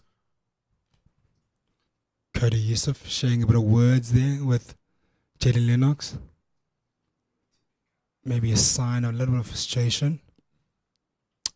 As we come to the end of 126th over, with New Zealand on 454, with 8 wickets have fallen, that will give us a chance to take a much needed drinks break, in particular for South Africa, to have a chat on how they maybe potentially pick up the next important wicket for them. At the moment, ladies and gentlemen, we'll see you in 5 minutes.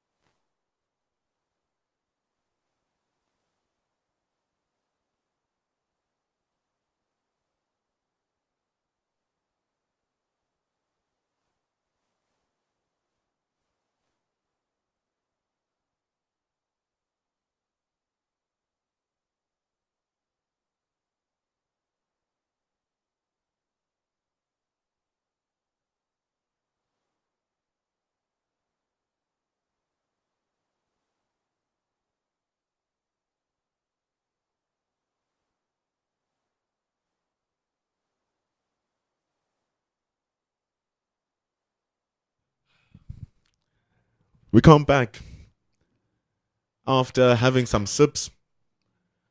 South Africa, with that hydration, looking to redirect their fortunes.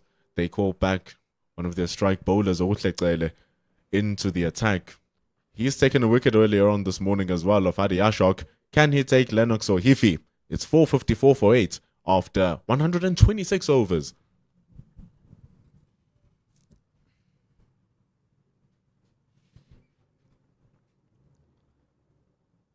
Just playing with the one fielder behind the bat, the gully.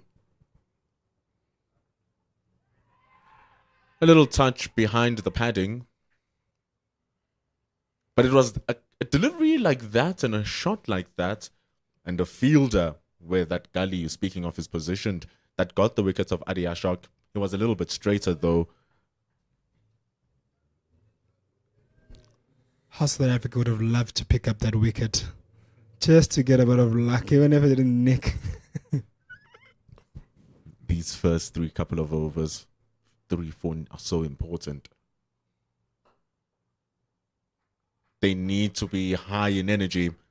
Otherwise, it's going to go awry. It goes way too straight. Clipped away for 4 runs in front of square. New Zealand continued to where they left off before that drinks break. Clip off the legs there by Curtis Heafy. Convincing stroke there. Runs and more runs. That scoreboard will just keep on going up. At the moment, it's sitting at 248 for 8.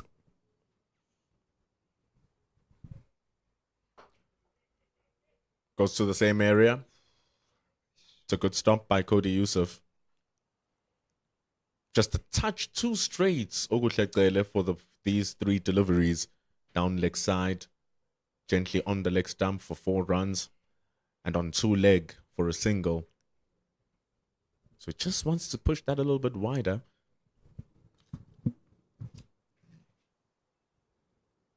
Yeah, a bit too leg side-ish there for him. Feeding on the legs of Curtis Heafy. Would have been the perfect line actually for Jaden Lennox. That delivery he was bowling on to Curtis Heafy. But now he has to change that. He's going to have to manufacture other ways to pick up wickets, and you could see by the field setting of South Africa with the deep fine leg and deep square leg and deep mid wicket and that fly slip that we've seen throughout this morning session to afternoon session, clear sign of short ball tactic.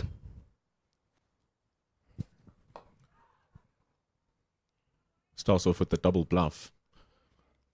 They're throwing a deep third man down there as well, just in case Jaden Lennox goes for the uppercut. Trying to go over the gully and the slip cordon. Mhlalimpongwana is stationed just there. Looks like more like a fly slip, don't you think, Bendula? More than a third man-ish.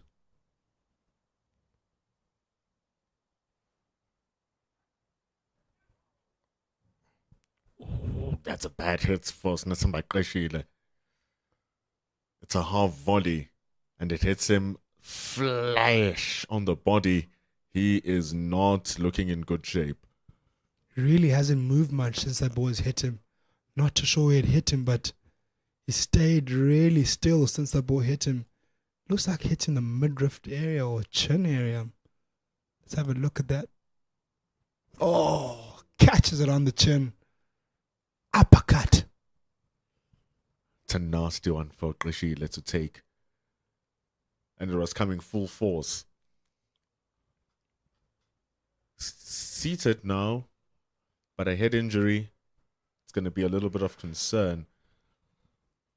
Luckily enough, though, South Africa, they do have backup wicketkeeper.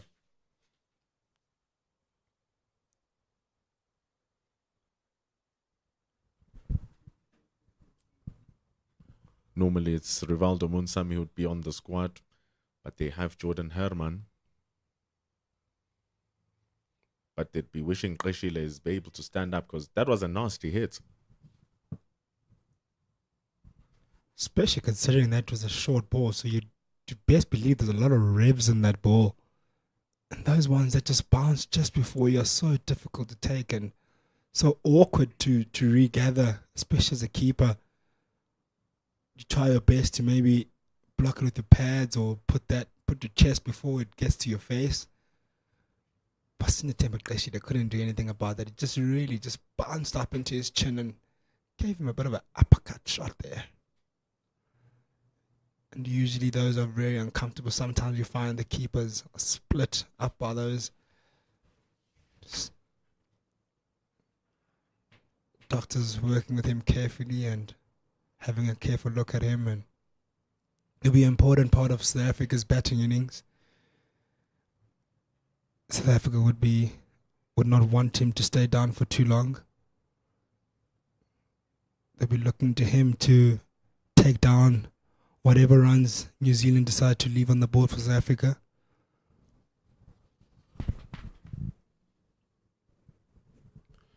Stands up. They do the tests to ensure that he's conscious, that he hasn't gotten a bad blow, but they're having jokes, they're having laughs.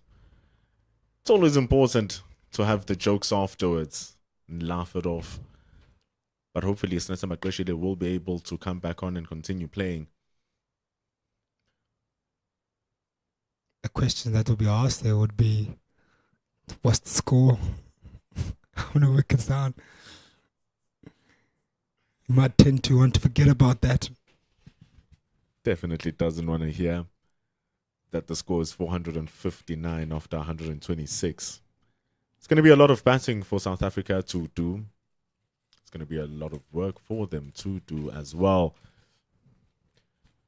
But on top of that, all of these players getting ready for the start of the Cricket South Africa domestic season. It's going to start off with the 4-day series. So it's good preparation for all of these players to get back into track and get into tunes with the games. They're all starting on the 25th of September. So that's 10 days from now.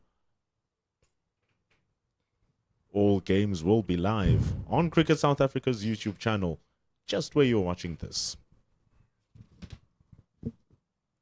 Yes, good preparation indeed, and you'd like to see South Africa taking this opportunity to, or the South African players taking this opportunity to go into the domestic league in terms of batting perspective, to really, not just for the purpose of this game, but for them to really get time in the pitch and be able to spend time with batting and face balls and be able to build partnerships, something that they couldn't do really well in their first innings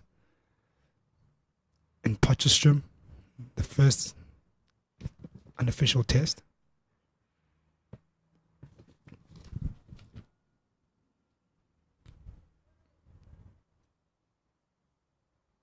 We'll get going again.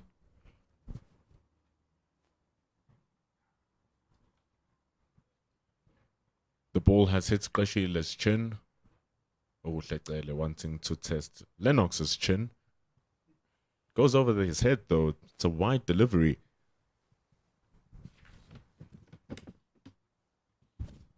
It's been quite a bit of those wide deliveries, trying to go for that short ball tactic.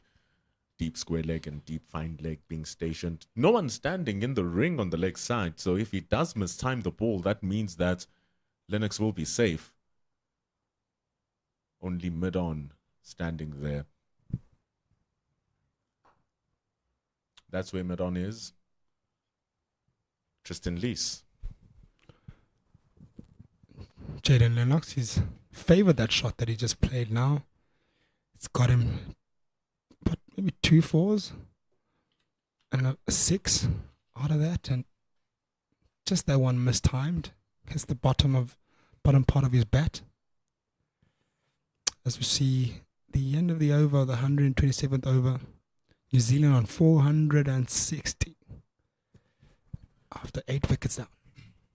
Curtis Heafy, 55 runs ahead of his previous highest score in first-class cricket. It was 131, which he had scored. And now he's getting closer and closer to a double century. That 131 was his only century thus far. It's unbelievable, given how well he's constructed this innings. But also he's 22 years old, getting into his game, understanding what it requires. And if this is the type of innings he's able to throw out every time, or tries to throw out every single time, man, have New Zealand have something special in their hands. prolific scorer in 50 over cricket. Can he transfer that here? Seems like he can. They want him to take it to the highest level.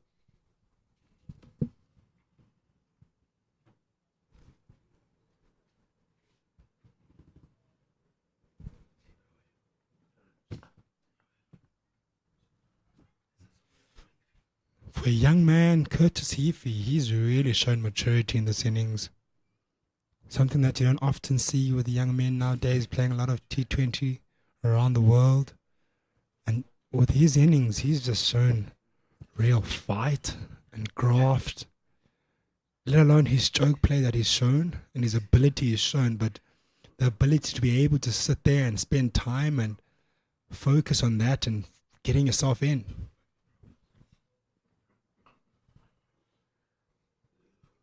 And not letting the bad shots deter you when you start off your innings, because yesterday at the start of the day looked a little bit streaky. Once he's got in, like you said, he was on the 30s after 100 deliveries, really taking his time. But once he got in, he really started flowing.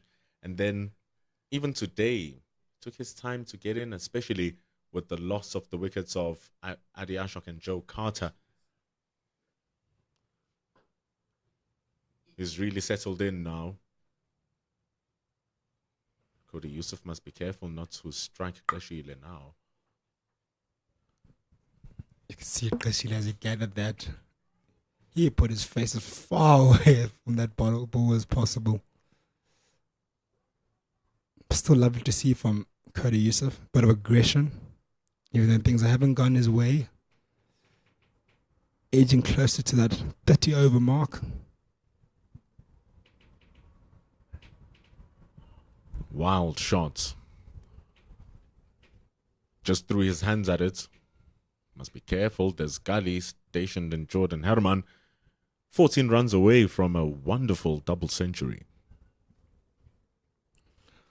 South Africa want to see that double century. They want one of those shots to be snuck into the keeper's gloves. That's what they'll be looking for. That's what they'll be asking for. That's what they've been trying to do for the last 203 balls of this partnership.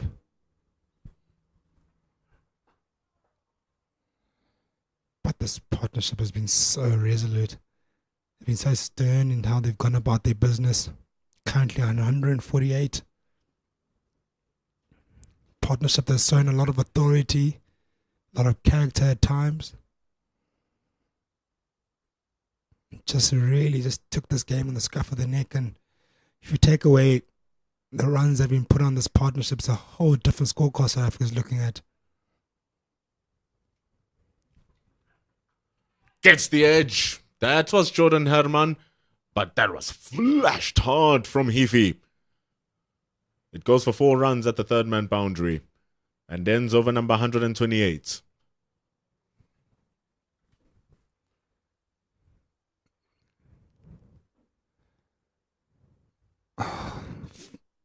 More frustration for South Africa as that boundary takes Curtis Heafy to 190.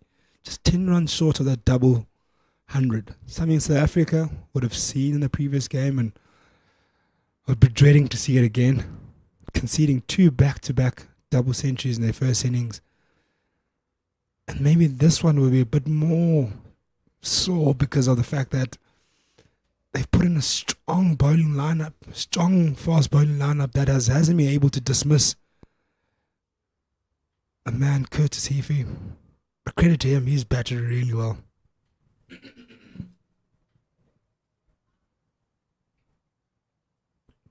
Ooh, just hanging his bat out there, Jaden Lennox. Needs to be careful. Always has to be careful, regardless of how many balls you've faced. And I think what's going to hurt more for South Africa is the fact that they were so close. It felt as if they were so close to dismissing all of them.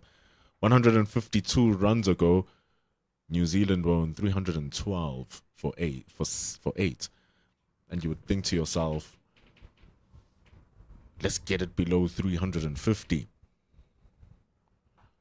But with batting like that, New Zealand have denied South Africa that chance. Jaden Lennox dancing down the track and slashing it through the covers for 4. He moves to the 80s.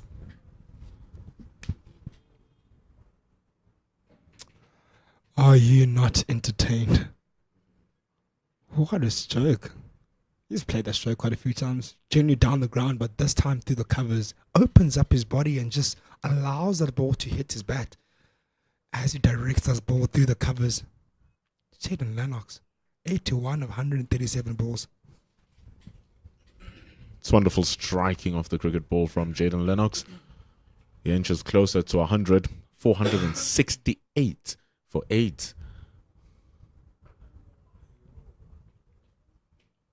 And didn't do much wrong, because as he advanced down the track, Jaden Lennox, he also scooted away from the stumps. So that organically created more width for him to be able to crack the ball through the covers. That was through Lesego Senokwane, who's been the best fielder in the side in this match. So it just tells you of the quality of the stroke from Jaden Lennox, the confidence that he's currently batting with.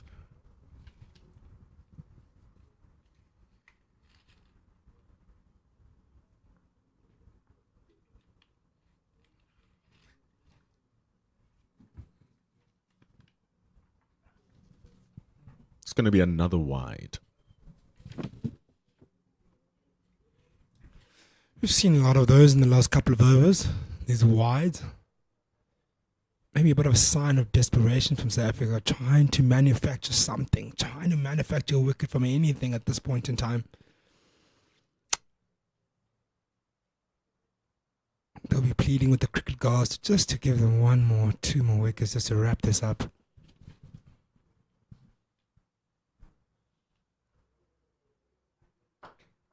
Blasting it through. Marcus Ackerman.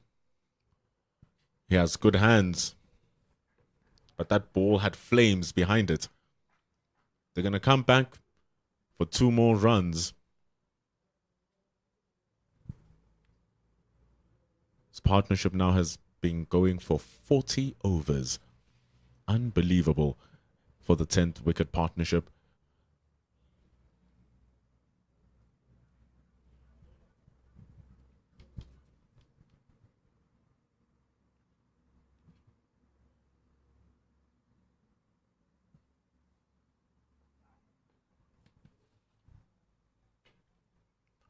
Runs not off the bats, but runs nonetheless. Trying all the options. It's not working. And it's what's nice about this partnership, even when it started, it was interesting how Curtis Heafy was so willing to give Jaden Lennox the strike. And then Jaden Lennox really assumed the responsibility. And here he is now. Yeah, the amount of trust is given him.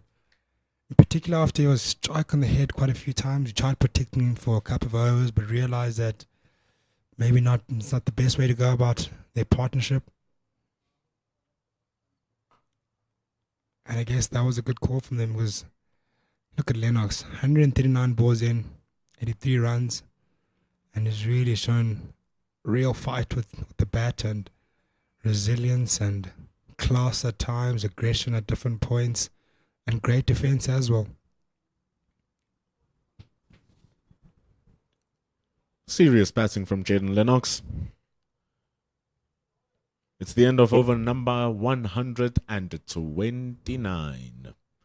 472 for 8. These are really big numbers. 129 overs. Curtis Heafy, 190. 368 deliveries for that score. South Africa equaled the amount of overs they bowled in the previous game in the first innings. They had bowled 129 overs with the 2 seamers and the spinners. And today the load, and between today and yesterday, the load has been shared amongst 4 seamers and spinners. But nevertheless, it's still a lot of bowling and a lot of time spent in the outfield. To be frustrating for South Africa. And the sun is out today. It's baking that pitch, making it easier and easier to bat for today, but drying it up more and more for tomorrow. And for day number 4, when New Zealand will be batting. batting at a slower rate than what they did in Potchefstroom. They were already in the 600s by this time. So it's longer hours in the field. It's more overs in the field. Oh, it's going to be tough going, because when the batters come in also, they're going to feel the weight of being out there for so long. Yeah, we talk about freshness with the bowlers that have been rested for this game, but equally as much for the batters. Spending an amount of time in the field does really drain you physically and mentally.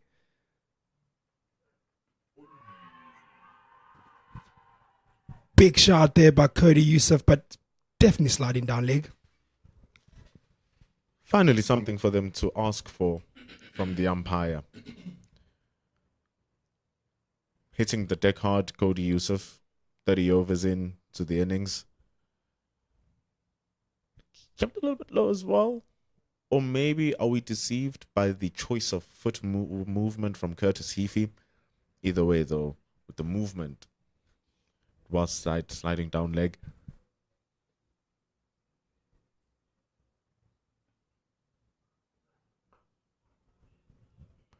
So there's still something. It's the smallest thing.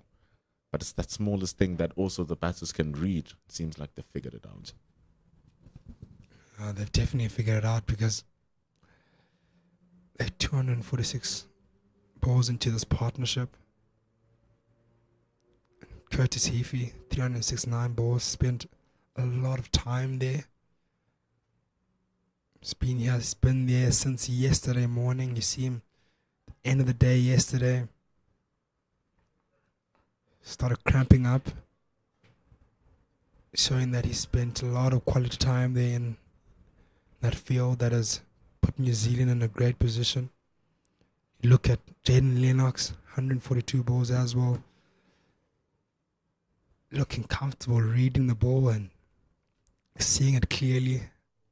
Haven't been troubled in the last couple of overs. Maybe a loose stroke here and there, but nothing much to speak of for the South African bowlers in terms of any threat of picking up a wicket anytime soon.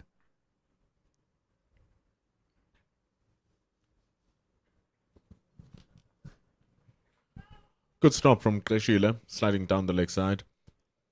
They have the short extra cover in mid-wicket coming in close. Which at this point with the field and the surface feeling a little bit slower. Doesn't play like it's. They're not playing like it is. 473 runs on. It's 130 overs. 130 big overs for New Zealand, of which 41 of the past have been dominated by Lennox and Heafy. You wonder what ideas they're going to be able to pull through. You wonder what other ideas they can come up with. Heafy has been stoic. Lennox has been uncrumbling.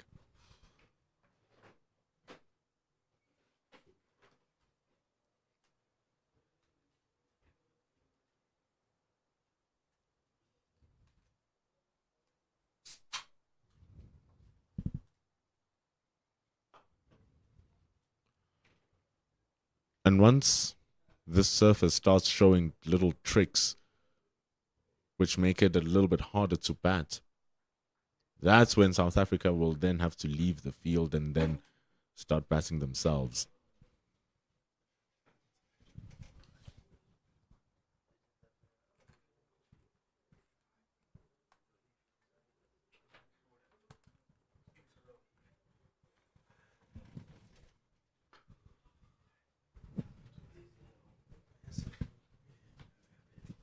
Technical difficulties all sorted, Mr. KG. Yeah, it's that time of the day, isn't it? Struggling to put the headphones on here. South Africa struggling to get the wicket here as well. Words of encouragement from Marcus Ackerman. Curtis Heafy, more than happy with how everything is going, though. Oi! Not with that. After the ball coming in and in and in, he gets one to jag away.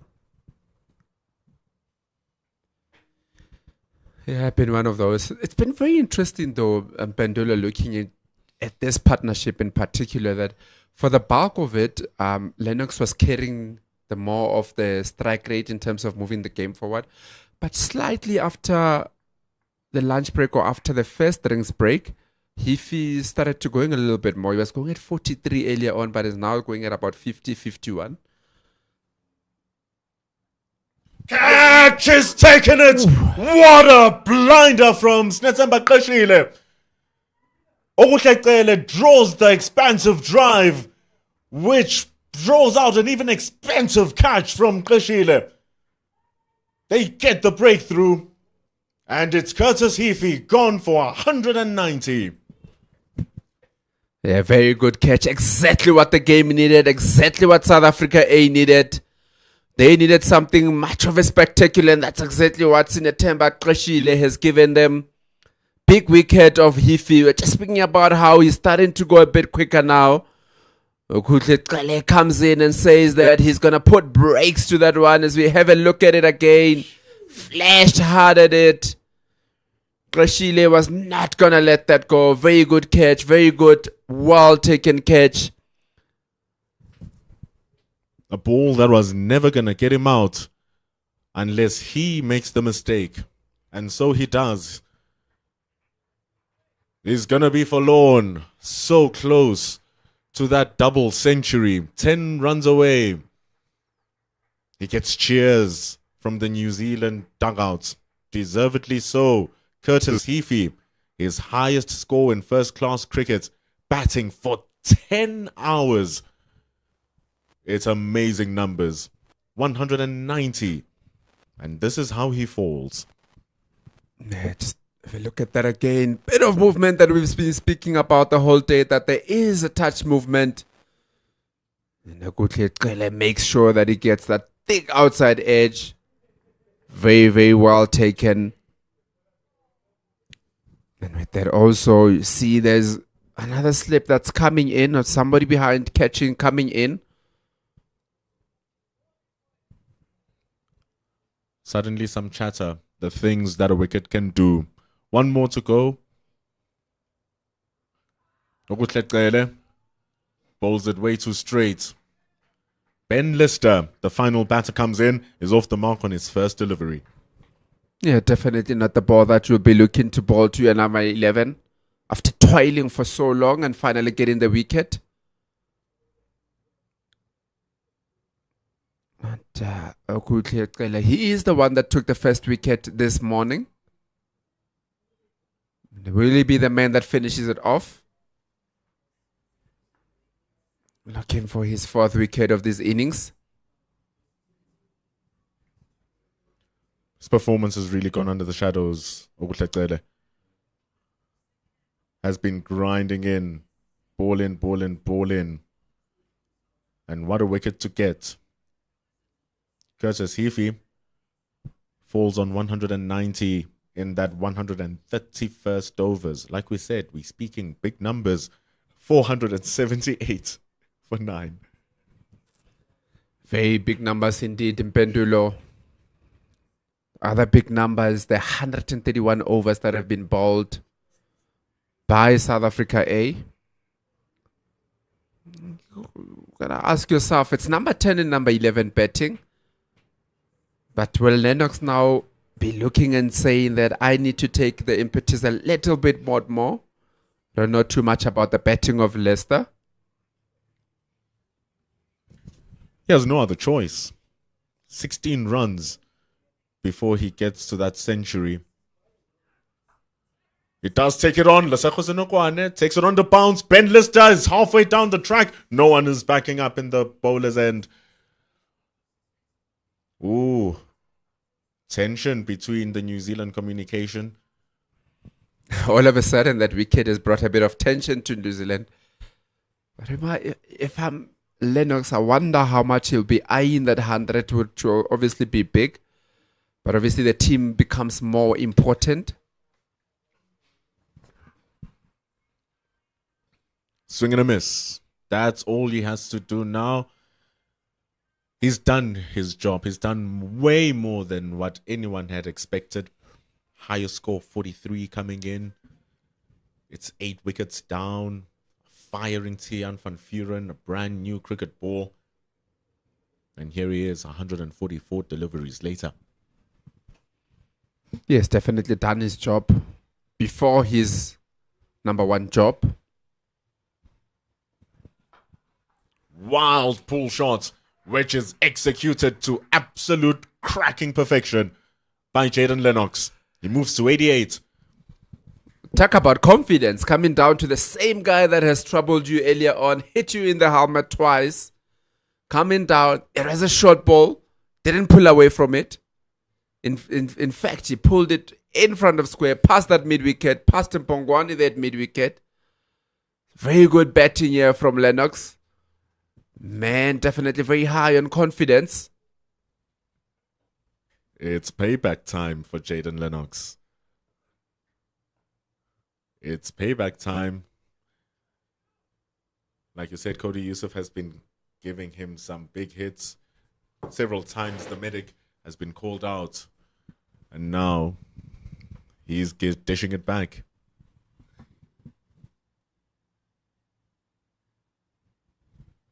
Definitely payback time now. I think he's in a state now where he's definitely got nothing to lose. He's just going to go at it.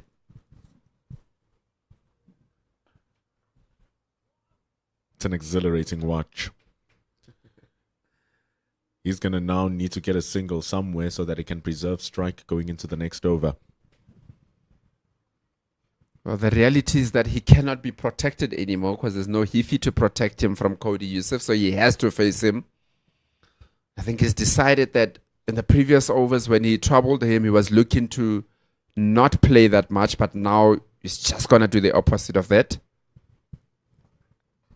Gone! Cody Yusuf closes the curtains on what has been a brilliant New Zealand A innings. Into the stumps of Jayden Lennox, was trying to shift across, and he falls for not a valiant, but a rather brilliant 88. Yeah, very well batted from Lennox. Just looking to come across there and hit it, but open the stumps up for Cody Yusuf, who decides that it's just going to go straight to them. And indeed does hit them. Very good batting from Lennox, rightfully being clapped off here by his teammates. It took a Yorker to go straight down, but it was the shuffle across of the stumps from Jayden Lennox that granted Cody Yusuf his first wicket after grinding 31 overs. And to think there was 100 more bowled on top of that. New Zealand, they were on 312 for 8. It was that massive 162-run partnership that sends him here. And this is a score that is beyond doubt one they'll be happy about. Yeah, definitely. I think coming into this morning, they probably would have been happy with anything close to about 350 odd. But they've more than done that. And they've really transferred a lot of pressure back onto South Africa. And it's the mental game that we were speaking about a little bit earlier on, that having spent so much time, what happens then to your Simba or to your top order batters having to face up to the sim bowlers? 190 from Curtis Heafy, the star of the show. 56 from Mitchell Hay, which now seems so long ago because Jayden Lennox played an absolute corker of an innings. 88 from 148, and he did indeed double his previous high score, 43. This helps New Zealand amass 482. Tiaan van Vuren was looking absolutely delectable yesterday and in the morning. But finally, New Zealand were able to crack the code, and he ended up on his 4 wickets like he was on in the morning. But how good was Ogutlekele later on, getting his 3 to end the game, or the first innings, after 132 overs. It's the innings change we'll see in 10 minutes when South Africa will have to chase this deficit of 482. It's going to be interesting. Join us back then on the Cricket South Africa YouTube channel alongside Pitch Vision.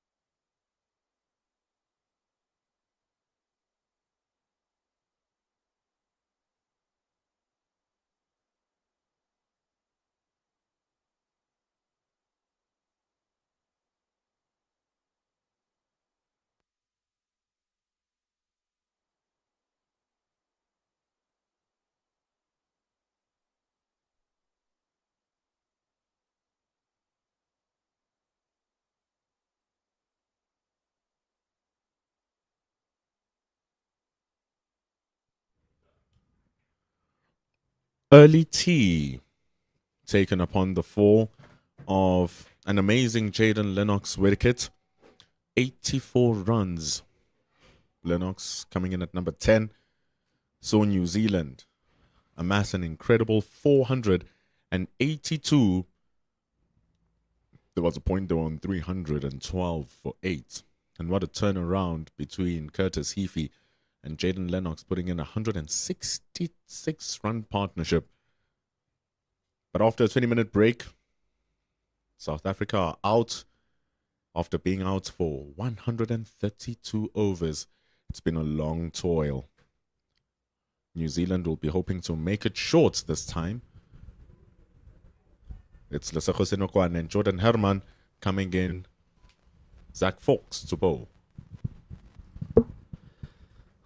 It's just going to be interesting to see how South Africa A start off this innings here after spending so much time on the wicket. But spending so much time also would have given them some sort of information about the wicket and how it's playing. It can be in two ways where you can get some information, but obviously the amount of time that they spent on also might have just tired them a little bit. You might see some lazy shots early on, but maybe it's not a bad thing that they took that 20-minute break so that they can just relax a little bit and then just come back up. 20 minutes is better than 10. So Lesego Senokwane had 20 for them to rest. 700s alongside his 850s, averaging 30 over 2,600 runs. Averaged 55 last season. That 205 scored last season by Lesego Senokwane. He's getting to that prime age of a batter at 28 years old. He will definitely be looking to make an impression here, Lesego Senokwane. He's recently just made his move up from the Knights to the Titans.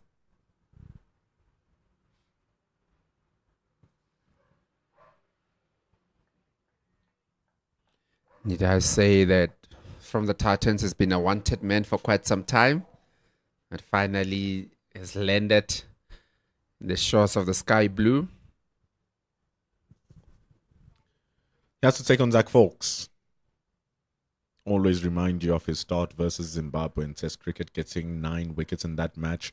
5 for 37 is where that came from. 68 wickets in just 38 innings. It's a good return.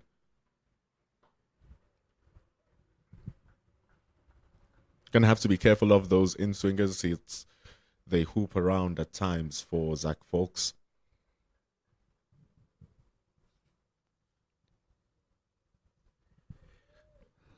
It is obviously, I think, that time where the South Africa A team will be looking to just bat their time a little bit early on here. We did say that it's a very good wicket to bet on.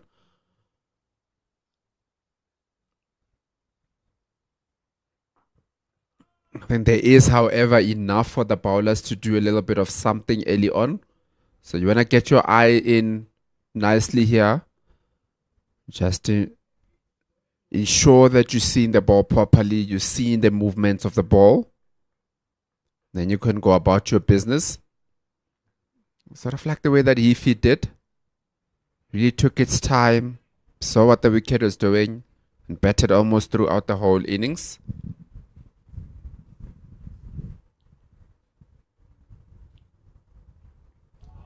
It's a good bounce from Zach Fox.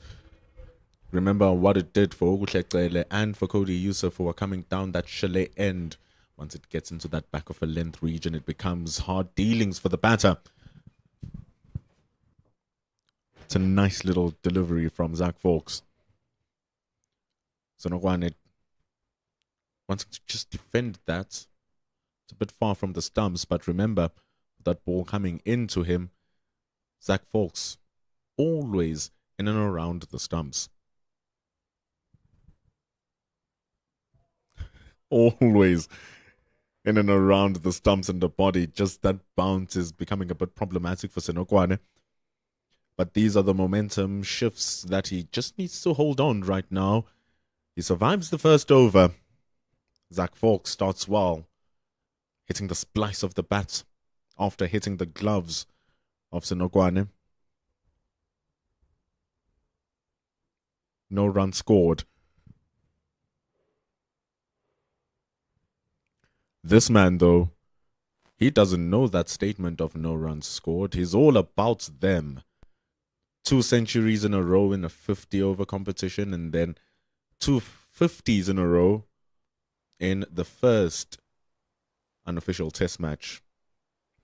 One of the best flying around in South Africa domestic cricket, averaging 46 and a half, averaged 47 last season, but got the most amount of runs.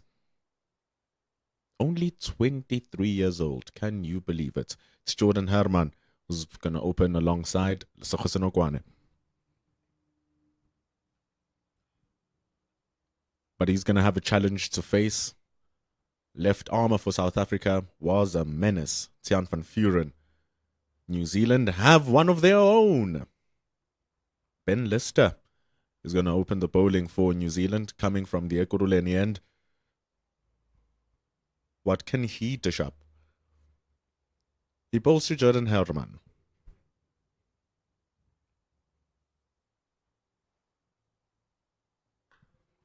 Doesn't waste time, Jordan Herman. He likes his runs, and he gets them in stylish fashions. Cuts it away for 4 to open up the scoring for South Africa A.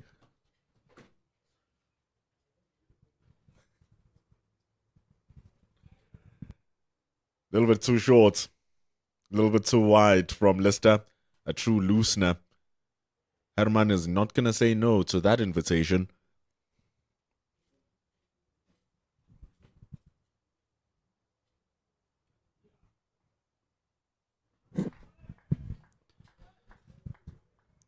Yeah, definitely, I think Jordan Herman be looking to start off on a positive note here.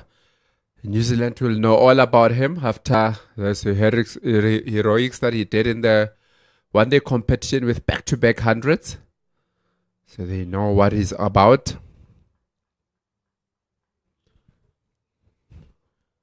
Ben Lister, 29 years old. He's played a couple of one-day internationals and T20 internationals for New Zealand.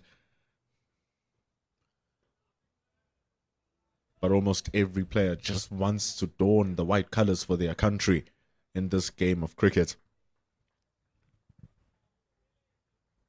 And that is the kind of team that New Zealand has brought here. It's got players that have got international caps,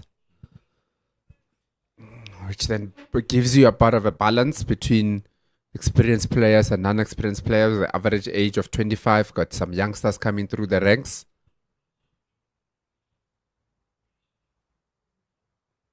Oh, leave it if you dare. Leave it if you dare. What a ball from Ben Lister. Very good skills here from Ben Lister. Getting the ball to just come back into Jordan Herman.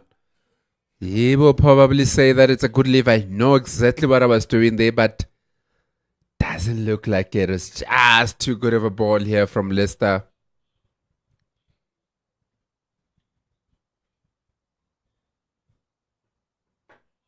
Bowls it a little bit too full.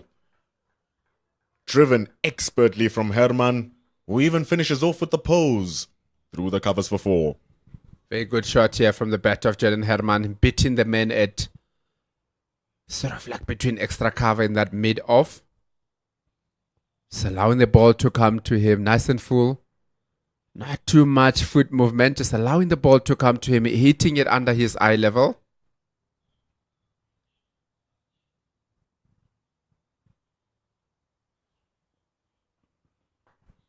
Wonderful batting. This is strokes play at its finest from South Africa's left-handed opener. Jordan Herman is showing all of his strokes right at the beginning of the innings. Beautiful punch through the covers for 4. A very good going here from Jordan Herman. Previous one was nice and full. This one a bit more back of a length. Just hanging back there, hitting it through the covers for 4. Very good start to the innings. Positive intent here. 12 already of just the 6 balls, getting a strike rate of 200.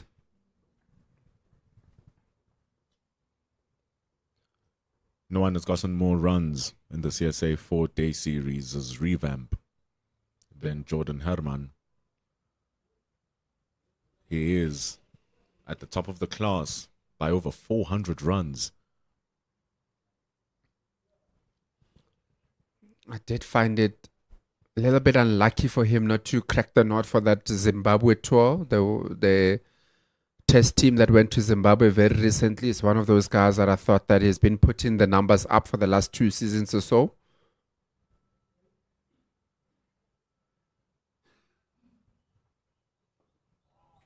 There's that short leg stationed for Senokwane. That ball coming right back into them. Squeezes past, and it's going to be off the mark.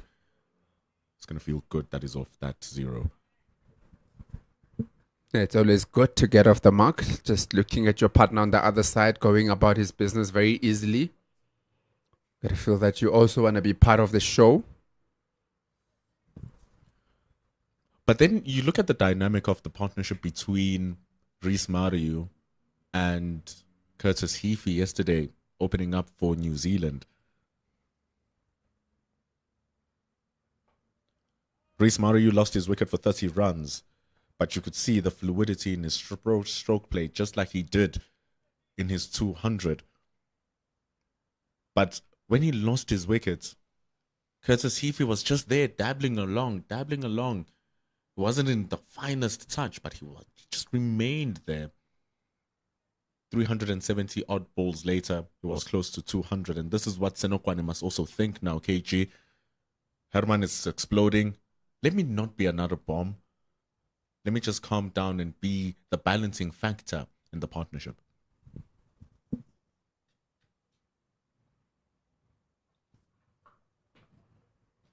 Yeah, definitely the partnership cannot be one-dimensional. He might find that Herman being a lefty and him being a righty, that it's easier for Herman, but the New Zealand bowlers might be finding it easier to bowl to the right-hander. But you just take your time, bite your time in there. Because it is 4-day cricket. There's no scoreboard pressure that you can say that we need to get to that 483 in so many overs or whatever the case is. Yes, we want to win the game.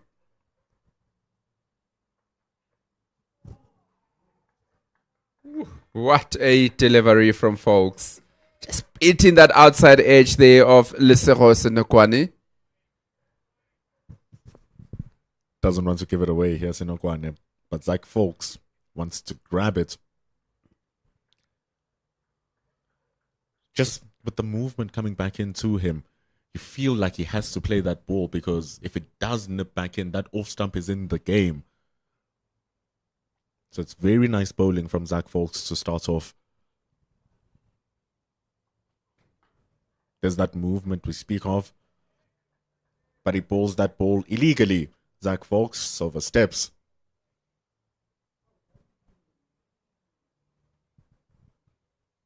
So it's really going to be important that he does become the different dimension to Jordan Herman as you speak, that you can't just all be guns blazing. Especially when there's still 39 overs remaining in today and there's still 2 more days of cricket still to play. Organically, if you start slow, the pace of the game picks up itself if you stay up. Nice back foot punch there from Senokwane.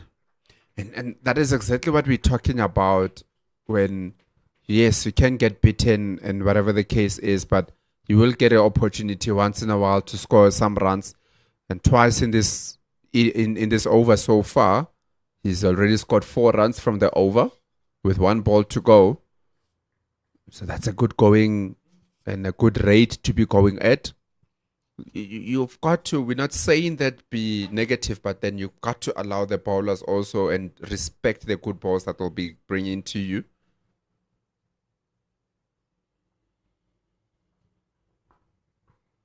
And there's going to be a few mistakes here.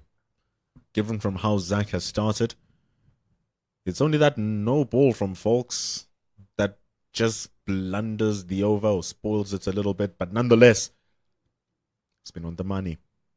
It's 17 for no loss. This is where South Africa have been doing the damage.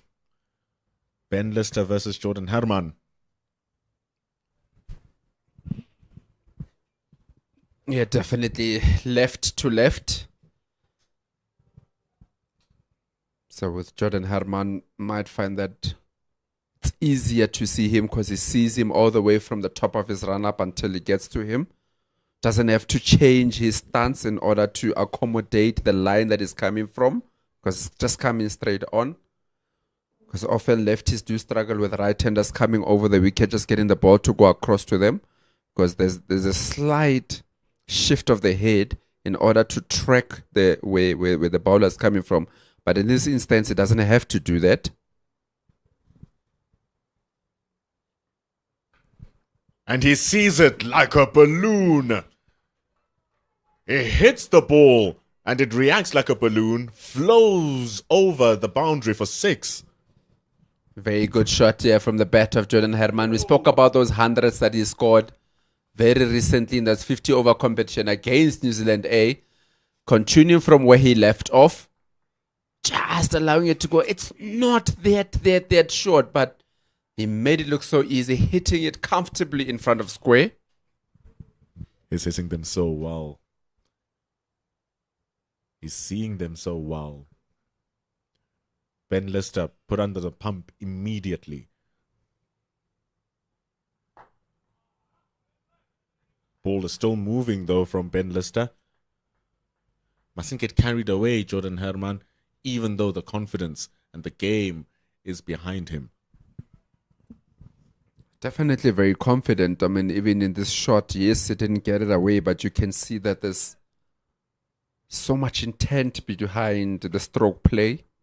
Hit this one into the ground.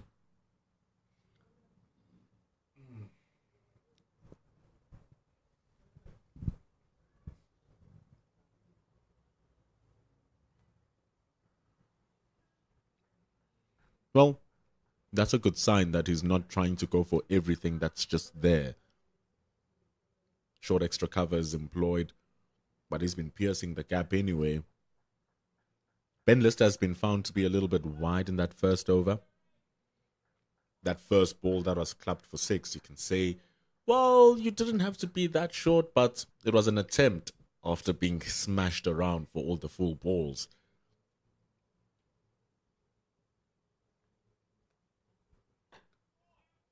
And the full balls continue to get smashed. This is imperious batting from Jordan Herman. He's not letting Ben Lister and the New Zealand A fielders breathe. Straight drive for 4. Yeah, very good batting here from Jordan Herman. Transferring any little bit of pressure that the South Africa A would have been feeling after that first innings. Just ensuring that they tick in that scoreboard at a very fast rate. Very good batter, very good positive batter, Jordan Herman. We can forget that the way that he announced himself in the first class, scoring 100 for the Titans. So he is somebody that is full of runs. And full of strokes, full of confidence. Just opens up that front leg to allow room for the ball, for the bat to stroke through the ball. Just a touch too full for Ben Lister. And the worst thing now that he's conceded 5 boundaries in his 10 balls is the fact that he can't really settle.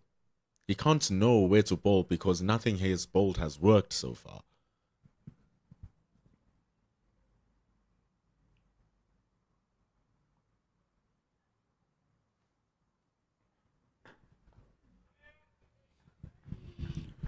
But tell you what, if I'm Leicester here, I'm just looking at, yes, he is going at a very strong strike rate, scoring at over 200, but we do have 482 on the board also. So the captain can forgive you a little bit if you do go for those shots early on. You also think that if he does that, keeps on going that, there's also a chance that can be created. It's fire. Blazing through Benoni here in the form of Jordan Herman. This Kookaburra is getting obliterated off the hands of Ben Lister. He's moved to 26. 31 for no loss. Very good batting there from Jordan Herman. Scoring on both sides of the wicket, even straight. Has had a straight shot. Has had a 6 on the leg side. But more often than not on the offside. Starting off with very big confidence here.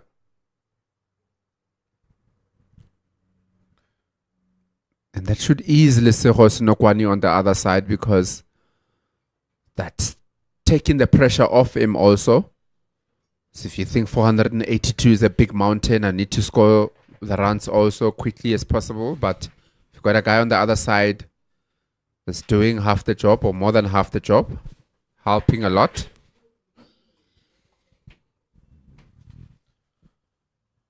And especially since he's been up and down in his form, Lesego Senokwane, this is the perfect foil for him to just lie in the shadows, because so much focus will be on trying to stop Jordan Herman's demolition job, or even try to take advantage of him being so aggressive. So here, Lesego Senokwane can just bide his time, take the ones where they are, take the twos where they are, and not force things.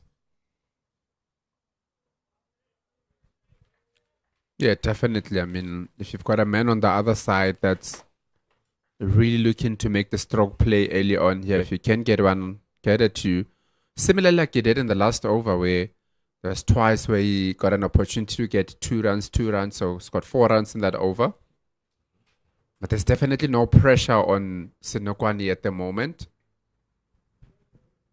If there was any pressure on the SAA team, Jordan Herman is doing all he can to transfer it back to New Zealand. And Senokwane's way of doing that will be ensuring that they don't lose wickets.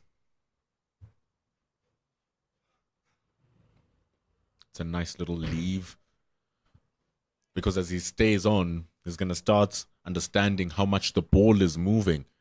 And so he can make those adjustments in determining which ball to play and which ball to let go. Yeah, definitely. If there's anything that is important about 4-day cricket, whether you're a batting or bowling team, is the wickets. Bowling team is always looking to get the wickets as quickly as possible. And the batting team is always looking to keep the wickets.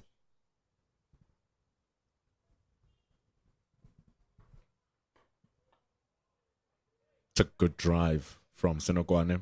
Very confident stroke straight to the hands of cover. It's good to see that when the opportunity is given, he's not afraid to take it on.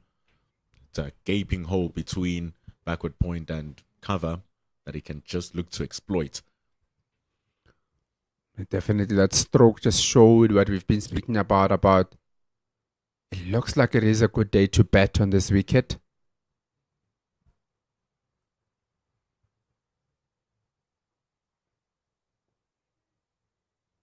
The only thing that also it's not the only thing. There's many things maybe that could upset the way that they've played and allowed New Zealand to get to 482.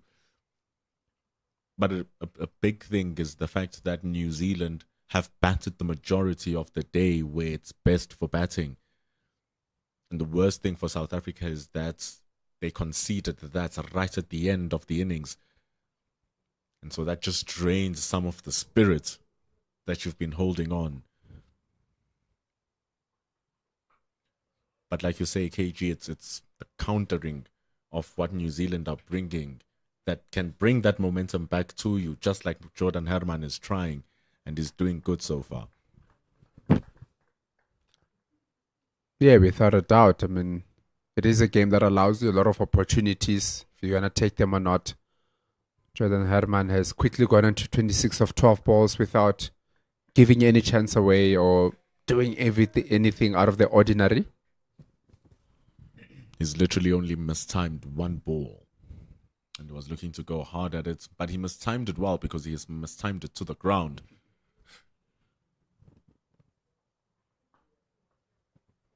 That ball is starting to hit the middle of Senokwane's bat, and it's going to feel good for him.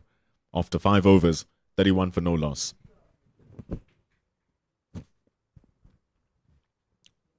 Good going here by the two batters.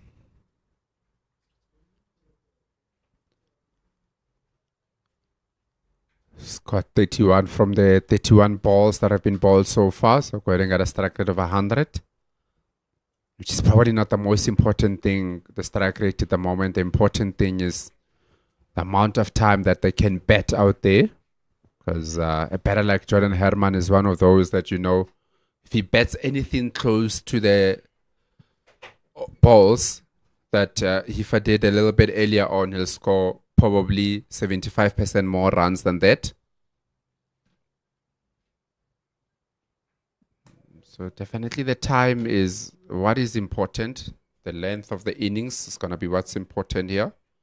Let's start to continue to Jordan Herman.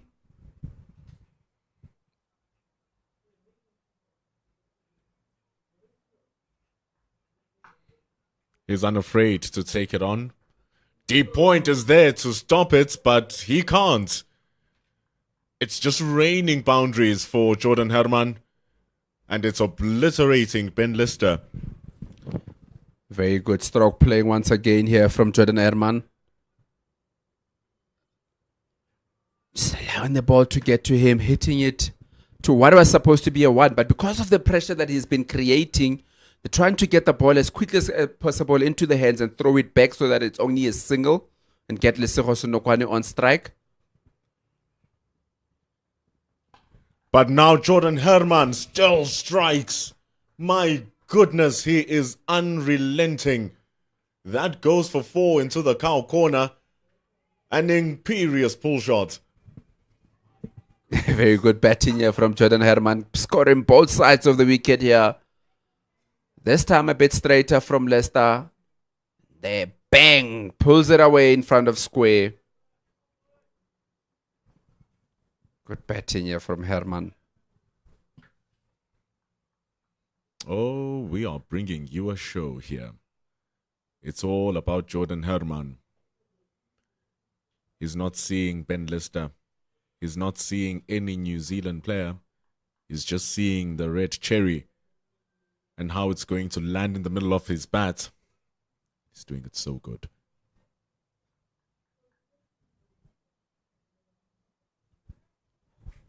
Definitely pressuring the New Zealand here, getting them to have more talks than what they would like into the 6th over.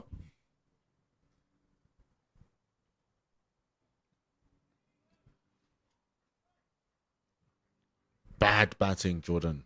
How do you not hit that? It's a good leave. Can't hit everything. Just tempting that cut shot. Deep pointers there stationed to stop it. Yeah, that definitely looks like it might be more of the plan from New Zealand. Get away from his body, because every time you've been just a touch close, it's just hitting it away. Only the second ball he's mistimed. Jordan Herman. There's going to be more as Ben Lister gets into his rhythm.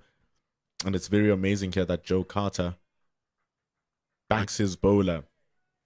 Hasn't played many games, Ben Lister. He's only played, last time he played was in this very match, in the 3rd one today.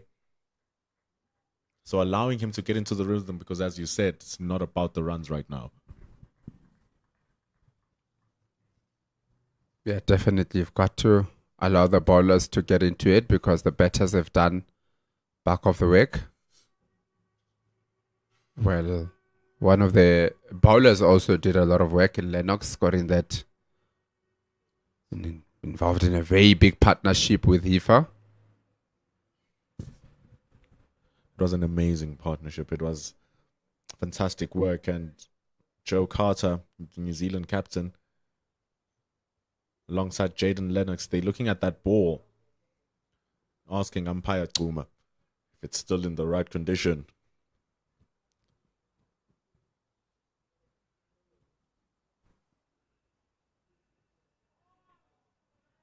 Looks like it is still in the right condition, judging by that ball. First one in a while that Jordan Herman closer to his body, looking to let it go. Are they saying that he's hit it out of shape already? Imagine a ball designed to bounce at least 480 times before it gets changed. And then a few whacks. Get it out of shape.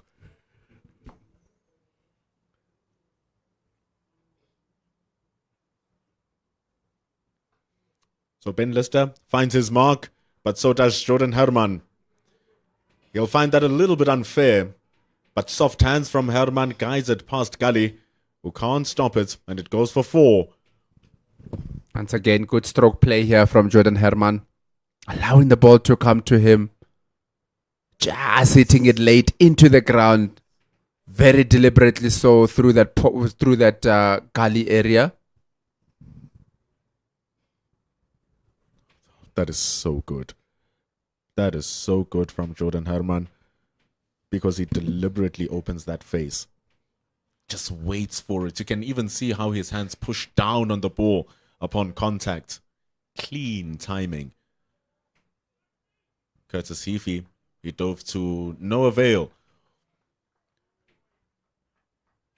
And so, 43 for no loss after 6 overs.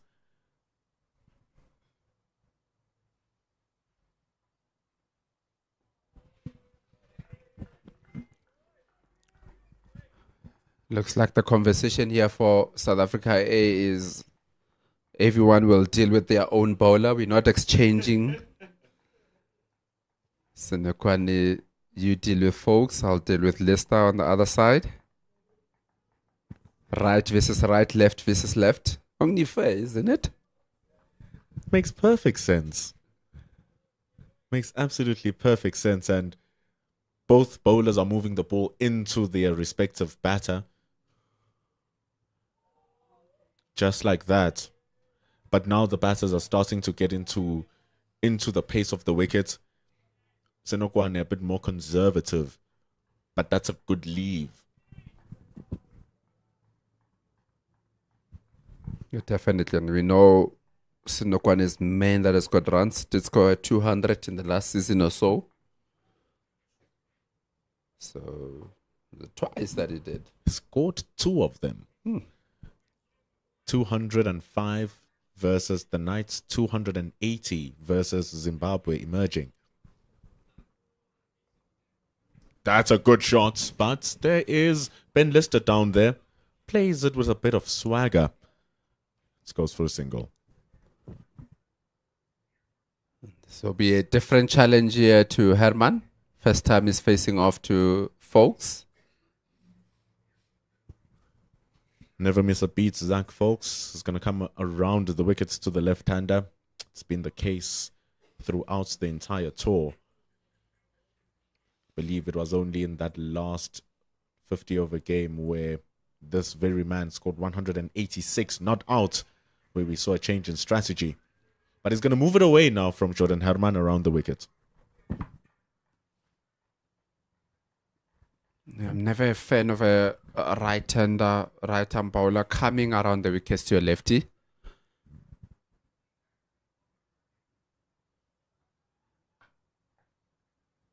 I always feel that just coming over the wickets disturbs the way that the batter will stand.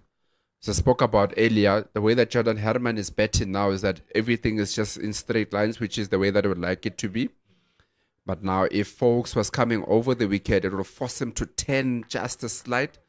And that's how sometimes you can not be too sure exactly where your off stump is, because now your head is focused in that way. Ball coming across, so there's a lot of movement with your head and your body. And to add on to that, we saw a lot of juice at that back of a length areas, especially from this chalet end that Folks is bowling from. And if you make reference to Rhys Mariu's wicket and to Joe Carter's wicket, Tiaan van Vuren, left armour, pushing the ball across the right-hander at that back of a length. From this very end, the ball just lifts from that back of a length, and because it shapes it away from the right-hander as well, he bowled it on the line of the body, and then as it moves away, just nabbed the gloves of the both batters. So I feel here, if Zach Fawkes does decide to come across the wicket from this specific end, Jordan Herman is not going to have the freedom to play as straight as he normally could, because that brings the outside edge into action. It's 45 for no loss after 7.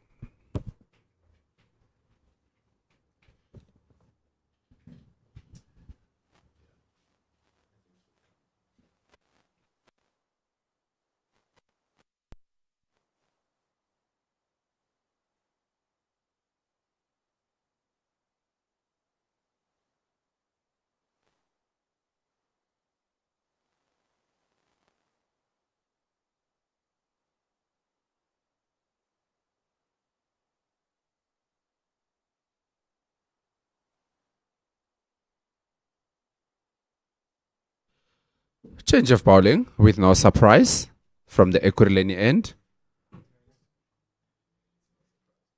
With Josh Clarkson coming into the attack after a little bit of pampering that Leicester took from Jordan Herman. A beating in Pendulo said, not even a bit of pampering. Clarkson about to receive the same treatment.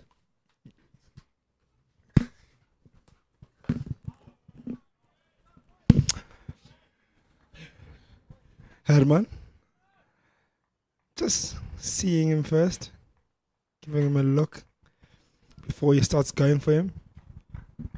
But it'll be a matter of time before he picks him apart.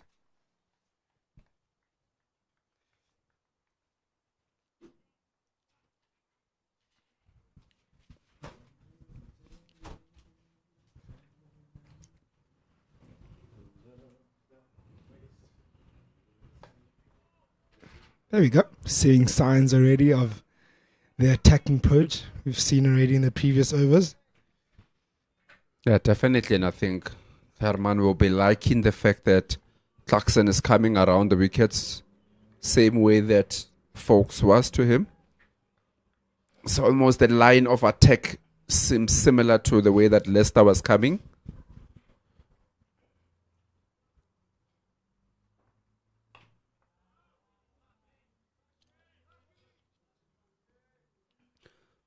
So I do think that he will find it a lot easier when the right-hander is coming from around the wickets,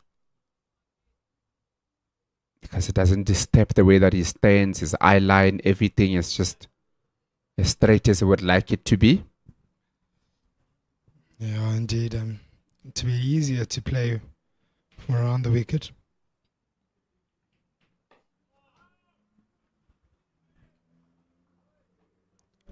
Bit quieter now from Herman, taking his time a little bit just to see Clarkson after the beating and pampering that he did to Leicester. What a positive start. Just sitting there at the bottom there, just on the boundary side. You guys will still up here in commentary. Beautiful stroke there behind point.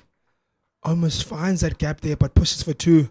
Jordan Herman was saying that as I was sitting there downstairs and on the boundary line and just listening to the sound of that bat, you could almost hear the cracking of the sound of the bat as I sat there and I was just admiring those shots he was playing so early on in his innings.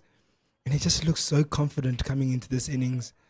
He's timed everything has just come out of the middle of the bat, and he's looked so positive early you would have thought maybe after fielding for almost 138 overs, just over 130 overs, you'd think maybe you'll be a bit watchful.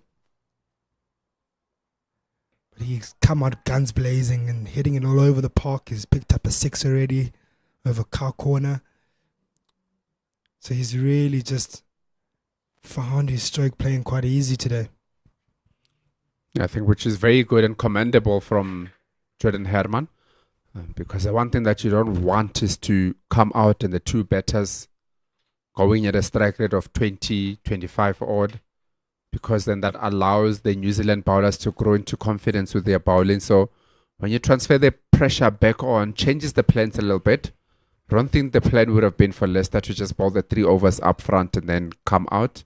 But because of the attack that Jordan Herman has taken to him, it has forced New Zealand to change their bowling earlier than what they would have liked.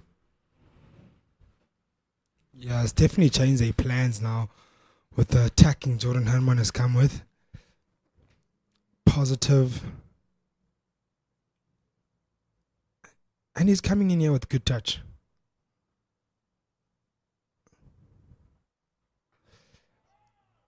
This form of attack, this attack that he's had here in this game is not coming because he's just trying to find form or anything. He's been in great touch coming in from the ODI series. The previous test, the first unofficial test, he showed pure class there, scoring a 50 of 87 balls in that first innings. So he'll be a man full of confidence, full of runs underneath the belt. A lot of time in the crease he's spent in the last couple of weeks. So it only makes sense to see him playing so aggressively and being so confident in his stroke play, confident in his stance and approach in the game, because he's clear, his mind is clear, he knows what he has to do. And it's just a sign of a man in form. Yeah, definitely. And he knows that New Zealand will be thinking about him a lot because of the way that he has been betting against them.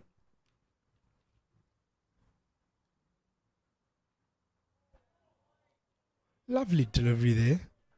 Bit of shape away from Zach Folks. Started a bit straight and then just slightly just nips away as it just goes past the bat of Leseja Sonongwane. Yeah, very good ball here from Folks. It's one of those balls that creates doubts in the batter's mind. That will be thinking, is it that kind of shot that he wants to go for? Does he want to drive it? And with the late movement there, makes him think otherwise.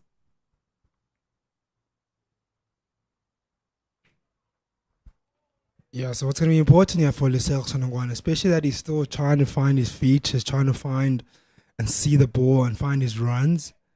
With those balls coming in, nipping away in regular occasions at times, you'll need to take it ball by ball and not take it as if every single ball will start moving now or start nipping away. Not much movement, but enough to worry him. But he'll have to just take it of every single ball he faces. So take that one, put it behind him, and watch the next one that comes at him.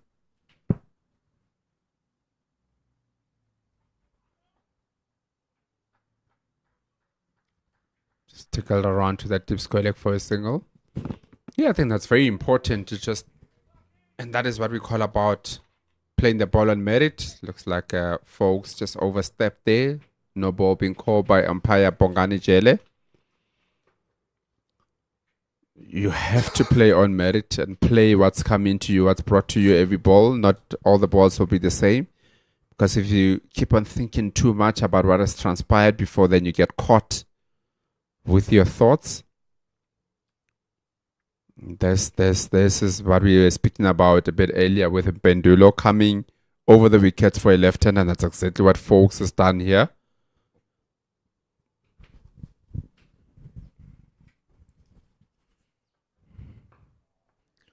And we feel that this approach from this angle is coming from Zach Folks will pose a different challenge for Jordan Herman.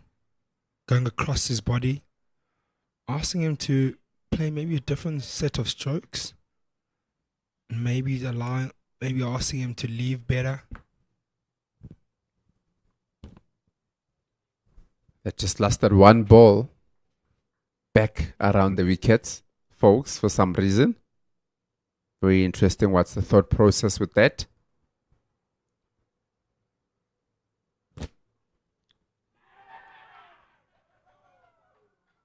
Got him. Bit of a soft dismissal there. Jordan Herman just came across. Looked to leave it late, but it was too late for him. Got a bit of that bottom edge there. He's looking at his bat. Just speaking about where he's going to get his wicket from, and that's exactly where he got the wicket from. Getting Jordan Herman to doubt himself there. Soft dismissal, you would say.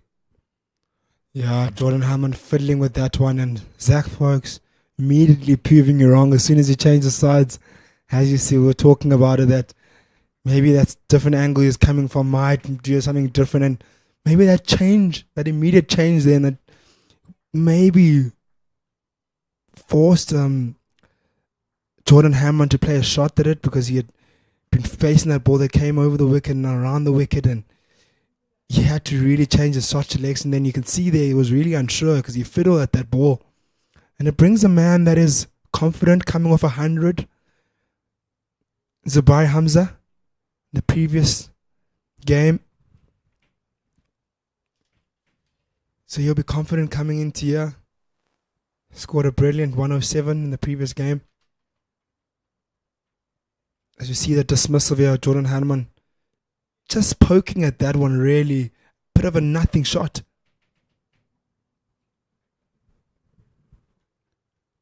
Yeah, definitely not one that should have played at. As we look at the career of Zubair Hamza, it's been around for a very long time, over 7,000 first-class runs, very good average of 47.68.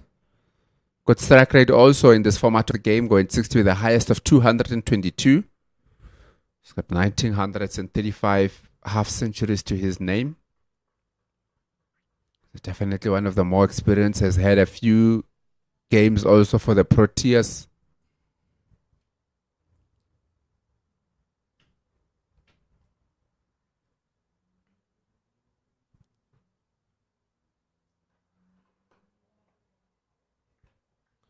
Good start there by Zach Folks to Zubair Hamza. And that brings to the end of the over, where wicket, I was about to say a wicket maiden. There was no ball there in that over, but wicket over brings to the end of the 9th over. South Africa on 49 for 1. Big wicket that was for New Zealand. Picked up the wicket of Jordan Hammond, the aggressor in this innings. Scored the bulk of those 49 runs in quick fashion. Scored a 41 of 29 balls. Looked really good up until the point he was dismissed. Very aggressive with his approach. Applied a lot of pressure on the New Zealanders to the point where they had even just made a change in their bowling. They brought on the likes of Josh Clarkson, that is coming in from their Gurlini end at the moment. I definitely would say that wicket came against the run of play.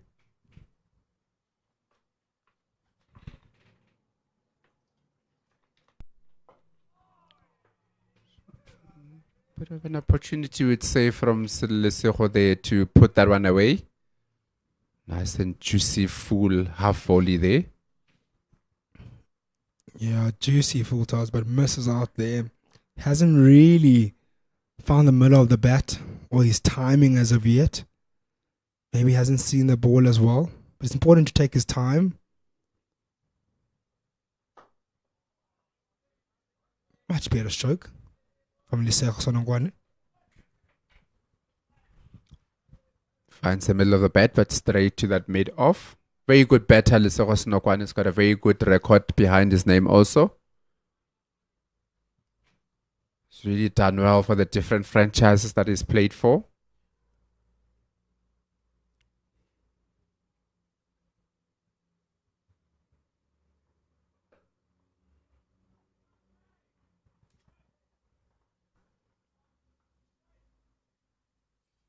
We saw with the innings of Curtis Heafy, man, they just fell short of that 200 mark, and we saw how he built up his innings. It took his time and really gave himself a chance to be able to score those big runs in his innings. Remember, he was about 32 of 100 balls. That's at one point, and just shows how patient he was. And Looking at Lesego Sonongwane at the moment. Quick single there from Lesego. But tight, but safe. Looking at Lesego at the moment, it's going to be important for him to, especially that he hasn't found his touch as of yet, to take his time and not try to force the issue. And what he just did now exactly is a perfect thing that he should be doing going forward with the innings. Try to rotate that strike and get those legs moving, get those feet moving. Place the ball in gaps and slightly, slowly but surely build that confidence. And as time goes, you see on this pitch, if you spend enough time, you will be able to start scoring runs. And it's proven that to those guys who have applied themselves, in particular in this game. Yeah, definitely. It is time cricket. It's a game that you get your rewards for doing all the hard yards early on. Just making a reference to Hifi. For most of his innings, he's been batting. He was batting at lower 40s in terms of the strike rate towards the end. It was more closer to your 51, 52 because of the amount of time that is spent on. And that's the only time, or that's the only way that you can, get the rewards of scoring a bit quicker is if you spend some time out there. Look at each and every bowler, what they're doing, how the wicket is playing. Tire the bowlers up a little bit also.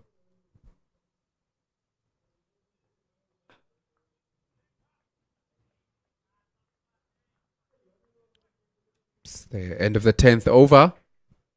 That's South Africa A on 50 for 1 after 10 overs. Lesego Sonongwane currently going at 7 from 30 balls.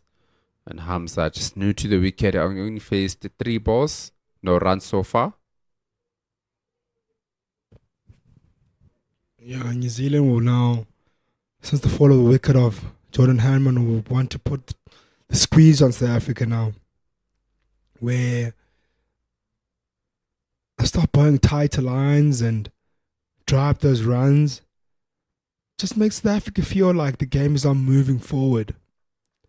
But what that does for the batsman's mind, when you feel like you're not scoring runs and you're not able to rotate the strike, you start wanting to manufacture shots out of nowhere, which induces the mistake. And with New Zealand now having picked up that wicket and Lesego Sonongwane having scored any quick runs yet, it's important for them to tighten it up a lot more now.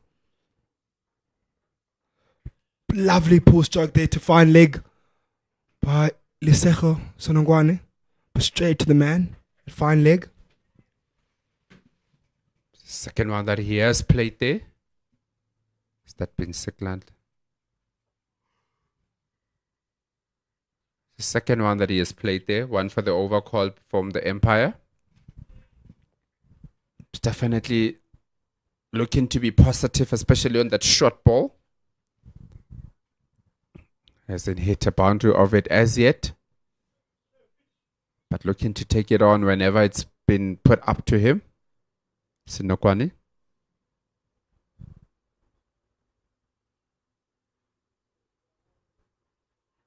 Ooh. That's not the one that you want to be playing at, Hamza. Hamza fishing for that one. Shot that he shouldn't be really putting his bat out there for. Especially early on in your innings, you want to leave those. You want to just let those go past you. As you see that his feet didn't really move there. Just put his hands out there, and you would have been really disappointed to let his wicket go from a shot like that. Just need to refocus. Just regather his thoughts and watch the ball carefully and leave the ball merit.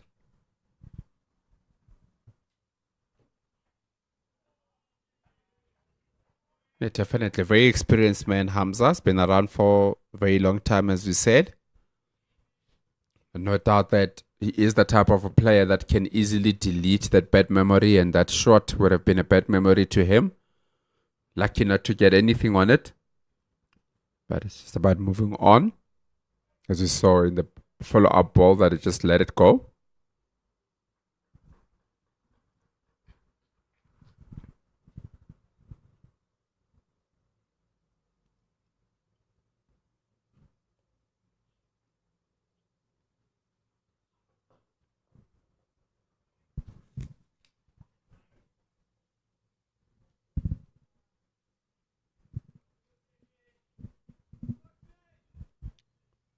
think it's going to be a very important partnership here for South Africa between Hamza and Sunokwani. It's one of those games that you would say that looking at the way that New Zealand batted, need a big 100 partnership from someone. And best time for that to come up is at the top of the order.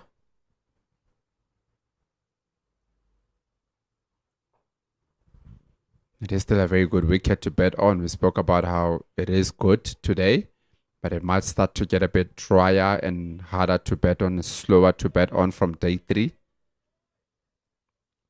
So South Africa A will want to make the most of where they are at the moment and how the conditions are at the moment. What will be important for South Africa is that they will have to build partnerships in this innings, something that they struggled to do in the previous game.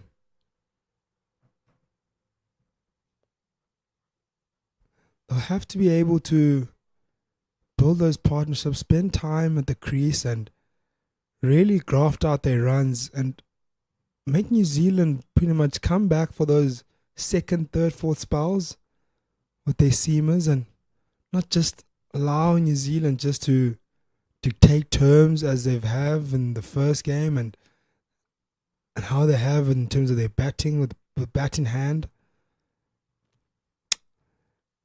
And as we come to the end of the 11th over, South Africa on 51 for 1. And that will bring us to a drinks break.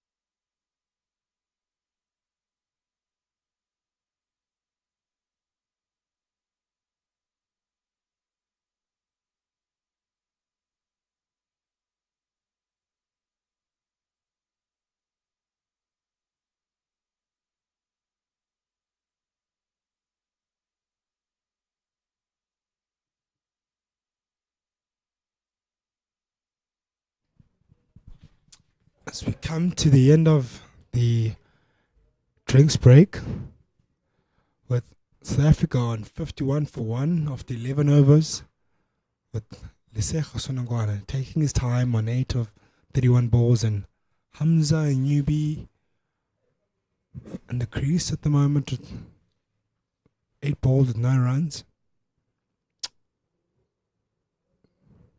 Lesego Sonongwana still trying to find his feet, still trying to find his touch, hasn't completely found his timing yet.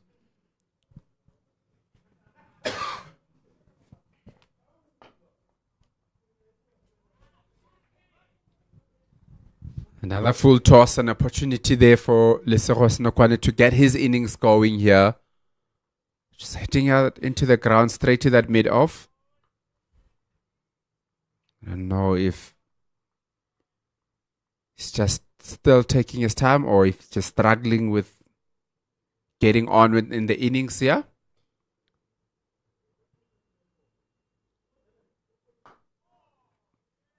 I think that a full toss is a perfect way to get your innings going, but it wasn't to be from Sonongwana. Yeah, he missed out there to get himself off the mark, or kind of not off the mark necessarily, but just to get himself a confidence booster stroke. Maybe those 2 men in the covers bothered him. Clarkson just looks like a typical change bowler, if you can call it that. Running in with very gentle medium paces. And that is why you don't expect him to bowl a lot of balls in that short area. He's bowled a full toss and 3 and 2 Yorker length balls here in this first 3 balls of the over. Very full once again. He's bowling a gentle medium pace there, wicket to wicket. Very similar to how a Jason Smith bowls. Wicket to wicket. Maybe a tad bit quicker than Jason Smith, but very similar bowlers, gentle medium pace. Generally very accurate.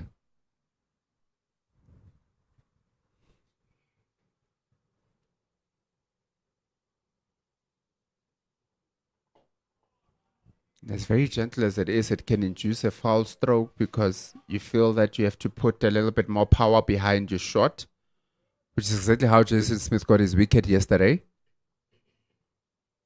The batter feel like there isn't anything that the bowler is giving me, so I need to put more power, and that's where you can induce foul stroke.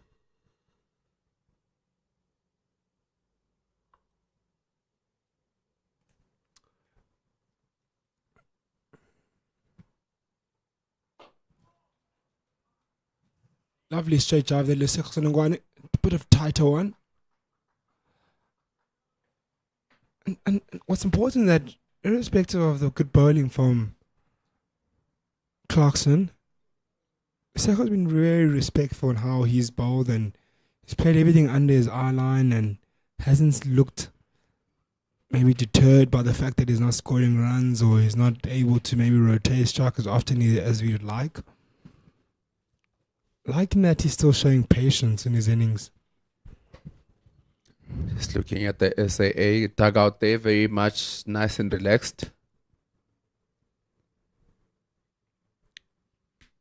So Tristan Lees, who came out a little bit earlier on to do a bit of fielding, relaxed there with the coaching staff and some of the players.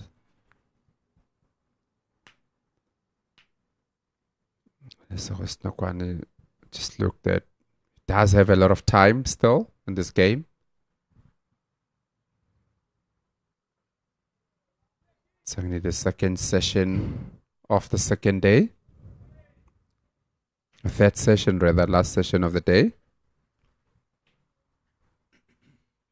I haven't taken that early tea break.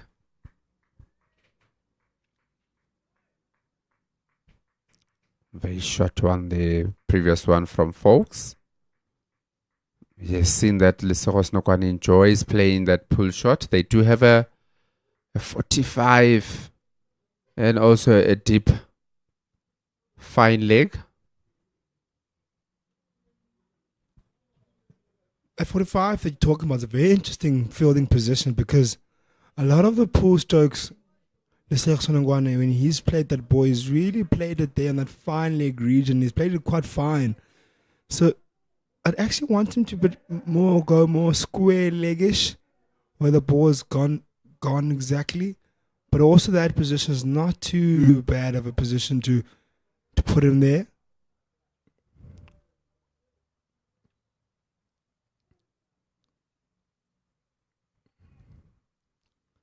It also depends on the accuracy of the short ball from Zach Folks.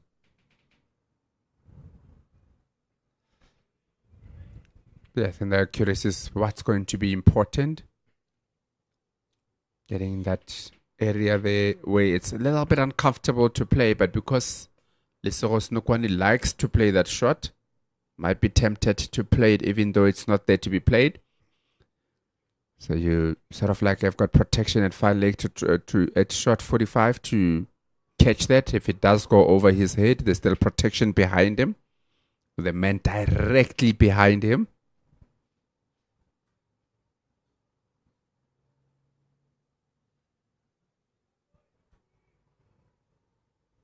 Lesego Snokwani has been very watchful.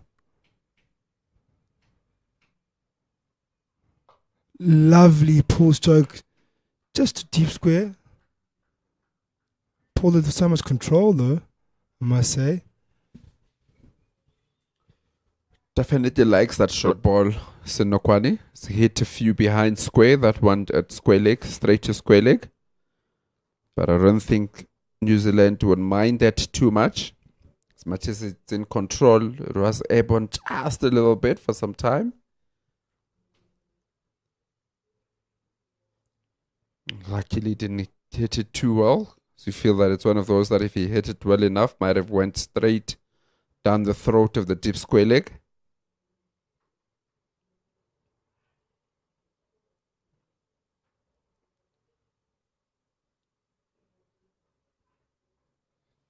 Dug in short there by Zach Folks. Staying aggressive. Just letting Hamza know that he's still there and he just needs to be watchful of that shorter one.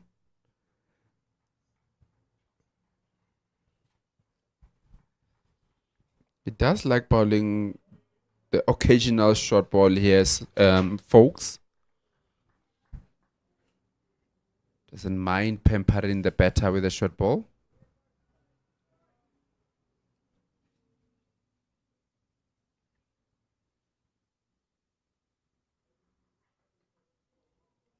Thick outside edge in between that second slip and the gully down to the boundary for 4. Much needed boundary here from South Africa. And that also gets Hamza off the mark with a 4 to end the 13th over. And see South Africa move on to 57 for 1. What kept that ball low is that soft hands from Hamza. If you could just see there at the end of that replay, as the ball makes contact with the bat, at the point of contact, he removes his hand off his bottom hand off the bat, which allows the ball to not just go along the carpet, but not to really carry to those slips. It's a nice show of soft hands there by Hamza.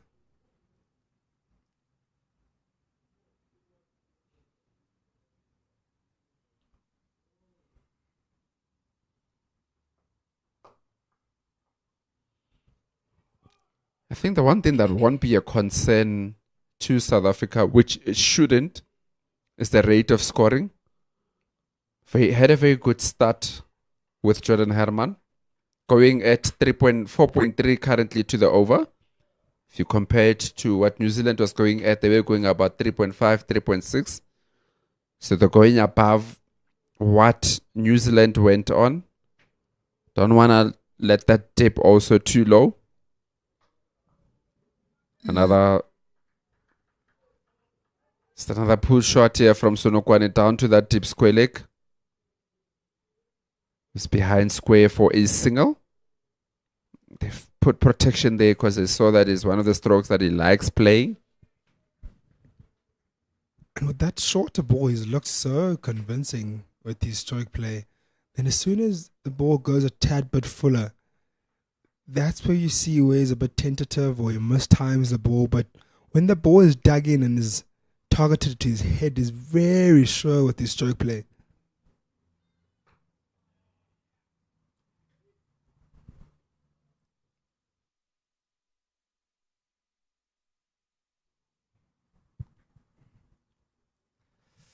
But since they fall on the wicket, New Zealand just find a way now to just draw up those runs and not allowed South Africa to continue with the run rate they started with. Obviously, beautiful cover drive there by Hamza, but it was a hand to it. They slowed the ball down and they're pushing for 3 or 2 rather. Good positive stroke there by Zubai Hamza. Yeah, there was a half stop there at the cover.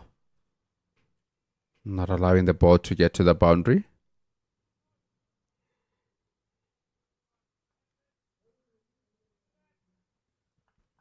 It's Jacobs that put that half stop there.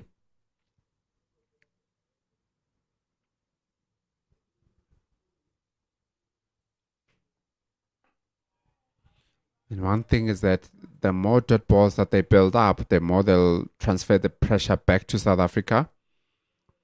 Somebody like Hamza is not known also for somebody that likes to stick around for too long without scoring runs. He's got a career strike rate of 60 in List A cricket, so he likes to get on with the game also. So if they ball a lot more dot balls, that will be a lot of pressure that is transferred to the batters. These two South African batters not need to worry about the run rate at this current moment. In particular because the fact that the ball is still very new. It's only 14 overs in, I beg your pardon. They'll need to rather just maybe, if not feeling comfortable as of yet, instead of forcing those runs and forcing to get boundaries or get singles, it's rather take your time and allow yourself to be in before you force your stroke play. As much as they want to see the scoreboard ticking, but there are other ways of then rather generating runs, maybe pushing for 2s and pushing for those singles, maybe dropping it just underneath your eyes and just maybe going for the quick single. But to force it maybe not be the right way to go about it now, especially that they are quite maybe desperate for runs or looking to score some runs at the moment. Yeah, definitely. You don't want to force it, but you also don't want to be backed down and not be scoring, because as much as we say that it's about the time and stuff, you still need to score the runs.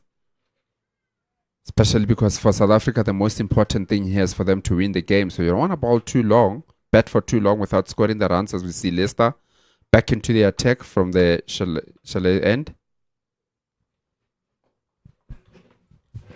Lovely clip away to mid-wicket by Lesego Sonongwane. Push for 2 there. Nice positive stroke there by Lesego.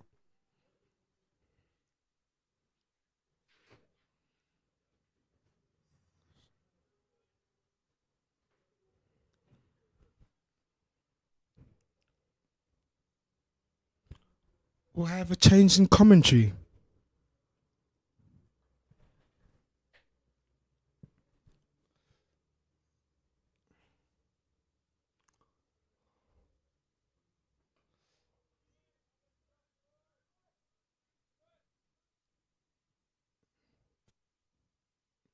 Umpire Bongani Jele just signaling there to Ben Lester just to be a little bit careful to where he finishes his run once he's done with his bowling stride. Just needs to be careful on maybe running onto the danger area.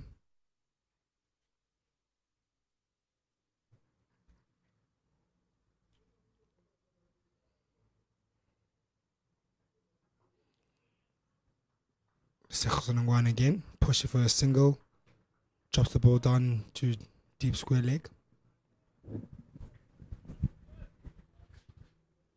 KG spoke of an important thing of what Jordan Herman's injection of the score did. This partnership, 14 from 34, going at less than 3 runs to the over. But because of such a scintillating start, that run rate is still at above 4 runs to the over.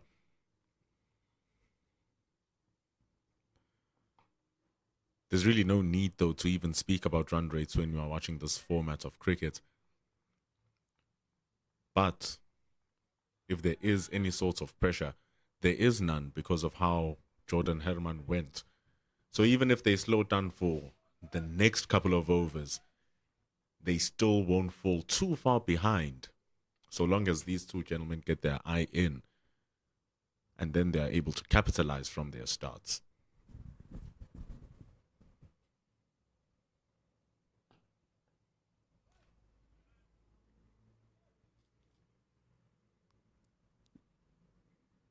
Yeah, they'll definitely be able to capitalize a lot more when they're in.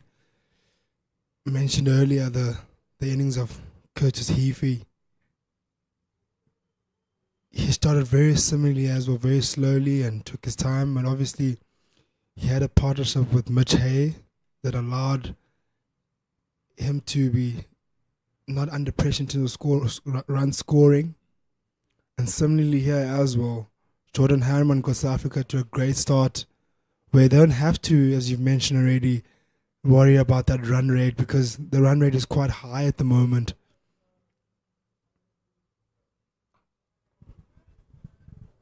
So if they're looking to take their time and see out this initial spell from New Zealand, that's totally okay. It's just a matter of when, how they generate the runs once they're in and what plan they have going forward to generate those runs. 15 overs done. It's 63 for 1 for South Africa A. Zubair Hamza's fresh off a century. Played beautifully in Potchefstroom, Zubair Hamza. And it was in that second innings as well, where South Africa were looking to gun down that 498 target. And so that good form is transferable coming into this particular game as well. And once he gets into full stroke, he's quite a delightful sight to watch. So he's this man who also takes his time. But like you said, no need for pressure.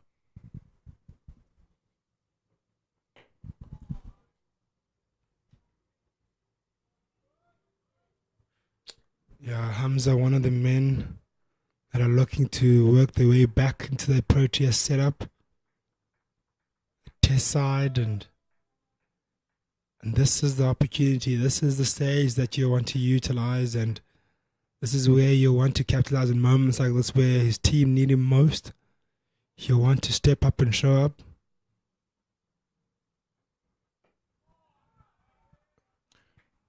We spoke earlier of Jordan Herman being the leading run scorer since the restructure back in 2022.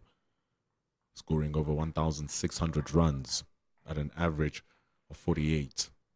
Next on that list with just over 1,200 runs is Zubair Hamza with an even higher average.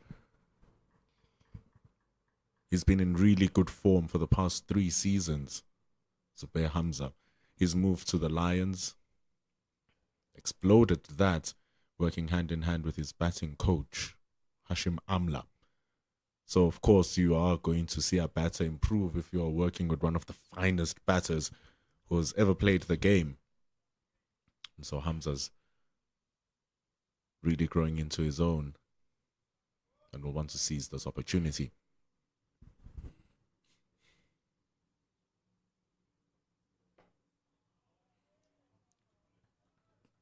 Good ball there by Josh Clarkson.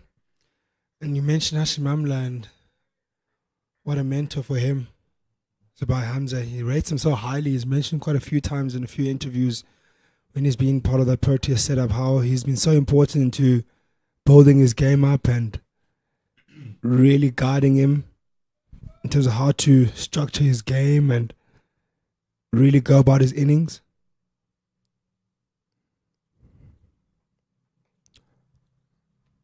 Lovely stroke there by Lesego Sonongwane. Just clips it off his legs and down to fine leg for 4. Slippery ball from Josh Clarkson. After being so disciplined outside of that off stump, he just strays a little bit too straight. It's a patient game. It's a patient man and a patient woman's game, this test cricket. Lesego Sonongwane packs that patience. Waits for a bad ball. 67 for 1.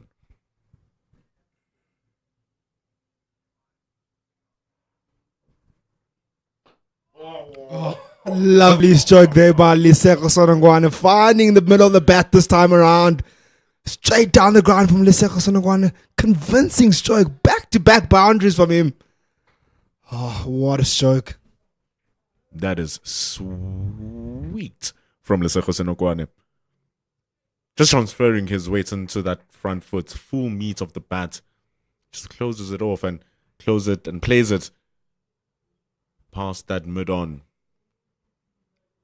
When he gets going, he can become extremely dangerous, Lesego Sonongwane.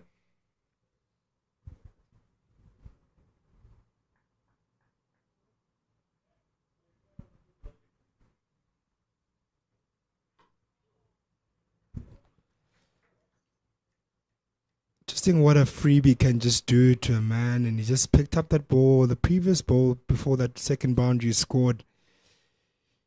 Got one just on his legs where he could clip and then receive that one straight where the previous overs you'd have blocked, and that one met the middle of the bat. And weird what a boundary can just do to a batsman's confidence. And what's important is right at the end of the over, sealed it all with a single. It's going to remain on strike for Zach Folks, but also just shows that starting to see those gaps. And then if the gap is not there because of a good ball, tucks it into a pocket so that they can grab a single, grab a 2. He's on 23. Lovely pull stroke there, just in front of square. And he's played that shot so well today. And outside of the 2 shots he's played in the previous over, the one straight down the ground, it's one of the shots he's favoured the most. Just swivels across and just pulls it with so much control. Looks like he had a lot of time to play that ball as well.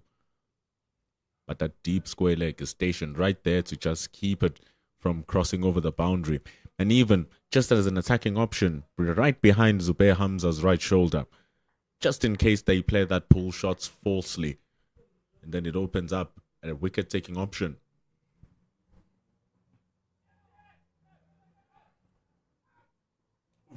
Oh, quick single there.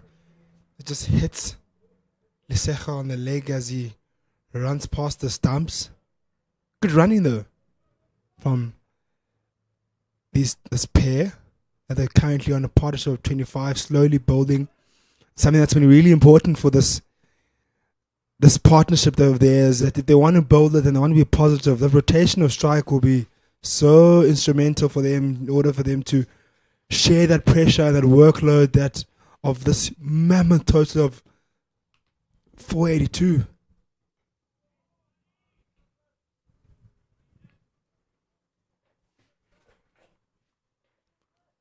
And Ben Lister here, it's important that he returns well. His first spell was rather obliterated by Jordan Herman. His wicket now ceases to exist. And now it's Ben Lister who can bowl to Sonongwane and Hamza instead and see if he can find better fortune. So far so good in this current over in a different end. Oh, that one just keeps a tad low there.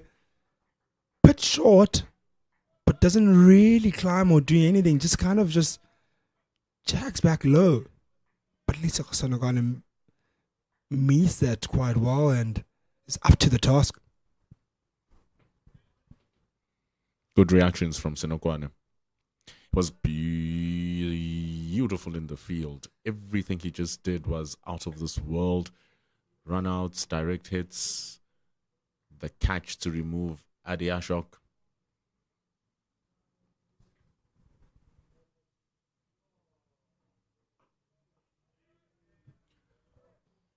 And since he didn't perform too good in that first match in Potchefstroom, this is the chance to showcase what he can do.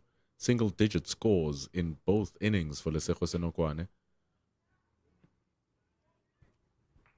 Yeah, you want to cash in in this game. You probably would have felt that in the first innings in the first game, he strangled one down leg side and probably felt unlucky there. Missed out again in the second innings. So as an opener, he'll really probably pride himself in terms of wanting to lead this batting lineup and lead the South African side in terms of eating up on that huge total of 482. And he'll feel a level of responsibility that he'll have on his shoulders in terms of carrying his team closer to that target and rather leaving it for the lower order. He can take it up onto his shoulders, Lesego Senokwane, that 205 that we saw earlier on for his statistics coming on in a really good performance versus his former team. He needed to be clutch, scoring 205 out of the 350 of his full team's score. And the way he accelerated from 100 to 200 shows that he has different dimensions in his game. And you've seen from a couple of shots in the previous over that he can draw out wonderful strokes. That's why there's protection. You see Joe Carter in front of your screen for that drive. When you talk about different dimension in his game, talk about his fielding in this game. Brilliant run out yesterday afternoon and this morning. What a catch of the bowling of Okuhle to pick up the wicket of Arisha Hashok. Went down to his left-hand side and threw himself to the ball.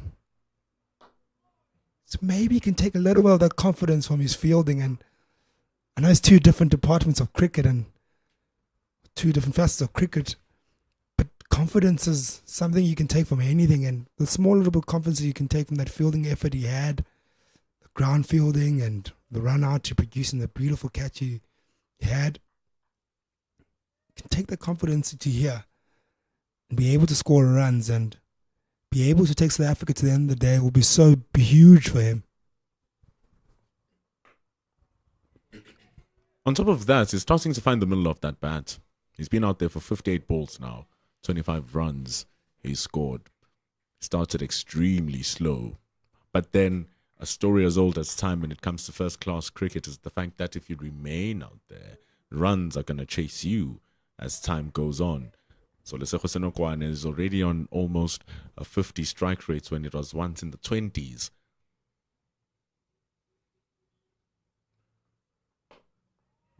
And it's a true lesson that absorbing that pressure, just pushing it aside for a time being, because it's not about how many runs you score and how quickly you score them. It's just about scoring those runs, regardless of how long it takes you to score them.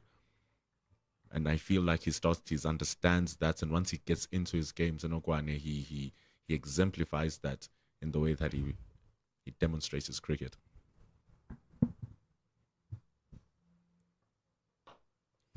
Beautiful stroke there by Lesego Senokwane. Clips it off his leg down to the mid-wicket region. What balance he showed there in that stroke. Just leans onto it. You can see, as you just mentioned now, that he's finding the middle of the bat, and for sure you found the middle of the bat there. And for him, spending time out there will help him be able to turn up those runs a bit more as the day progresses. Just drifting awry as well, Josh Clarkson, going to the pads of Senokwane. Splits the gap with his deep fine leg and the mid-wicket. And solidly closes off the threats from Clarkson. It's a well-controlled over from Senokwane. Just slightly faulty from Clarkson. That one little ball. It's a good contest building up here in Willamore Park. 79 for 1 after 18 overs. And you mentioned time and spending time out there and facing the balls and taking your time. And one thing about cricket is that if you don't want to, or if you're not willing to spend that time out there and you want to force the strokes, unfortunately, cricket, you can't score any runs sitting in the dugout. So rather spend that time there, take your time facing those balls, and once you start feeling comfortable like you can play your strokes, then free up your arms. But in all honesty, if you want to really force the issue and give your wicket away, it's not helpful to your team. So I really don't mind his approach, and the way he started really slow, but now New Zealand are starting to bowl to him and allowing him to score the runs now and allow him to free himself and express himself the way he would like, because he's been patient and is now forcing New Zealand. Another beautiful stroke there. The boundaries coming back to back now from South Africa. Zubair Hamza just rocks in the back foot and pulls that ball just in front of mid-wicket. Remember that he did score 100. He's on good form. The ball keeping deceptively low. You can see how he dropped that back leg to just keep level with it. Wonderful timing.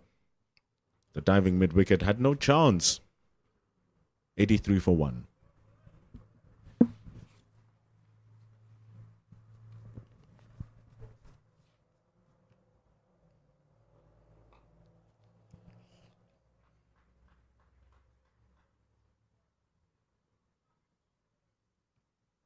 Runs starting to come on regular occasions now.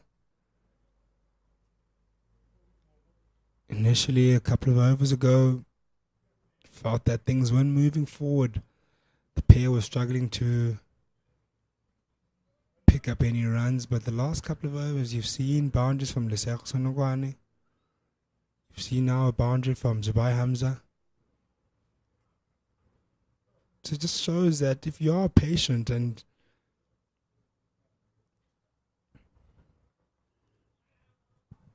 give yourself time to get in and start seeing the ball, there will be runs. There will be those bad balls that you'll be able to punish, like you've seen.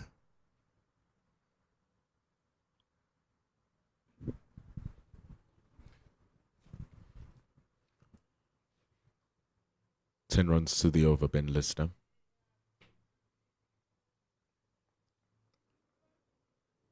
Pandora's box was opened. And out jumped Jordan Herman. But it's a good fight back here. It's just every now and then that one ball in the over that causes him heartache. It was the first ball of this over. Zubair Hamza clung onto it. Then they've stolen a couple of singles. So they've already snatched 6 runs from this over. No need for them to panic anymore.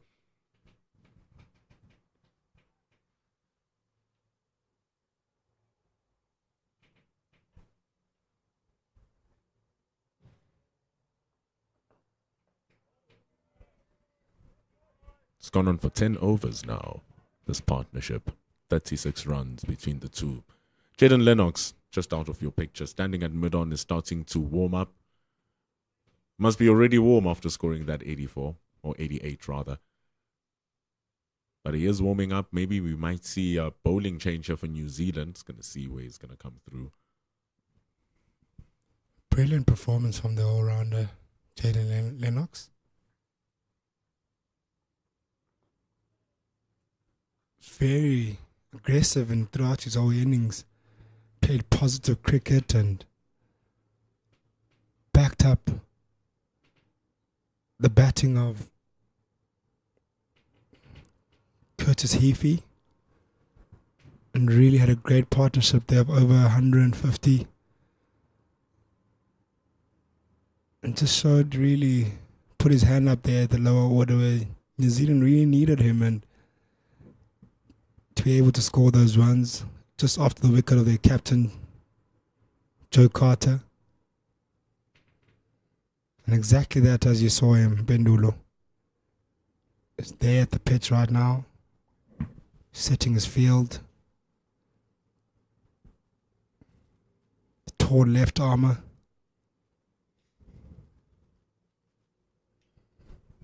Transferable confidence. Going to see if it's going to happen. You spoke about it with Lesego Senokwane, saying that he's fielding really good. So maybe that good fielding is the reason why he's now batting really well. 88 runs for Jaden Lennox, can be transferred to 3-4 wickets. Is it going to happen? It's going to be coming from the Ekurhuleni end. It's going to be spinning the ball away from both right-handed batters. Not really much to work with. It's much more scintillating and salivating for left-handed batters, which is Marcus Ackerman coming after this. So Jaden Lennox has to work against both Hamza and Senokwane.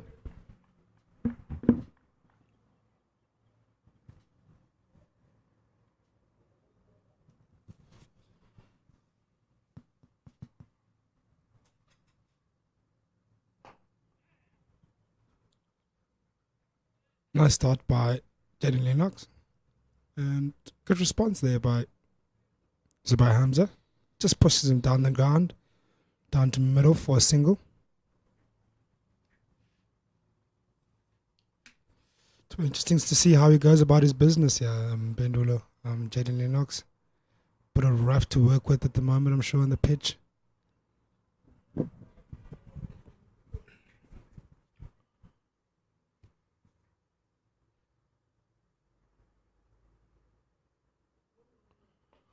The more interesting thing is seeing how these two are going to deal with the spin and the change of pace. They've handled Lister. They've handled Fawkes. They've handled Clarkson. And so now with Jaden Lennox and possibly Adi Ashok to come in just a bit later.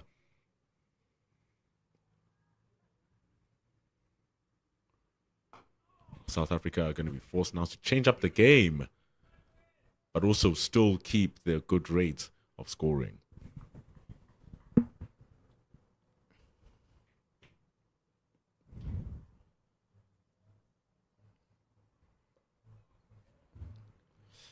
Let's say someone drops it leg sided, square leg region.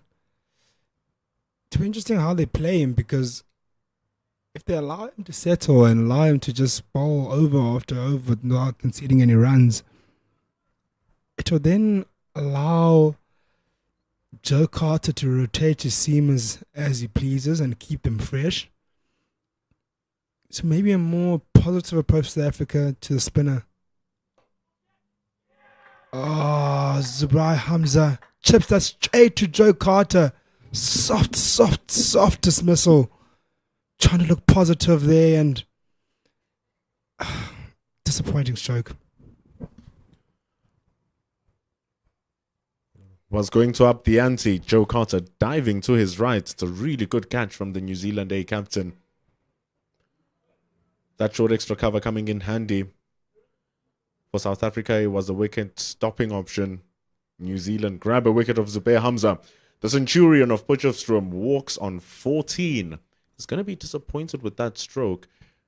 And South Africa have lost 2 wickets for 88 runs. Jaden Lennox. What a game this is building up to be for him. It was looking pear-shaped down at the bottom when New Zealand were on 312 for 8. Well, it's a good score to be on 312 for 8 because you're looking at around 350. But the fact that his contribution helped the team get to almost 500 runs, now he comes and he halts South Africa's chase by taking out their number 3. It brings in South Africa A's captain, the very handy Marcus Ackerman. Handy indeed, and it's very positive in Potchefstroom. Very aggressive in his approach, and in particular his first innings that he had played quite a bit of scoop shots initially. Scored a quick fire 50. And interesting to see how you'll play this innings now, and it's coming in South Africa at 88 for 2. Just about 20 overs. Well, if Jordan Herman was the leading run scorer last season, the season before that, it was the man who just walked in. Lesego Senokwane finished 4th last season. As we're speaking with KG, 2 centuries, 2 double centuries rather for Lesego Senokwane. But here's the captain, 30 runs away from the iconic 5,000 runs. Nearly 47 runs every time he comes out to bat. That 209, accompanied by 12 centuries. What a very good-looking numbered career. Yeah, beautiful stats there, as you see that from the 29-year-old captain. Just about 30 runs short, as you mentioned, of 5,000 mark, and wouldn't you love to get over that mark in this?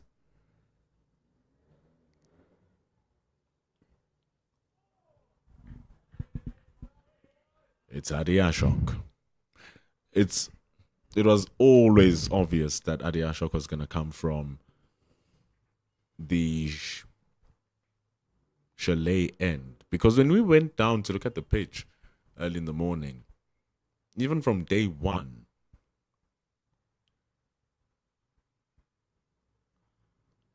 there were very specific areas that he's attacking right now, spinning the ball away. It's very good stuff from Ashok. It's making the ball turn. See how much the ball grips there. Oof. Lesego Senokwane got a lot to deal with, my brother.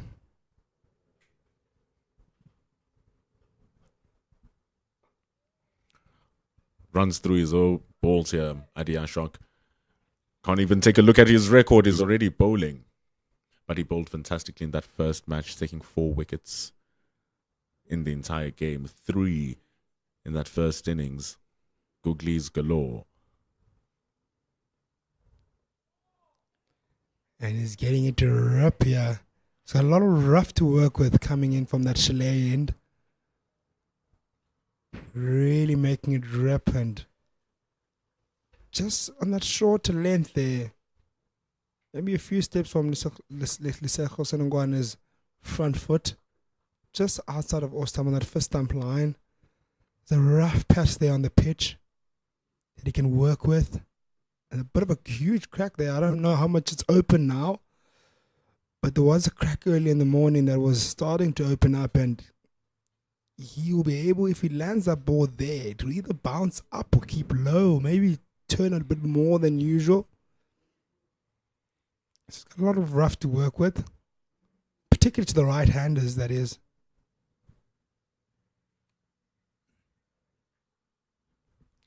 It's going to be spinning the ball away from them. So New Zealand forgo a fielder from the leg side.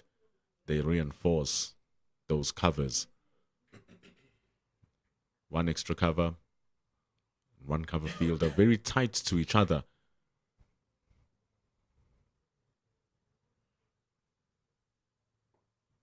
So they're saying to Senokwane, go onto the front foot. Try play that shot of yours. We have our slip fielder.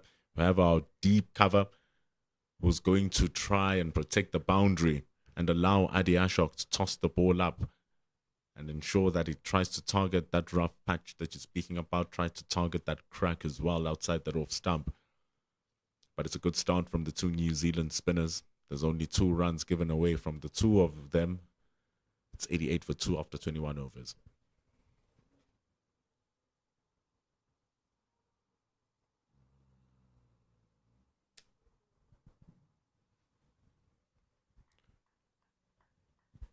Instrumental partnership. This partnership is actually going to work pretty decently for South Africa because you have a very patient Lesego Senokwane and you have a very aggressive, not very, but you also have quite an aggressive stroke playing Marcus Ackerman. Well, another interesting battle, see, as you look on the screen right now, there's a rough patch there coming from the Kurleni in that Jaden Lennox can work with. And as he turns it in there to Marcus Ackerman, there's a lot of rough to work with there as well. So trouble on either end. Trouble for Lesego Sonogwane facing Eddie Hashok. And then as you look there, just past the popping crease, or just rather the crease there, you'll see on that rough patch there that Jaden Lennox can land it in on that fuller length. See his record then, average of 36. It's the rough patch I was going for. Ooh, slippery. Make sure that he steps that Dale Phillips is not playing in this game. He's one of the most excellent fielders for New Zealand.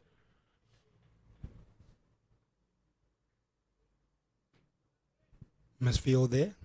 But saves it just before the boundary. 44 wickets there from Jaden Lennox. It's an average of 36. Best of 5 for 66.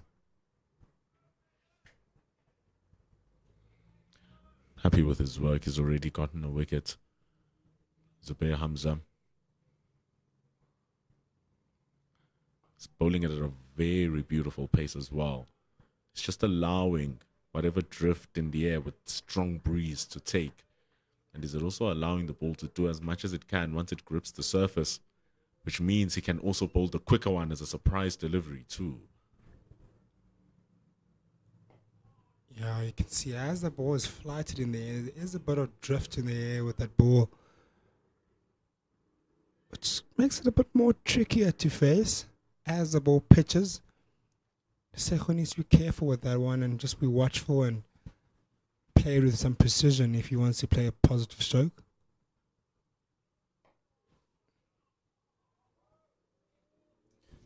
After that catch, Joe Carter springing around, saying, "Watch out, Lesego Sonogwane. We are here for you, New Zealand, hungry for more wickets." Especially that they're seeing that their spin bowlers are actually starting to be effective.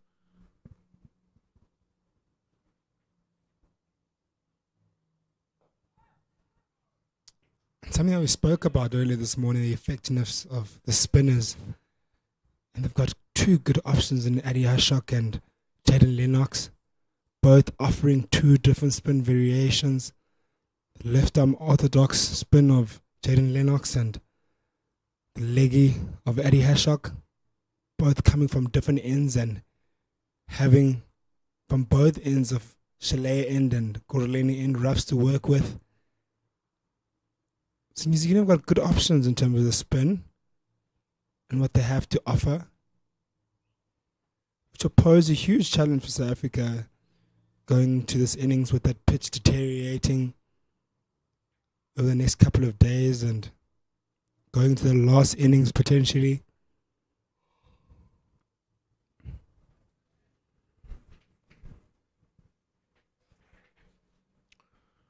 Eddie Hashok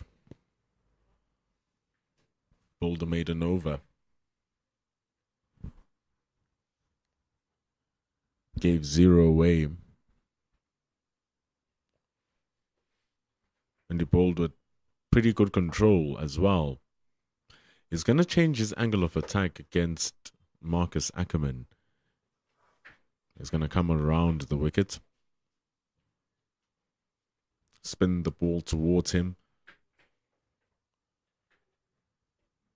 Let's ascertain if there's anything worth excitement for New Zealand to look forward to. It's 91 for 2 after 22.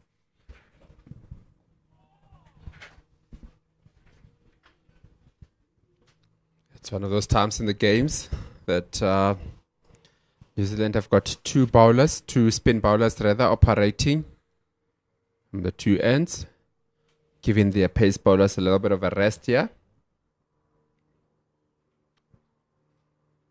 Also, not just giving them a rest, also picking up important wicket of Zubair Hamza. Lennox was having a very good game after scoring that 80 odd in the last innings. And it was also starting to be a fruitful partnership for the South African A team. Senokwane and Zubair Hamza.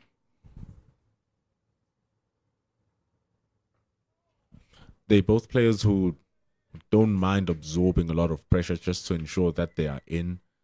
But once they are in, they become free scorers. And deceptively so, because they're so smooth in how they play. You just see runs accumulate before you.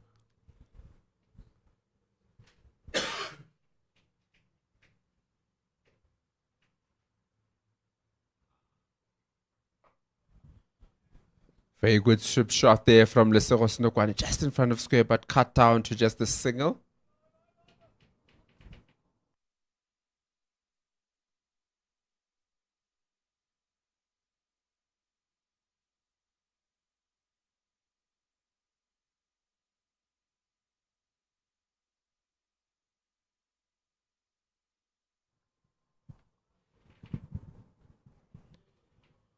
Just a single to get Ackerman on strike. Shock, obviously, about last hour to go.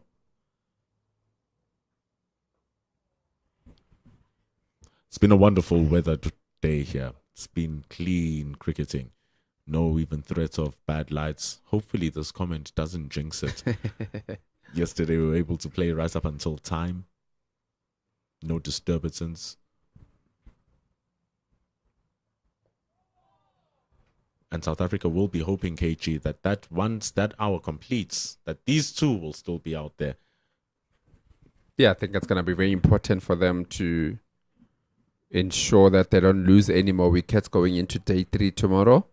And with that, that brings about the drinks break. And South Africa are 93 for 2 after 23 overs, with the partnership going at the moment 5 of 18 between the Lesego Senokwane, who's been there since the start of these innings, and the captain Marcus Ackerman, who joined him after they lost that wicket of Zubair Hamza a couple of overs ago. And with that, it will be a drinks break, and we'll see you in about 5 minutes.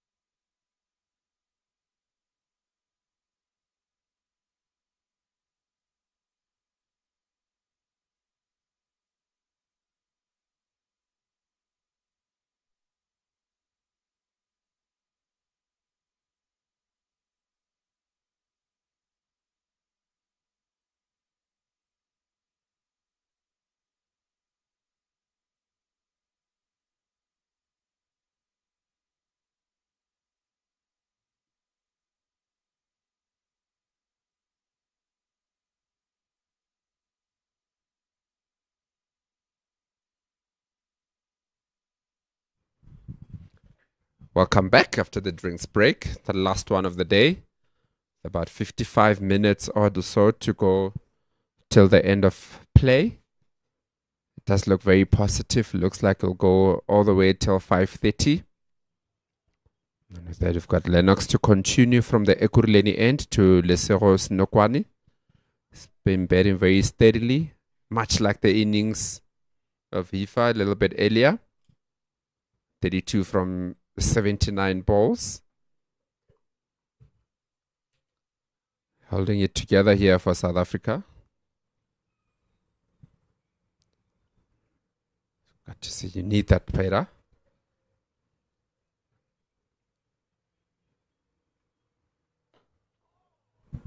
He's gotten himself a really good start here, Lesego Snokwani. It's a good base. 80 deliveries. He's into the 30s now. And whenever you're a top order batter, you feel like once you get into the 30s, that should be a conversion into a 50. Because you've put in the grind at the beginning of your innings.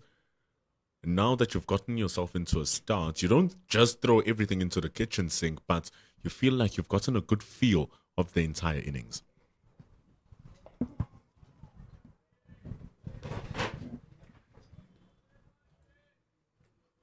Yeah, definitely. That is what I spoke about a little bit earlier. You have to earn the right to score at a quicker rate by ensuring that you can go through that tough time. So it's not going to just come in down the wicket there. There was a time he had faced 40 deliveries. He hadn't even crossed double digits. And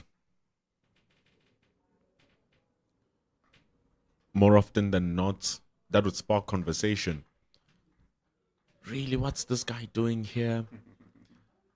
He can't play. Look at him, defend half volleys, leave full tosses.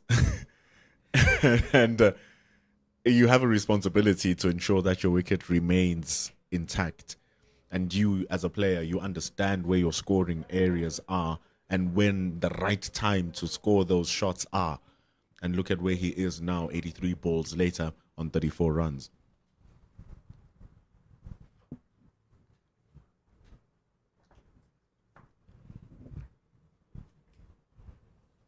I think that shows the importance of Jordan Herman's innings because he did allow Lesego Snokwani to get into the game. At one point, they were going at over 6s to the 7th to the over, with Jordan Herman doing all the damage to the bowlers.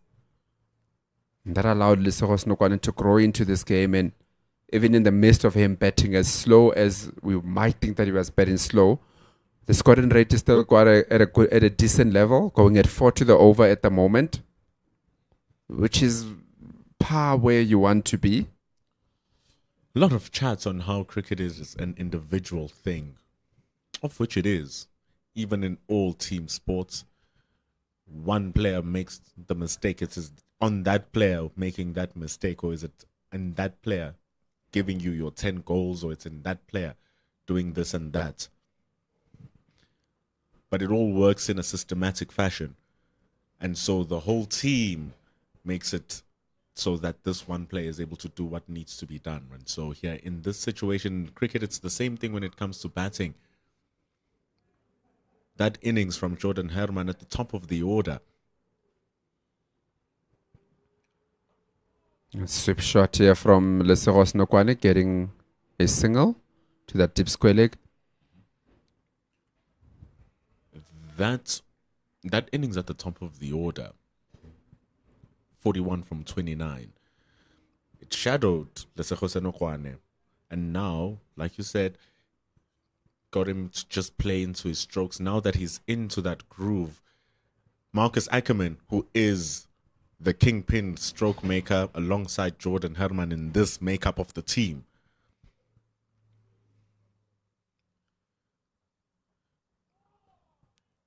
gingerly gets a single, but still he can do that. He has allowance to do that now because he can be under the shadow of Snokwani now, as Snokwani looks to take the lead. And then once Marcus Ackerman is in, we'll notice how Senokwane will then just fall back a little bit and Ackerman will just continue exploding. Yeah, that is the importance of identifying the role that you have to play in a partnership at any given time. We saw a little bit earlier on, and when you speak about complementing one another, we saw a little bit earlier on with Lennox when he was betting with Hifa that Hifa continued to bet the same way that he's been playing, but Lennox came in and he played a different game to him. Hifa did not feel that he needs to change his game. Another sweep shot. This time finds the gap. Lesogho Senokwane gets down on that one knee, hits it to the left of the man at deep mid wicket. And that is a boundary, and that also brings the 100 up for South Africa. They are 102 for 2 after 24.4 overs. Slightly fuller from Adi Ashok. It's been coming, that sweep shot that's going to go for the boundary. He found the man at deep square leg the first time. Wasn't going to make the mistake twice.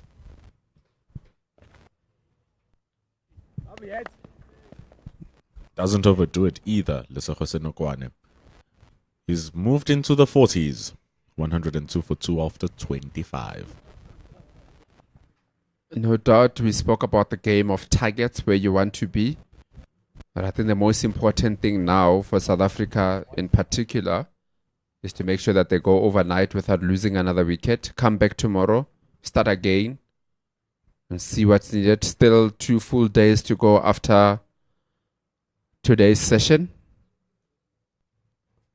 Once you can do that, then you can start speaking about the targets. Do we want to go on and score 600 or 700 runs? Make sure that we bat once, bowl them out. How much time do we need to bowl New Zealand out in order for us to get a positive result out of this game?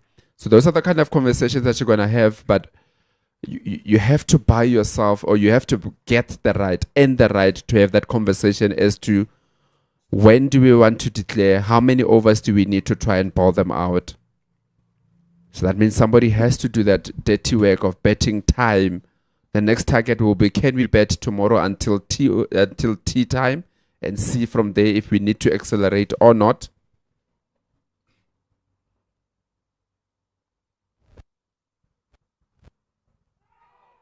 Spoke about Marcus Ackerman being a stroke maker. That's another example of it. They're just playing that reverse shot. Gamba alluded to his theatrics stroke making in the first innings of the first game, scooping everything. He has a touch of everything, Marcus Ackerman. A real all-round player once he gets his mind straight into the game. And he's looking as good as he's ever been right now. Very busy player. Always tries to keep the scoreboard ticking. Whether it's by that quick single or getting a boundary. Oh. Just bounced. Crowd's catch. Almost looked like he hit it straight into the hands of Lennox there, Senokwane.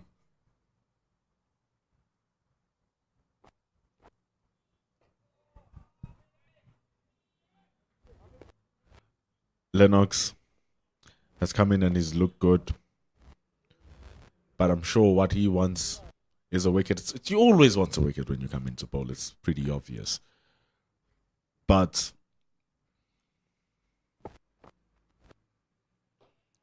Senokwane just hard hands there to that mid-off for a single. Keeps the scoreboard ticking, which is very important.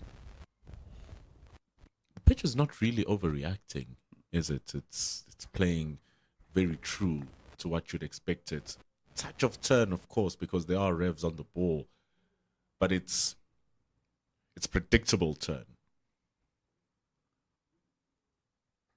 There we go. Once again, that reverse hit. This time, getting it in the gap. And that's another boundary from the bat of Marcus Ackerman, the captain, batting with a lot of impetus here, pushing the scoring rate up. 26 overs done. South Africa 108 for 2. This is the issue. The more he bowls with not much happening, looking for that patch. He was searching for it. It's way too full. That's why it's such a seductive patch. It makes you think that it's there for you to hit. But it's right in the arc for where the batter wants to crunch the ball. Once again, looking at it. And Marcus Ackerman is not the tallest of players, so if that's too full for him, imagine anybody else coming in. It's one of those that you feel that if you want to hit it and get something out of it, you have to dart the ball in and ball it very quickly. Because the minute you give the batter enough time to react, you'll just counter it and do what exactly Ackerman did in that instance. It was a brave shot from Ackerman as well, because that was bullet straight from Jaden Lennox. Was really targeting those stumps. But nowadays, KG, reverse sweep is no different from a cover drive. At all. It's just become a normal shot to these batters. It's like it's in the batting manual somewhere where guys go like, okay, you're gonna face spin, this is what we're gonna play, reverse hit. Such a normal shot. Everybody looks so easy when they're playing it. Unlike when it started coming in 15 or so years ago, when people were starting to figure it out. How do you actually connect it? Which line do you play? Now it's like, it's just a normal shot, just hit it. Take you back to 2012, South Africa versus Australia. I'll never forget. Till this day, I knew when I saw it happen that I'll never forget it. AB de Villiers on 88 runs. Reverse sweeps, 3 balls in a row versus Nathan Lyon to go to 100 runs.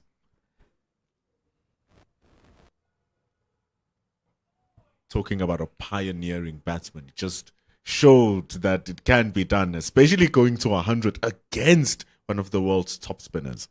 Definitely. I mean, they do reverse sweep even fast bowlers these days.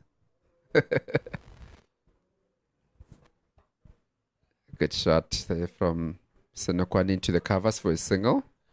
Kevin Peterson took it one step further. Said, you guys can reverse. I can switch the whole thing. He would completely go left-handed, Kevin Peterson. But the switch hit against fast bowlers themselves too. Don't know if that's disrespect to the fast bowlers or it's just confidence and skill from the batter, but it's a very thin line between those two. Skill, respect. Mixture of both. And the way that the game is moving and going is that there's hardly any draws anymore in Test cricket. A quick single coming through. Senokwane just makes it there. Clarkson was a bit on his toes there. Or on his heels, rather.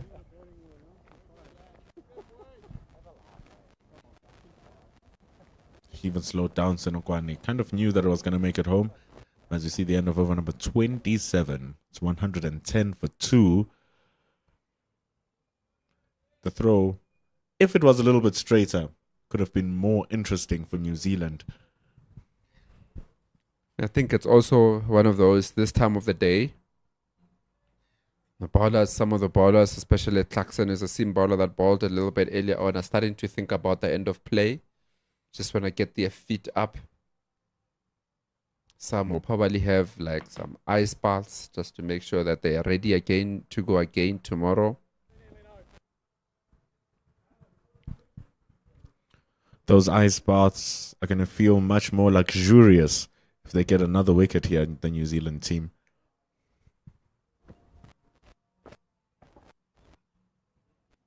Not sure how many players actually enjoy the ice bath. Not sure if it's an enjoyable thing. So if I'm New Zealand now, I make a bet with the coaching team. We get another 1 or 2 wickets. We don't do about ice bath. Coach, we've only bowled 28 overs. It's not that much. But Senokwane here has handled all of that pressure. He's faced 98 of those deliveries.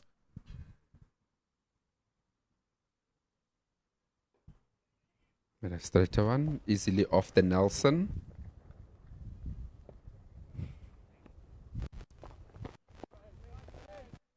Thumbs up from Senokwane with Marcus Ackerman excellent runners. They are so nimble. It's as if they are weightless when they run between the wickets. So it's going to be a lot of that in this partnership, something that New Zealand, I don't know if they'll be able to stop. And that is the importance of a batting partnership, that when there is that opportunity to take that quick single, you take it. There's a bit of a boundary ball that's been bowled, you hit a 4. That's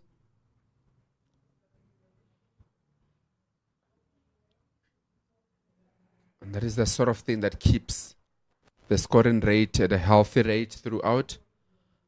Because we spoke about that, there isn't too much pressure in terms of the runs of the time. But however, with the South Africa where they are in the series, not just in the game, in the series, they need to push for a positive result. They're still 369 runs behind from where we are. Shot very well played here from Lesego Snokwani.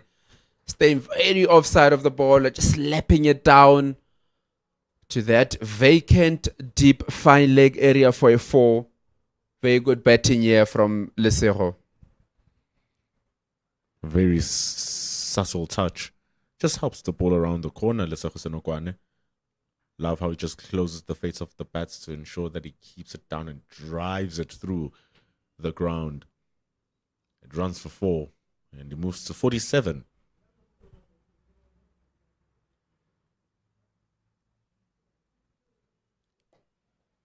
Just wonder with the previous shot if Lennox was actually looking at that rough once again to try and hit it, but it's going to be very difficult coming around the wickets to a right-hander to hit that rough and get the ball to have some patches. I think it can have a better try coming over the wicket. His arm will be directly, his release will be directly in line with that patch, so it'll be easier for him to actually dart the ball into that patch. And maybe he's going to have greater reaction from there on because the ball can actually spin towards the stumps. And all of that also your fielding positions becomes important, because if he does employ something like that, then you want to get a leg slip in.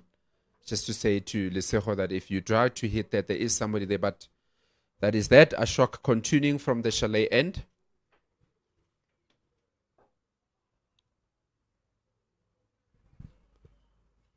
You can see there's positive intent from Ackerman, even when it's a dot ball, that there is something behind it. It's not just looking to just block it out.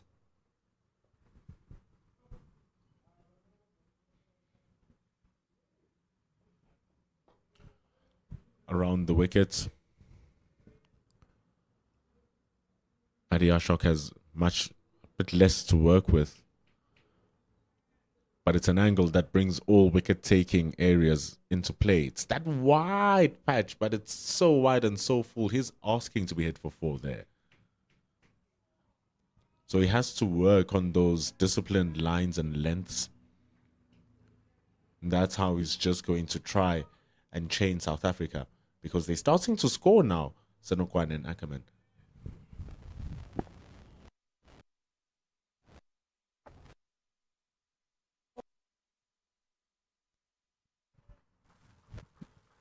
Another quick single here. We spoke about the importance of running and ensuring that you keep the scoreboard ticking. Not just about the boundaries, but whenever there's an opportunity to get a single.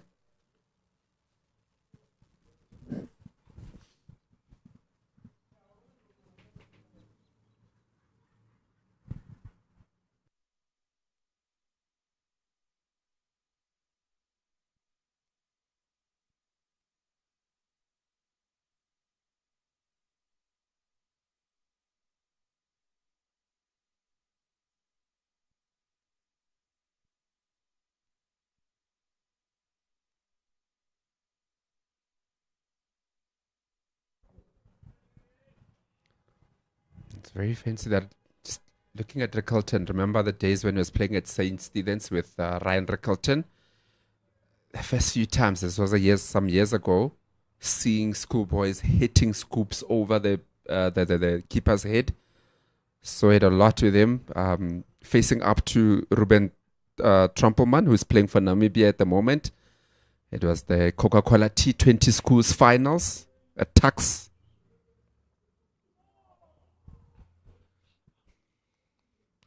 Imagine the firepower packed there. You're going to bowl. Opening is Marcus Ackerman, Ryan Rickleton on the other side. It's a little bit unfair. 118 for 2 after 29 overs. But to be fair, that team that they played against, I think it was actually Waterkloof that they played against. There was Ruben Trampelman, who's playing nationally for Namibia. There was also Yanaman Malan, was also in that team for Waterkloof. So you would say that was an evenly matched. But just on that particular day, St. Stephen's with Ackerman and Rickleton they were just something else. School that prides itself in the cricket pipeline that it generates. It's a conveyor belt of cricket talent. St. Stephen College, home of the South African schools, home of the South African Test run scorer, 367 not out. Look at the English disappear. Disappeared with the runs from Van Milder.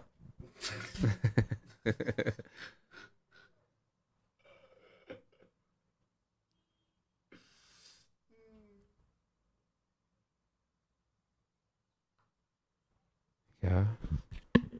Down to that deep point once again for a single. Still keeping the score rate going at 4.1 to the over. A good thing here is the fact that New Zealand, they are using both their spin bowlers. So the light is starting to fade ever so slightly here, Kagiso. But that won't be a factor so long as both Adi Ashok and Jaden Lennox are in operation. Ben Lister had a tough outing.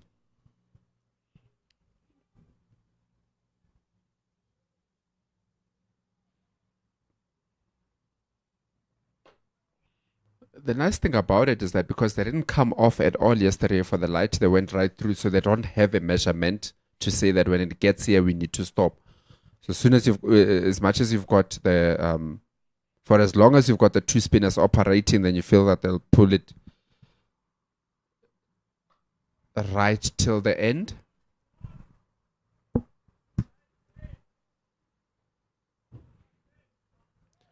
And they're not giving away much here, both Ashok and Lennox. But it's just the accumulation of this partnership between Senokwane and Ackerman is going to start frustrating New Zealand A. 32 from 58 deliveries. Last time we checked up on it, they were going just slightly under 3 runs and over. And now they are over that.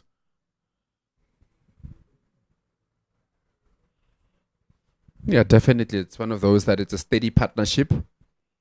But I think with New Zealand, with the amount of runs that they got in the first innings, they'll be looking that they just need to stay patient to get that one more wicket. Shot there from Ackerman, allowing the ball to get into him. You can definitely see that it looks like Lennox is looking to target that rough. On a number of occasions, you can see that it's trying to get into it, just not quite hitting it like the way that it would like to.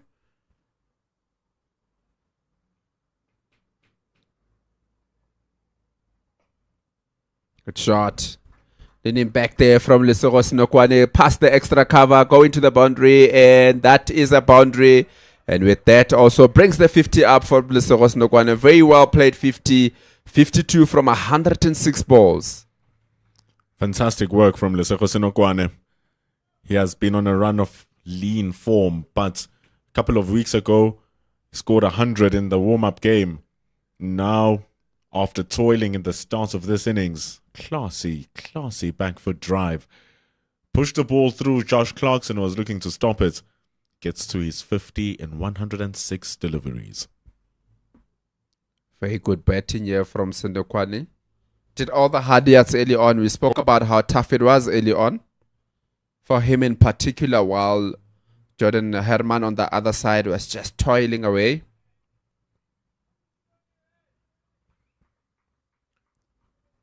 It's his 9th first class 50. It will seem like it's a low number, but he's gotten a lot of those 50s and 100s in the last couple of seasons. Lesego Senokwane has really picked up his game.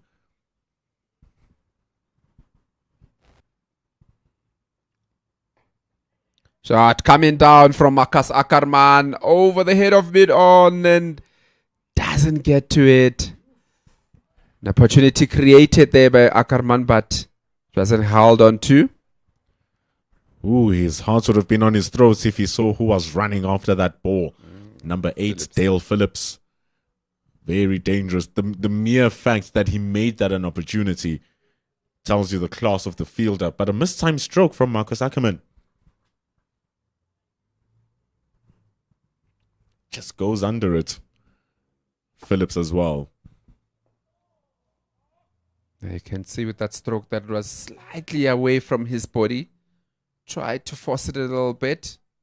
Just reaching for it there. Created an opportunity that wasn't taken by Phillips, but good effort nonetheless.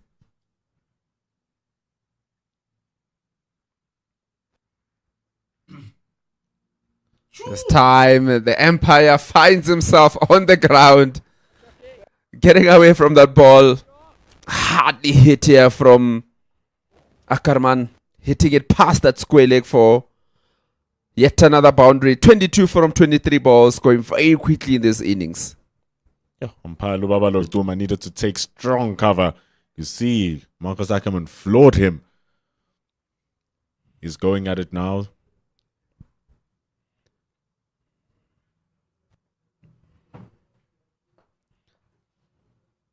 This is why umpires also do fitness tests, so that they can be able to evade when such a stroke comes in. The fact that deep square leg was there and he couldn't stop it just shows how much power was generated into that shot by Marcus Ackerman. It's a good looking shot as well that moves him close to the number of balls he's faced on 22 from 25. Partnership now worth 43 runs.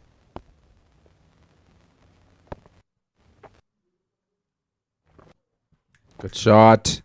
Hanging back there from Ackerman.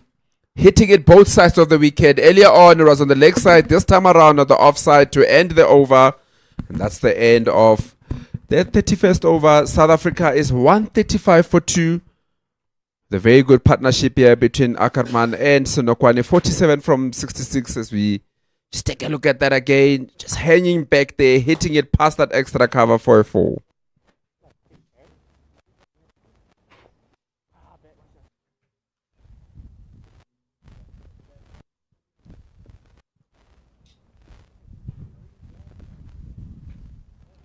We'll come back to commentary, Kamva. Thank you, Kagiso.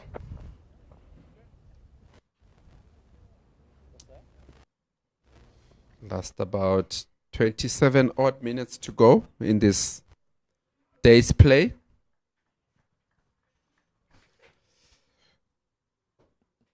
These last 27 minutes that you're speaking about, this pair will want to be there at the end of the day. I want to take South Africa right to the end of the day and close off this day that South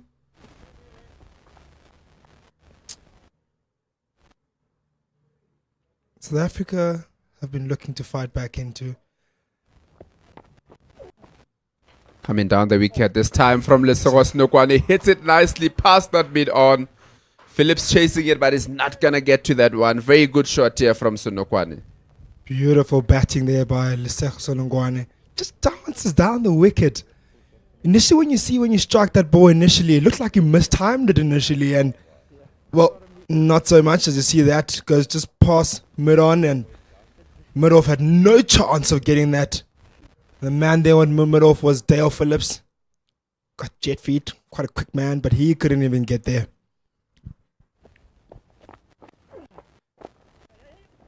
Just allowing that into the body, tucking it away from a single. Very good batting here from South Africa. After the boundary, getting a single, get to the other side. Good batting it is indeed, and Lesego Sonongwana started pretty slowly, and in the last couple of overs, he just found the middle of the bat and found the boundary on regular occasions, and South Africa will be happy with that towards the end of the day, picking up those quick runs and picking up that run rate. With Marcus Ackerman as well, starting to find the middle of the bat where he's also looked really tidy with his innings. 27 of 27 balls, 27 runs of 27 balls. Man, as always, plays positive cricket. Always looking to score runs and rotate the strike. And, well, Lesego Sonongwana has joined him quite swiftly and has found a way to just find the boundary now.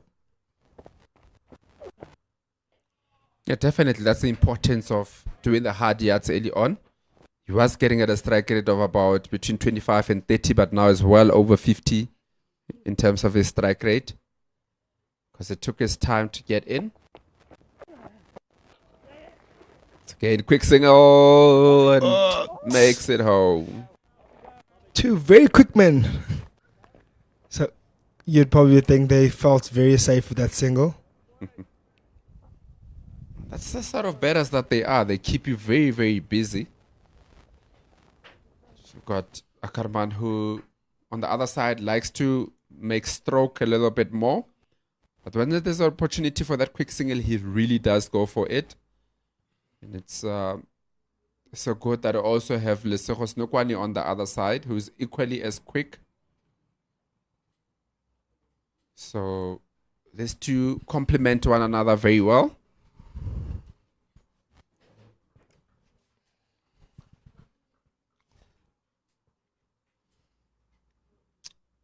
Adisha Hashok. To continue. Oh, that was a googly. Grips back in. And he's really been setting them up with those ones turning away. Hence you see Lesego Sonongwana leaving that one, maybe anticipating it to turn away once again. And that one just gripped and turned back in, almost clipping the off stump of Lesego Sonongwana. Yeah, Lesego Sonongwana will be thinking about that one now, playing in his mind. Oh, and now beats him with the one that turns away from him. Love the bowling here from Adisha Hashok. Really asking questions of Lesego Sonongwana. Started off that googly that turned back in sharply. And then gave him one that just gripped slightly away from his bat. Two contrasting balls here from Ashok. This time just too full, allowing Sonongwana to just get to it easily.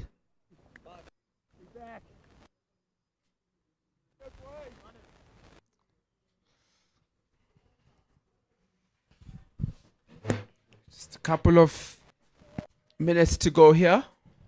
22 minutes odd. Very importantly for South Africa, you would say not to lose another wicket before going on, so that they can just dictate the terms of the tempo of the game. You do feel that if New Zealand are to get a wicket, they'll feel the better of the two after today's play.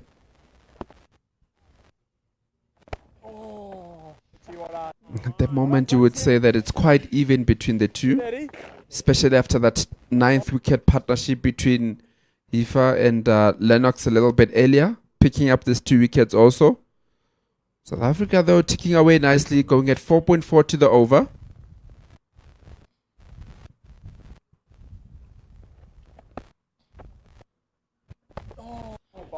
It would have initially, when South Africa came off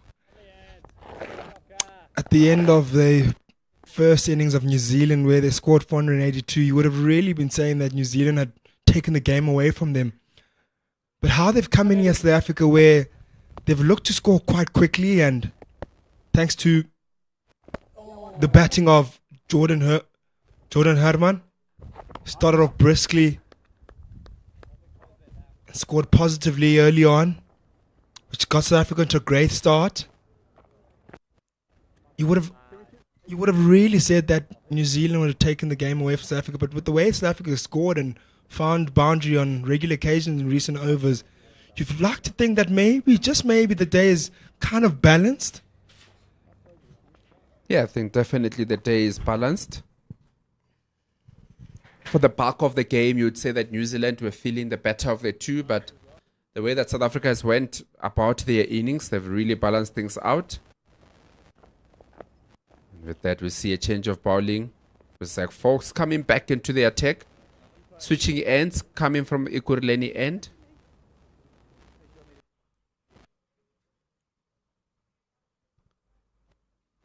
Just want to get a big burst here from a big fast bowler before going home.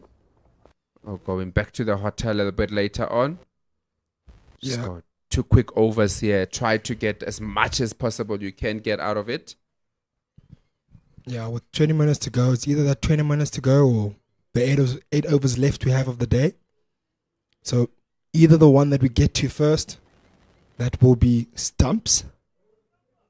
So New Zealand, from New Zealand's perspective, they'll love to pick up maybe just 1 or 2 here to sway this day completely into their favor. They won the first 2 sessions convincingly.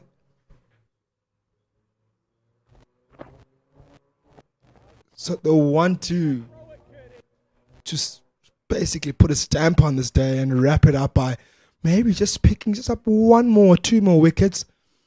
And I could definitely then say that maybe it is definitely New Zealand's day. But if they allow these 2 to finish off this day and maybe just get the score to maybe around about the 170 mark and get that partnership a bit higher as well to around the 8ish mark.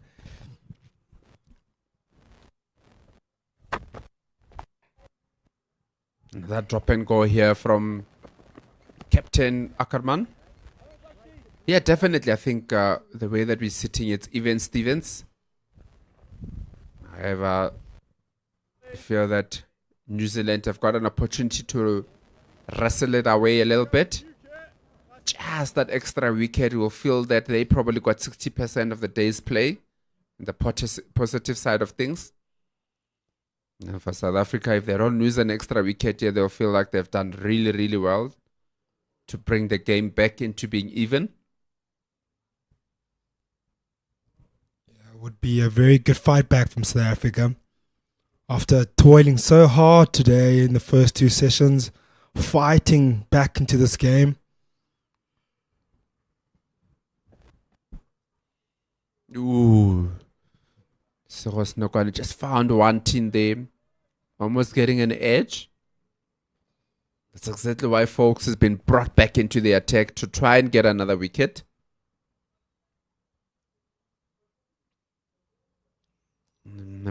Caught in a bit of no man's land there, Snokwane going for. Looked like he was trying to block a ball that's about on a 5th stump.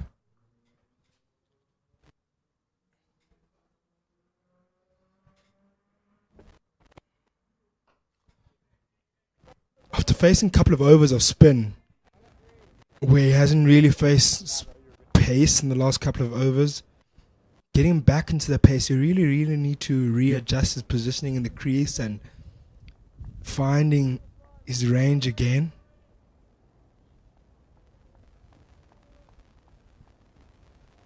Yeah, that's exactly what it is, isn't it? The change of tempo in the game, going from spin bowlers to a fast bowler now. Aggressive bowling there by Zach Folks. Pushing back Lesego Sonongwane. Something that South Africa tried really hard in their innings. That worked at times where they pushed the batsman backwards and then they opted for that fuller one. Try and juice that outside edge. It worked in particular occasions for Kuhle Cele, for Tian van Vuren as well. Change in angle from Zach Folks. It definitely looks like he's got a plan of pampering Lesego with short balls here.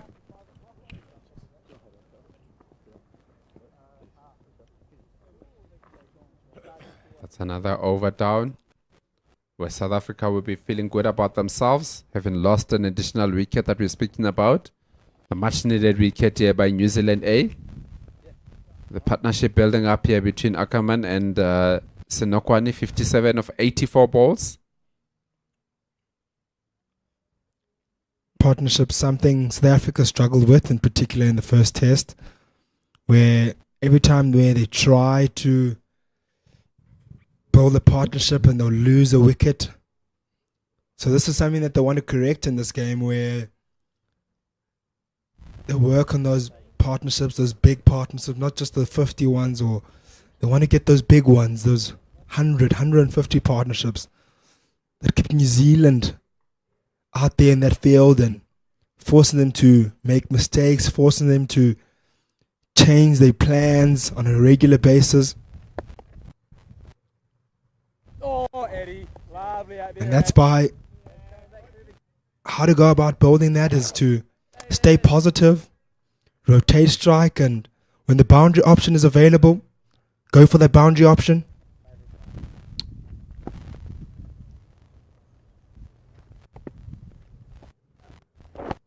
Not allowing these New Zealand spinners and seamers to settle.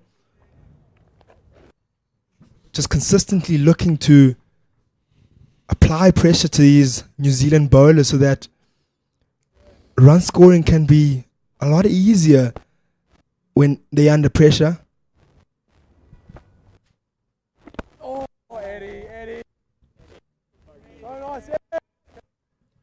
In the last couple of overs, South Africa have managed to do that.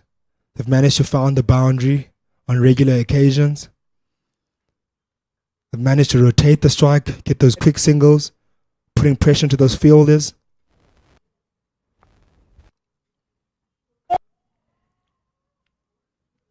And that is exactly what it's about. Taking the opportunities that are when you get them. Just picking up those singles, pushing the fielders back a little bit. You can see where Phillips is standing. A bit deeper than what they would have liked him to be. But because of the way that South Africa has been playing. Eddie. Clean heads. He has to hang on the ring a bit more. 13 minutes to go here before end of play.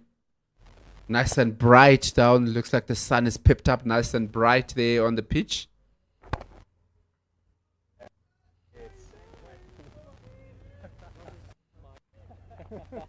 That brings us to the end of the 35th over. South Africa on 145 for 2. With just over 30 minutes, as you had mentioned, KG, but just 6 overs left in the day. You'd like to think maybe, just maybe, they'll be able to squeeze in those 6 overs, but might just fall short of those 6 overs. Definitely, with about 12 minutes to go, you'd say that's about 3 overs, 4 minutes to the over.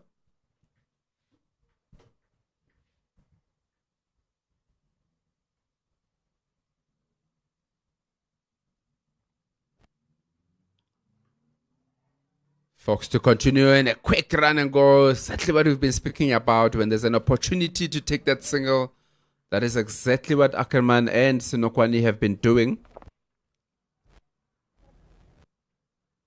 Qatar, they thought he has an opportunity to get a run out, but it wasn't to be. Very good running here from Ackerman. KG, earlier this morning you spoke about how important a result will be for South Africa, and with them looking so good at the moment and batting deep and looking like they might challenge that score of 482, do you see a result still being positive, especially that if they bat well, do you see them then being able to induce a result in this game?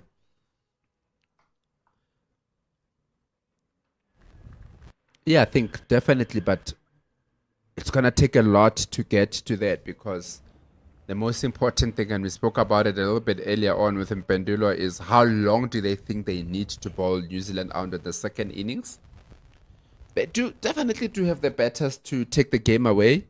Ackerman, Jason Smith, Ashile, Bongwana, those are guys that really like to go on with the game.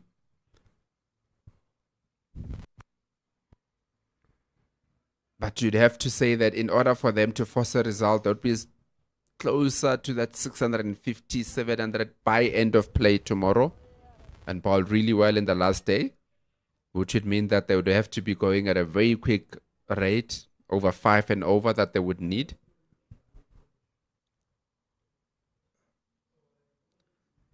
The only way I potentially see a result here is that if South Africa decide to continue batting on,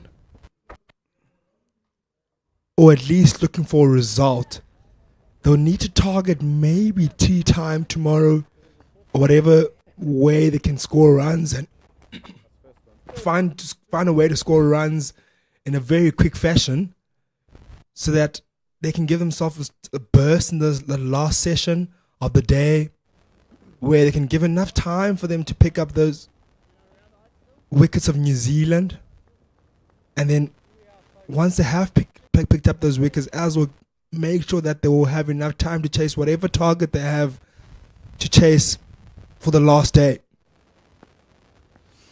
So it will be a tough task for South Africa in terms of producing a result here. Oh, very good shot there from Ackerman. Allowing it to come to him. Slapping it over the keeper there. Very confident shot from a very confident player here. Comes over 100 in his last innings. The word slapping takes away the elegance of that shot. He just put his bat there. Really. Just put his bat there. Allow that ball to hit that bat. Just guides it over that keeper. A reason that he really liked. Particularly in the first game where he just scooped balls quite often.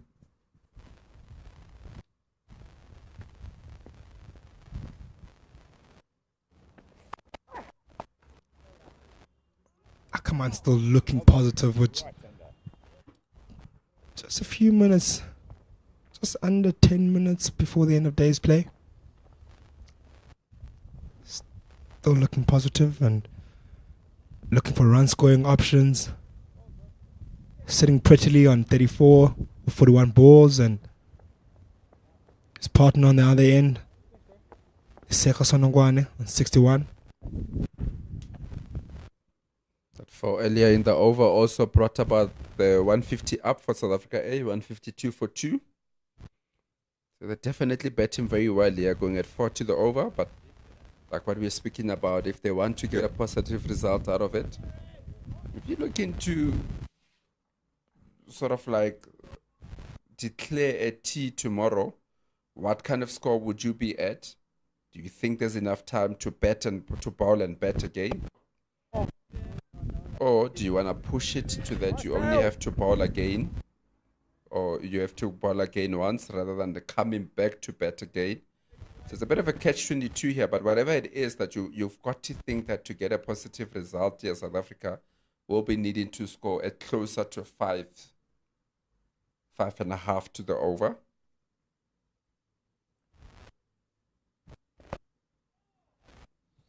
Yes, definitely that. In order to induce any result in this game, they'll have to be very positive in their approach coming into tomorrow morning. And they do have batsmen for that, in the likes of Marcus Ackerman, currently at the crease at the moment.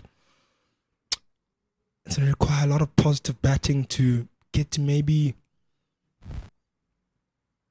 a target of about, maybe let's say if they're really looking to induce a result, maybe a touch over 500 to clear, if they get the opportunity to get to that score of 500 for starters.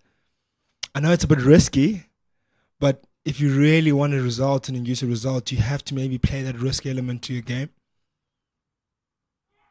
Man, opportunity going up, but Empire Bongani Jele unmoved there. So looking to go up for an LBW. So if we look at that again. Maybe going high, maybe just a touch outside the off stump also.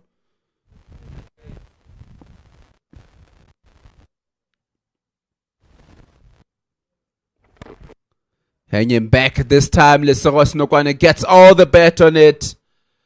Past that mid-wicket. Down to the boundary for another 4. Positive intent here. Even towards the end of play here from South Africa. What do you think, KG, would be a good target for South Africa to look at going into tomorrow in order for them to produce a result you've been talking about, which is obviously a win?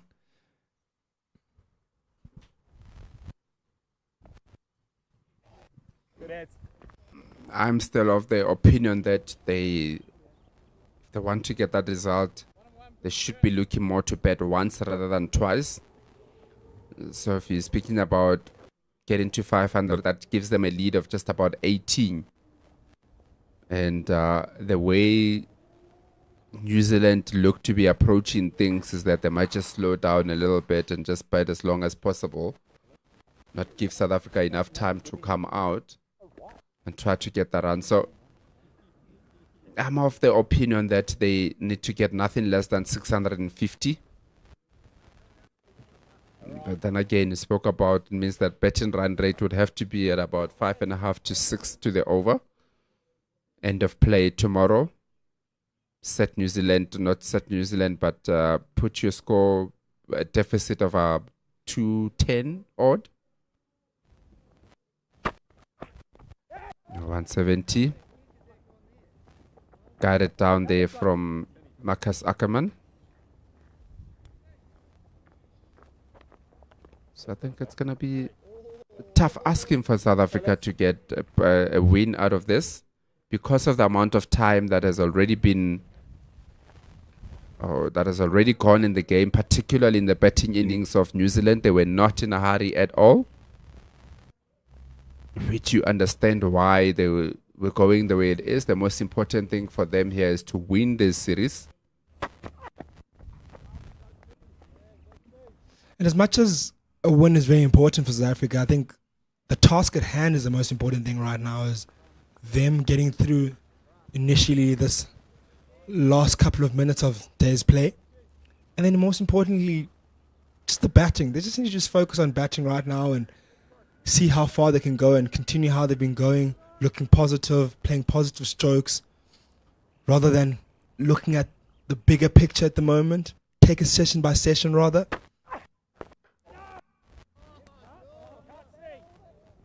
I think it's just allowing the game to unfold for itself, and I think if you stay looking positive and looking to score runs, you'll start genuinely seeing the game progressing for itself. And that's where you can genuinely then make decisions from then onwards. Rather than early on, you haven't really even scored over 200 runs. So it's very early for South Africa to start even thinking about any possible result at the moment. The pure focus should be just being able to get through this innings, building partnerships, and batting well.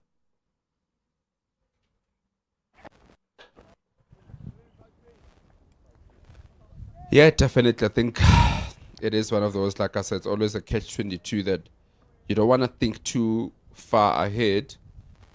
But I think that always plays on your head also as to it's halfway through. At the end of today's session, it'll be halfway through the match. So you've got to start thinking about which way you want the match to go.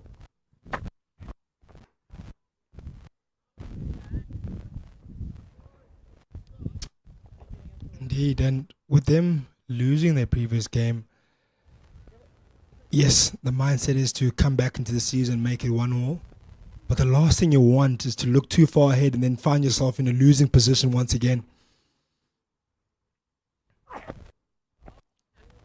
So really, I think the main objective right now is spending time out there and really churning out those runs. And spending time in the crease and grafting out those runs and building the confidence of these players. And with the partnership currently on 7-1, 106 balls. This pair is looking good.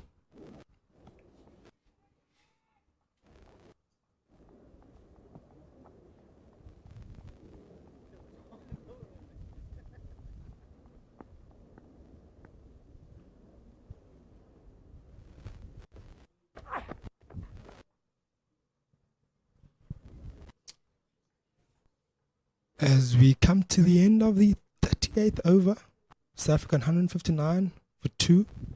Just about a minute to go till the end of the day's play. Just looking closely at the umpires, but probably squeezing one more over. Oh, well, the umpires just clipped the bails.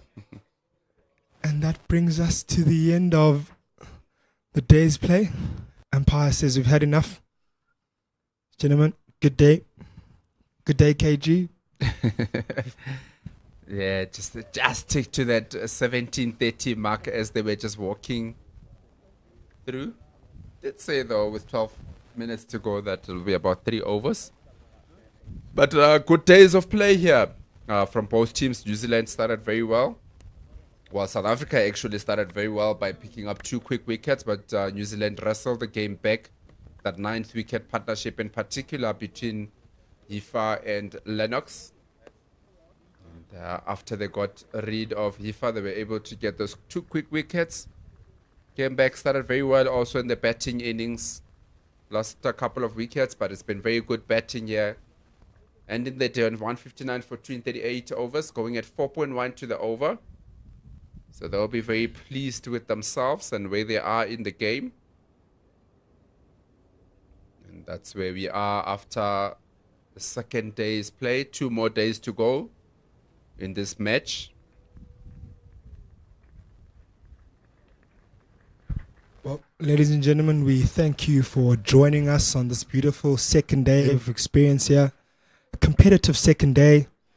Saw some partnerships and runs and wickets throughout the duration of this day. But for myself and KG and Mpendulo, we thank you for joining us today, and we'll see you tomorrow morning at 10 a.m.